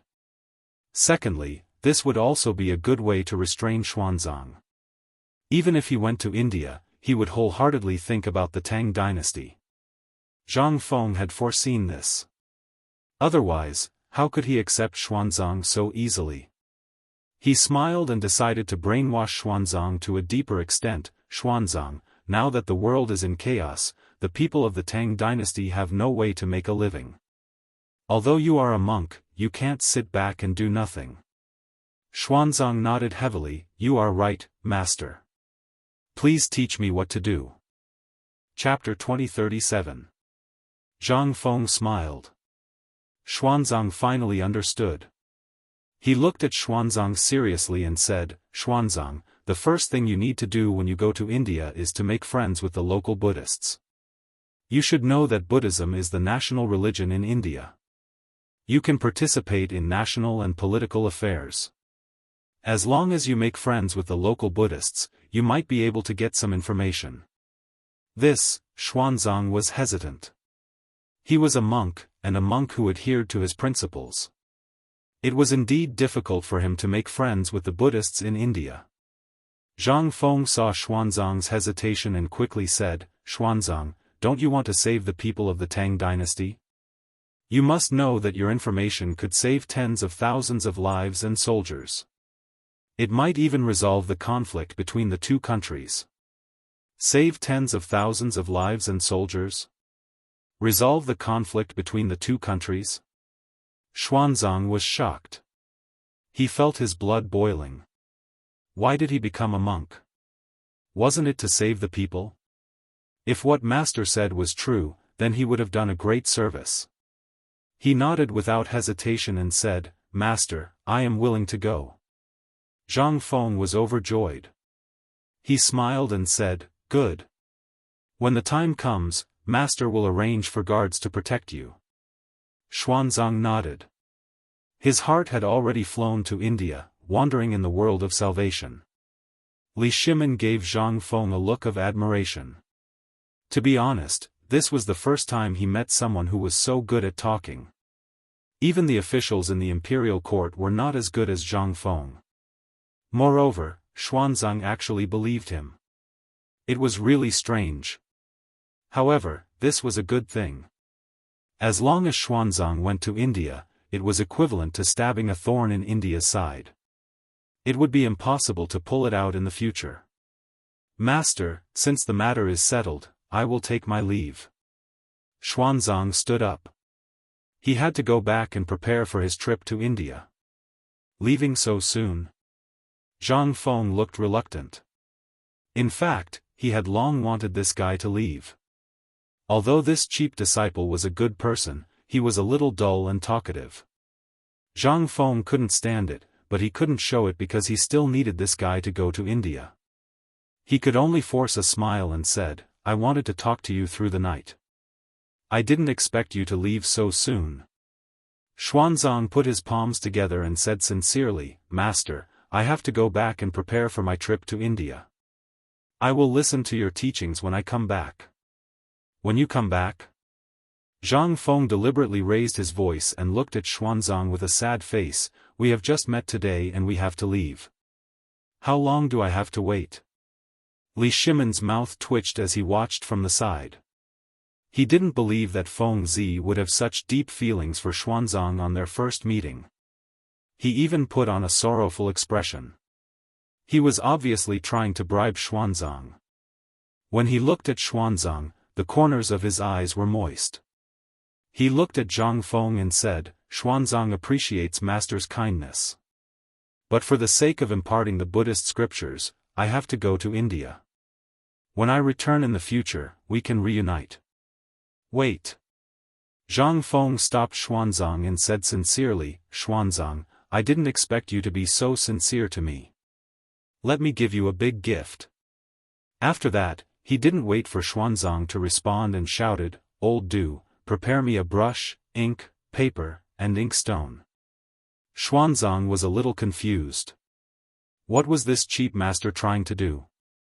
He was about to leave, but he stopped him and said that he was going to give him something. And it looked like it was going to be calligraphy. He had heard of his master's calligraphy in the past. It was said that every piece was thought-provoking and priceless. What would it be this time? Just as he was thinking, Du Zidong walked in with the 4 treasures of the study in his hands. Zhang Feng took the brush and ink and looked at Xuanzang. He smiled and said, Xuanzang, I know that your journey to India is very long. It's a good thing that I know the route. Today, I will draw a map for you. Boom, Xuanzang's mind exploded. Did he hear wrongly? His master knew the way to India? How was that possible? That was a distance of 50,000 miles. How did his master do it? Could it be that his master had surpassed mortals? He was a little confused and a little in disbelief. At this moment, Zhang Feng stretched out his hand and started writing on the paper. Xuanzang's pupils shrank. He realized that what his master said was true. His master had really drawn a route to India. Li Shimin also had a look of disbelief on his face. He widened his eyes, as if he didn't want to miss a single detail. He didn't think that Feng Zi would know the way to India. That was a distance of 50,000 miles. How did this kid do it?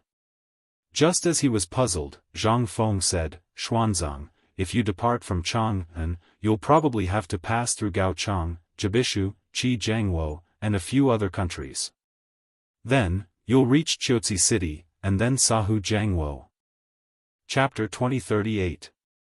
At this point, he suddenly changed the topic.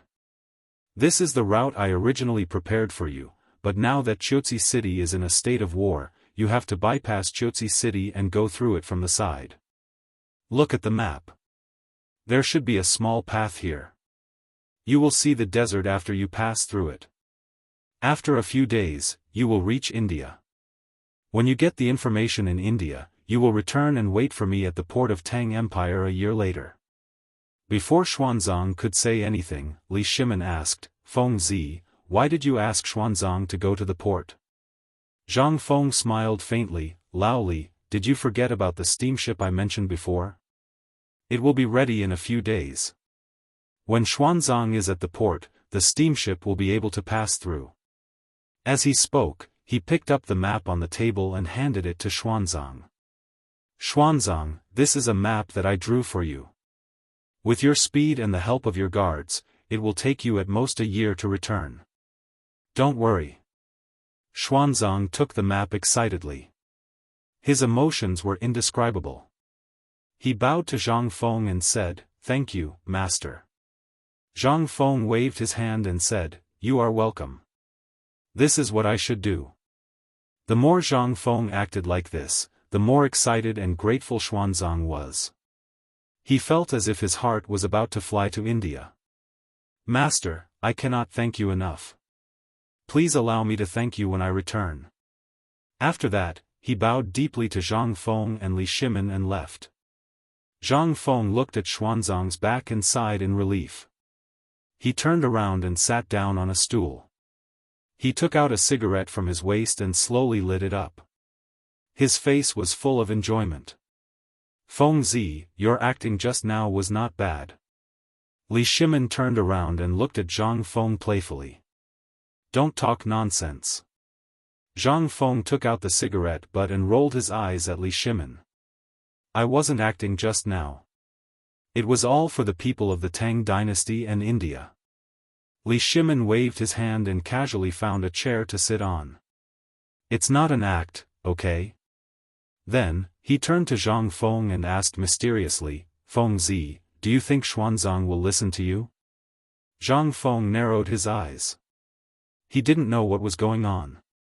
He wasn't 100% sure about this, but it was still a good thing to have Xuanzang on his side. He took a deep puff of his cigarette and said, it's hard to say. Xuanzang is a very compassionate person. He's also very loyal to his principles. It's hard to say if he'll send a message. At this point, he suddenly revealed a sinister smile. That's why I told him to arrange for guards. As long as we bring these guards into India, even if Xuanzang doesn't send any information, these guards will still be there. Do you understand? Li Shimin nodded. How could he not see through Feng Zi's little tricks? In fact, he had noticed something strange just now. It was one thing to be apprenticed to a master, but he still acted as if he appreciated him. Wasn't this a bit of a show? Fortunately, that silly monk Xuanzang couldn't see through it. He looked at Zhang Feng and said seriously, Feng Zi, how do you plan to arrange for the guards? Guards? Zhang Feng narrowed his eyes. In fact, he wanted to arrange for the guards in the mansion. After all, these guys were veterans and loyal. They wouldn't betray him in India. But now, he changed his mind. He was about to go to Jiangnan.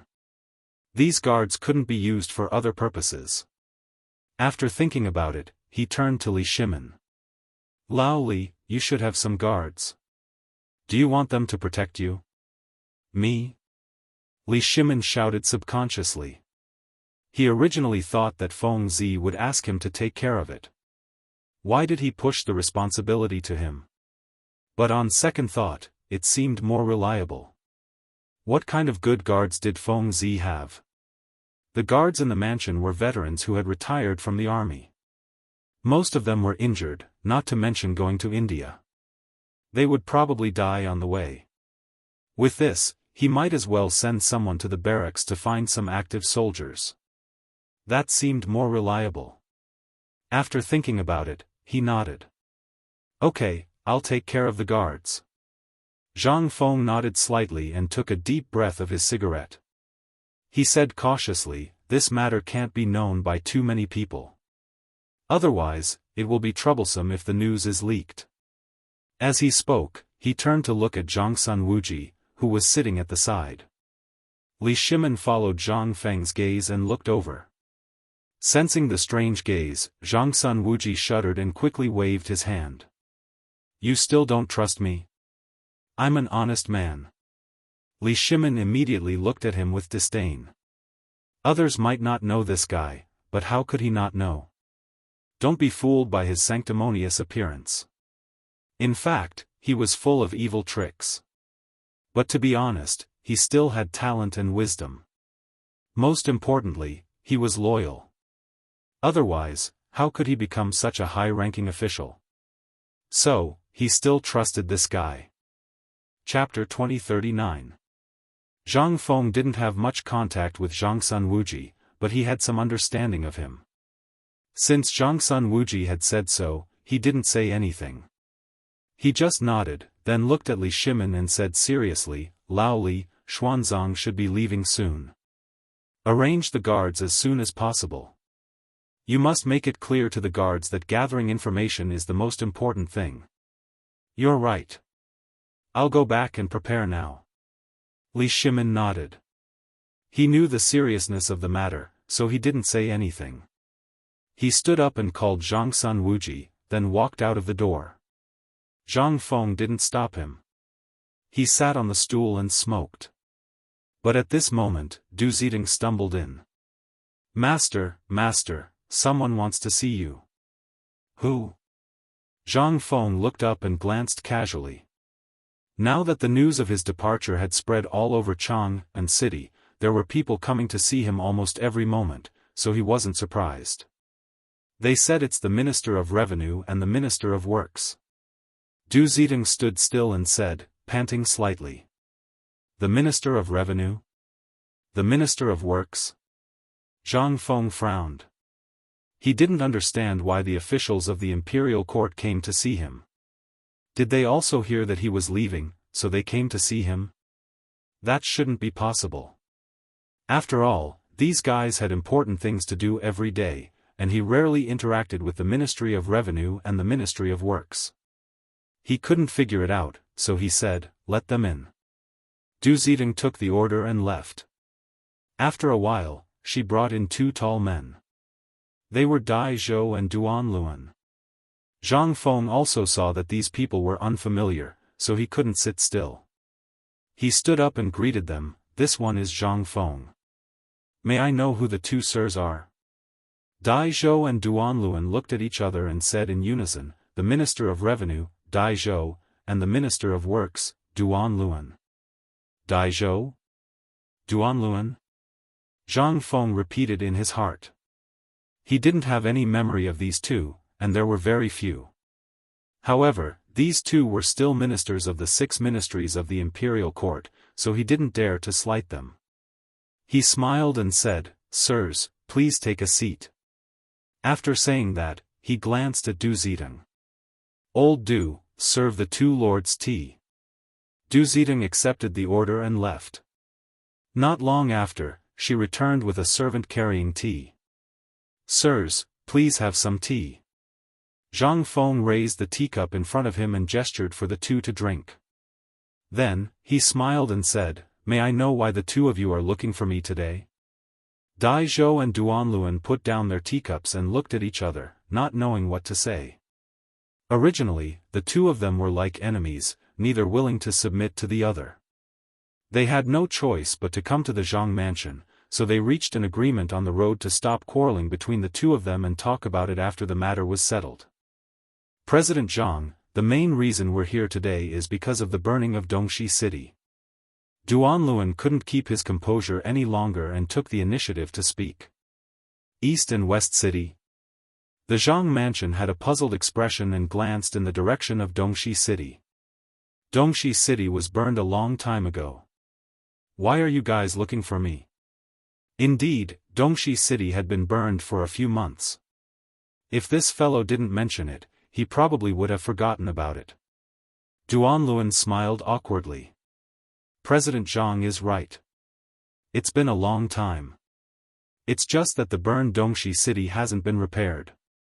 This time, His Majesty ordered us to repair it, but the Ministry of Works doesn't have enough money. In addition, we can't repair it because of the lack of workers. Therefore, we specially came to ask for your help." "Are you kidding?" Zhang Feng's eyes widened. He couldn't believe what this fellow said. The Ministry of Works didn't have enough money? And there were no workers? How was this possible? He subconsciously said, "Your Ministry of Works is one of the 6 ministries. How can you not even have the money to repair Dongxi City?" Duan Luan looked awkwardly at Zhang Feng and said slowly, "President Zhang, I won't hide it from you. The Ministry of Works has been repairing the residences of the ministers and emperors all year round. There's a lot of money that hasn't been collected. Otherwise, why would we come looking for you?" Zhang Feng could understand what he meant. Indeed, other than building new buildings, the Ministry of Works also frequently repaired the residences of the ministers and emperors. This way, they could earn some extra money. However, even if these fellows didn't have money, why did they come looking for him? Why didn't they borrow from someone else? Could there be something strange about this? He narrowed his eyes and stared seriously at Duan Luan. "Minister Duan, even if your Ministry of Works doesn't have money, why did you come looking for me to borrow money? The Ministry of Revenue is the world's money house. Why don't you go to the Ministry of Revenue?" After saying this, he realized the problem. Wasn't the Minister of Revenue Dai Zhou right beside him? With this thought, he turned to look at Dai Zhou. Dai Zhou also felt the burning gaze. His face turned red, and he deliberately coughed twice before slowly saying, "President Zhang, it's not that our Ministry of Revenue doesn't want to borrow money. It's just that we've already spent most of our money on the Battle of Chiotzi. We don't have any extra money." Moreover, repairing Dongxi City is not a small expense. Our Ministry of Revenue still can't afford it. The Ministry of Revenue couldn't afford it? Zhang Feng was stunned. Since the Ministry of Revenue couldn't afford it, then how big of an expense would it be? Were these two fellows trying to make him a sucker? Chapter 2040. He knew that as long as he entered the court, he wouldn't be able to get his money back. He wasn't bragging. If he lent the money to these two old men now, the court would definitely renege on the debt. This had happened before. Although he had a lot of money, he wasn't a fool. Moreover, the eastern and western markets had nothing to do with him. He still needed to use the money in Jiangnan. Thinking of this, he revealed a troubled smile. Sirs, as you know, the hundreds of people in my Jianghu residence have to eat, drink, and defecate every day to make cotton-padded clothes. We don't have any spare money at all. You'd better look elsewhere. Finishing his words, he put the cigarette in his mouth and assumed a posture that said, I don't have any extra money. You can do whatever you want. In short, he didn't have any money and he didn't have any life. Dai Zhou and Duanluan looked at each other. They had already thought of this result. After all, no one would lend money to someone for no reason. This was common sense, not to mention borrowing from the court. If it was a normal person, they might have offered the money with both hands. However, this was Zhang Feng. What could they do if he didn't want to lend? However, since they had thought of this result, they naturally had a corresponding solution. Dai Zhou smiled and revealed a harmless smile. President Zhang, do you still remember the promise you made to the students when you built White Deer College? At the mention of the college, Zhang Feng's interest was piqued.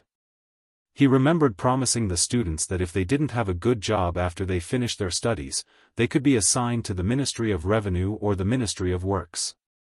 What did this old man from the Ministry of Revenue mean by this? Did he want to use the students as an excuse? He didn't reply and quietly listened to Dai Zhou. Dai Zhou was also a clever person. Seeing Zhang Feng's interest, he struck while the iron was hot. President Zhang, you promised the students of the college that they could work in the Ministry of Revenue or the Ministry of Works after they graduate.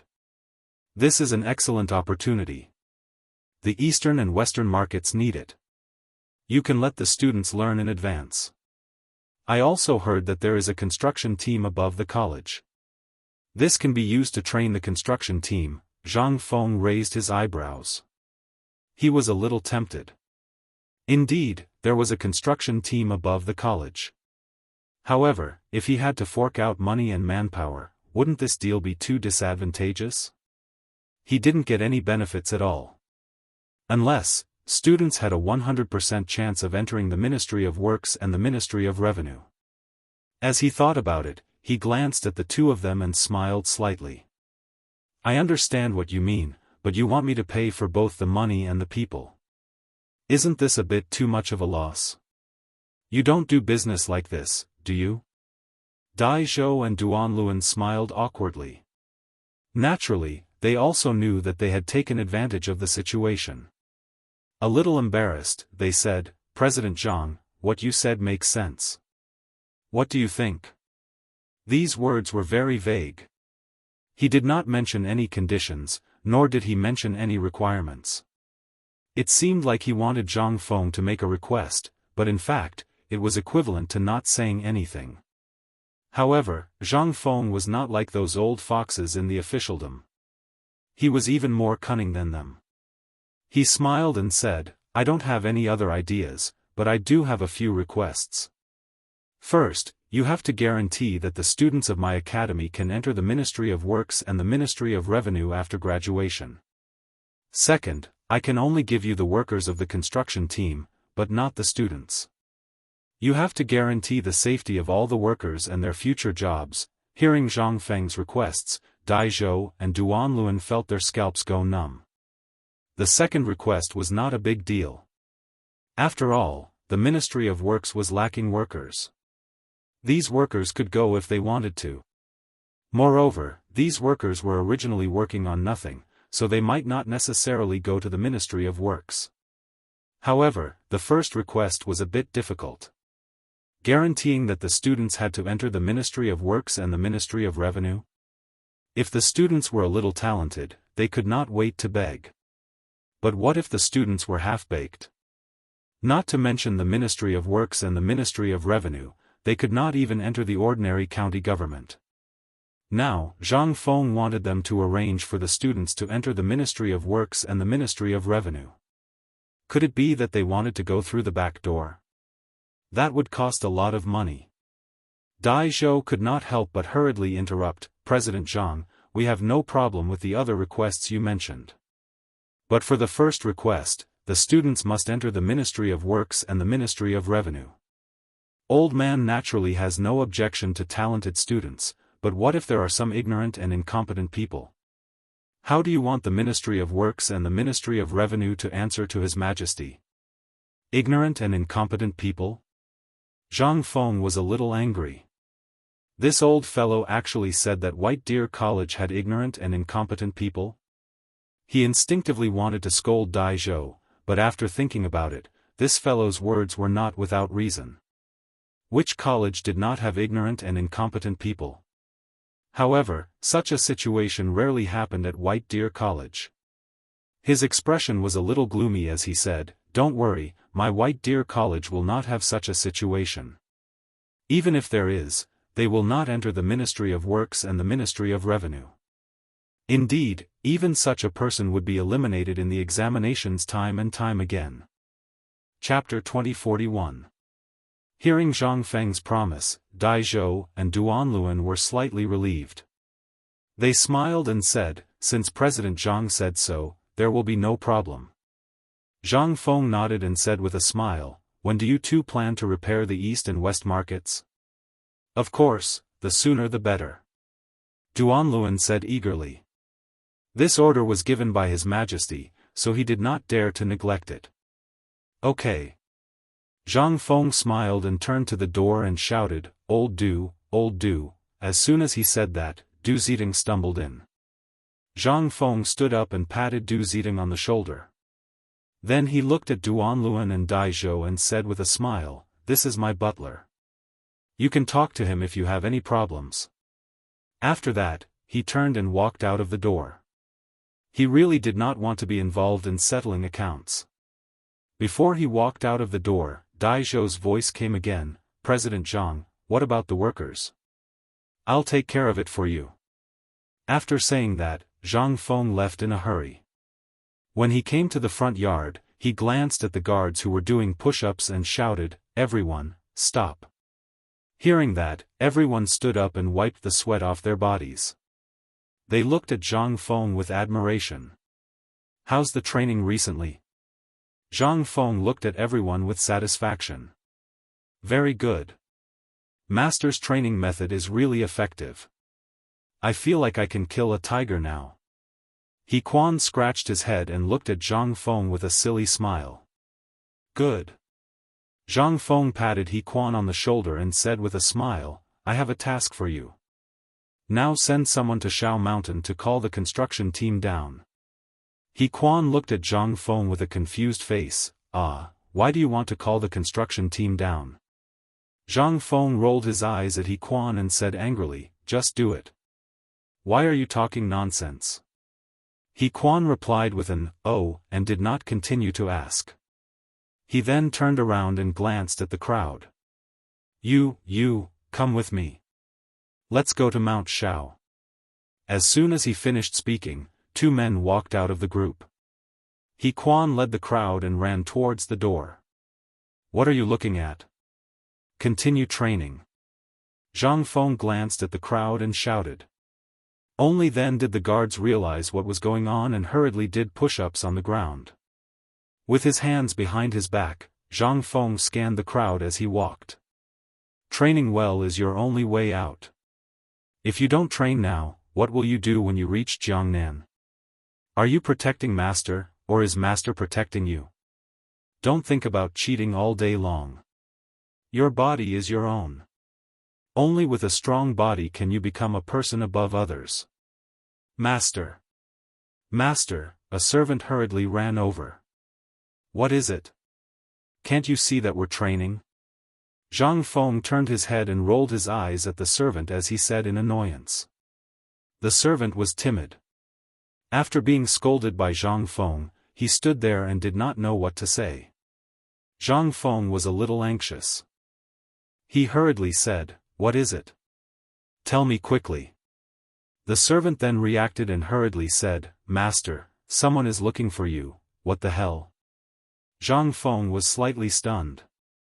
His first reaction was that he had seen a ghost. Why were there so many people looking for him? Forget about the people outside the door.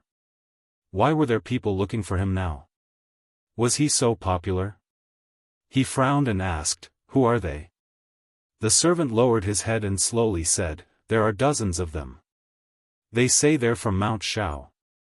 Mount Shao. Zhang Feng frowned. When Mount Shao was mentioned, his first reaction was those teachers. But there were only a few teachers. Why were there dozens of them? This was obviously not them. Then who could it be? Could it be the students? It shouldn't be. They should be preparing for the year-end exam. He waved his hand and said helplessly, "Let's call them in first."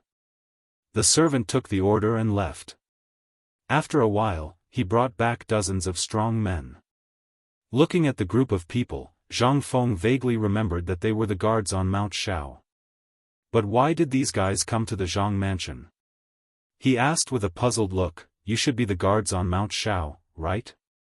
Why did you come to the Zhang mansion?" The leader was Zhou Ji. As soon as he saw Zhang Feng, he was delighted and hurriedly said, "Director, we are the guards on Mount Shao. This time, we came to the Zhang mansion to participate in the training in the mansion." The training in the mansion? Zhang Feng was slightly stunned. Only the people in the mansion knew about the training. How did these guys know about it? Did those guys go out to show off again? He turned his head and glanced at the guards, only to see Song Tai's face blushing. In an instant, he understood something. Song Tai and the other guys went out to show off, which attracted the guards on Mount Shao. Originally, he didn't intend to promote this training method. After all, it was only prepared for the guards going to Jiangnan. Now, the guards on Mount Shao also knew about it and came here. What about the safety on Mount Shao? Thinking of this, he pulled a long face. If you come down like this, what about the safety on Mount Shao? Chapter 2042.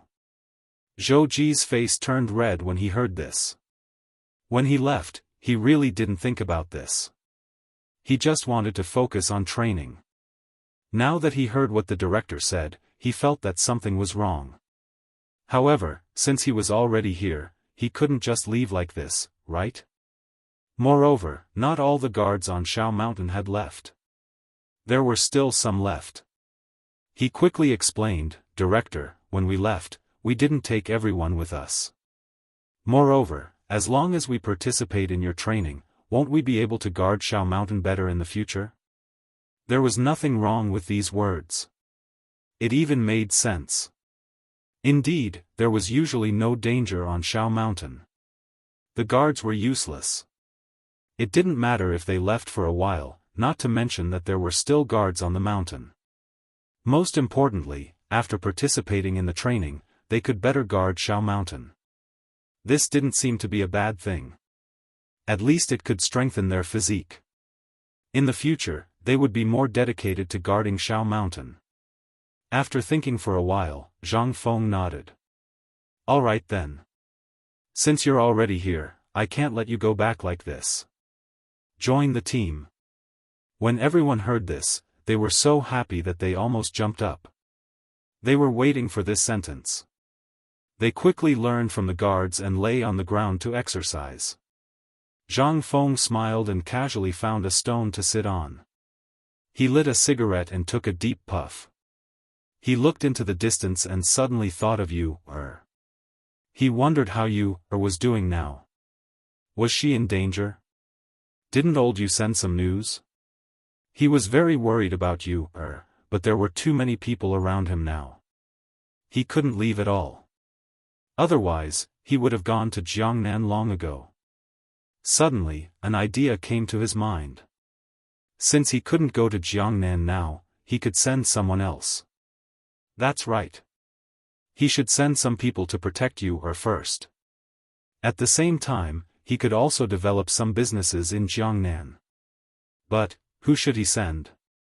Jiangnan was full of clans. He had to send someone with weight. Old Cheng? This guy was too reckless. He might ruin things. Besides, this guy might not help him. Old Yu? This guy was the same as Old Cheng. Although he was Yu's brother, he didn't seem to be of much use. Moreover, if he was impulsive, he might get into trouble. Gao Can. This person was good. Although he was a little silly, he was obedient. Moreover, his martial arts were amazing. Ordinary people were no match for him. Not to mention this guy's identity. Ordinary people wouldn't dare to touch him. Yes, this the one. Just as he was thinking, Du Zidong's voice sounded, Master. Master, are you calling a soul? Zhang Feng stared at Du Zidong with dissatisfaction. He was thinking, and was disturbed. Naturally, he was unhappy. But when he saw Du Zidong's submissive look, his anger seemed to disappear in an instant. He had to ask, what's the matter? Du Zidong saw that her master was no longer angry, so she took a step forward. Master, the two officials from the Ministry of Revenue and the Ministry of Works have left. They said that the workers can go directly to the Ministry of Works.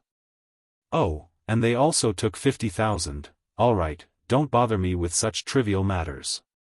Zhang Feng waved his hand and looked indifferent. Then he suddenly remembered what had happened just now. His face changed and he said to Du Zidong, come with me to the study. Sending people to Jiangnan was a big deal. He felt that it was better to discuss it with Du Zidong. After all, two heads were better than one. Du Zidong was confused. The master was angry just now, but now he seemed to be a different person. But he didn't dare to ask more, because he knew that the master had been unhappy every day since the news from Jiangnan. He could only follow the master's footsteps to the study. The two soon arrived at the study. Zhang Feng sat on the main seat, then pointed to the chair next to him and motioned for Du Zidong to sit down.